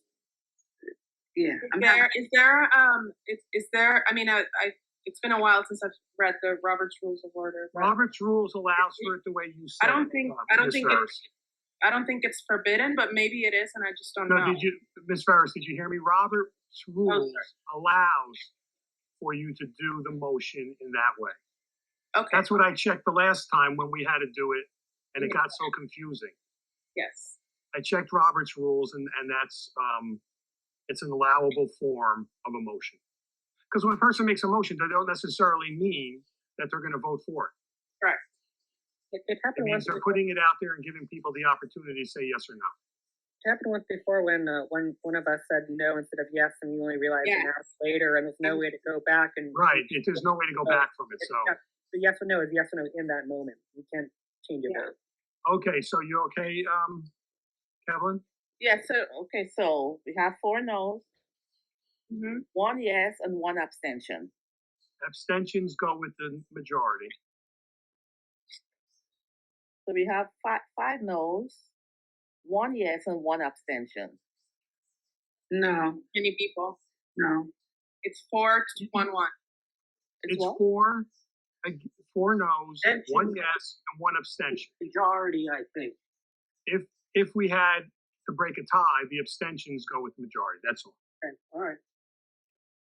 So that's not a big, it's not in play here. Okay, let's go to the next application, which is E on our agenda, 173 Vassar Avenue, H24-033. Mr. Lesborough, would you care to make your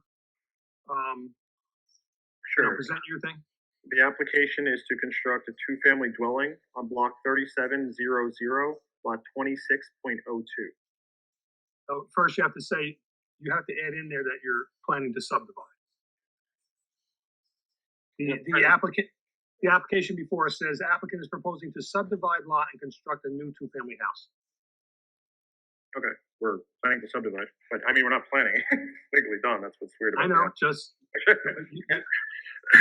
But yes, we are planning It's done by a fluke of somebody in City Hall. That's all. So Yep, we're I just trying to understand clarify. that. Yep, I understand that. So we're trying to subdivide the lot 3700.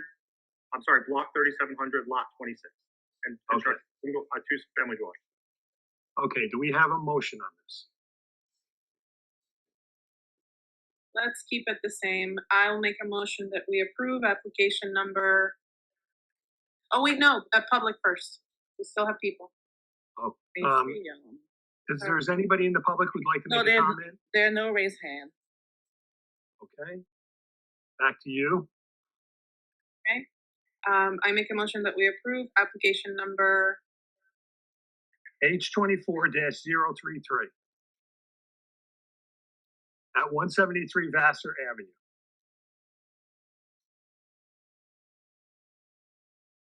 Do we have a second? I second the motion. Okay. Miller. Motion made by Commissioner Halpin Ferris, seconded by Commissioner Miller. Commissioner Caldwell Epps. Abstain again.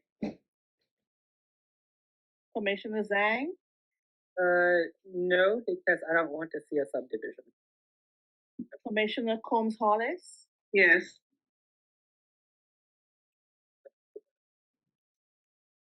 Commissioner Grosskopf.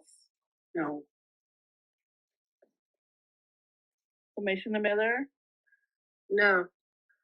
Commissioner Halpin Ferris. No. Chair Partika. No. Motion carried. 5 noes, 1 yes, 1 abstention. Very good. Okay, gentlemen, have a good night. I know you're going to proceed in the way you're going to proceed. Yeah, thank you guys. I'm sorry that you wanted to wait to the end, to do this, but it was better to do it this way. All right, thanks, guys. Again, this happens sometimes, I guess, in the city. Yeah. Have a good night. Good night. Have we finished all the applications? Yes. Can we have a motion to adjourn and then I can go off record so you can. Yes. Would somebody make a motion to adjourn? I'll make the motion to adjourn. Second. What time is it? 10:53. Can we just do all in favor, say aye? Aye. Anyone against? Nay? Okay. We're adjourned.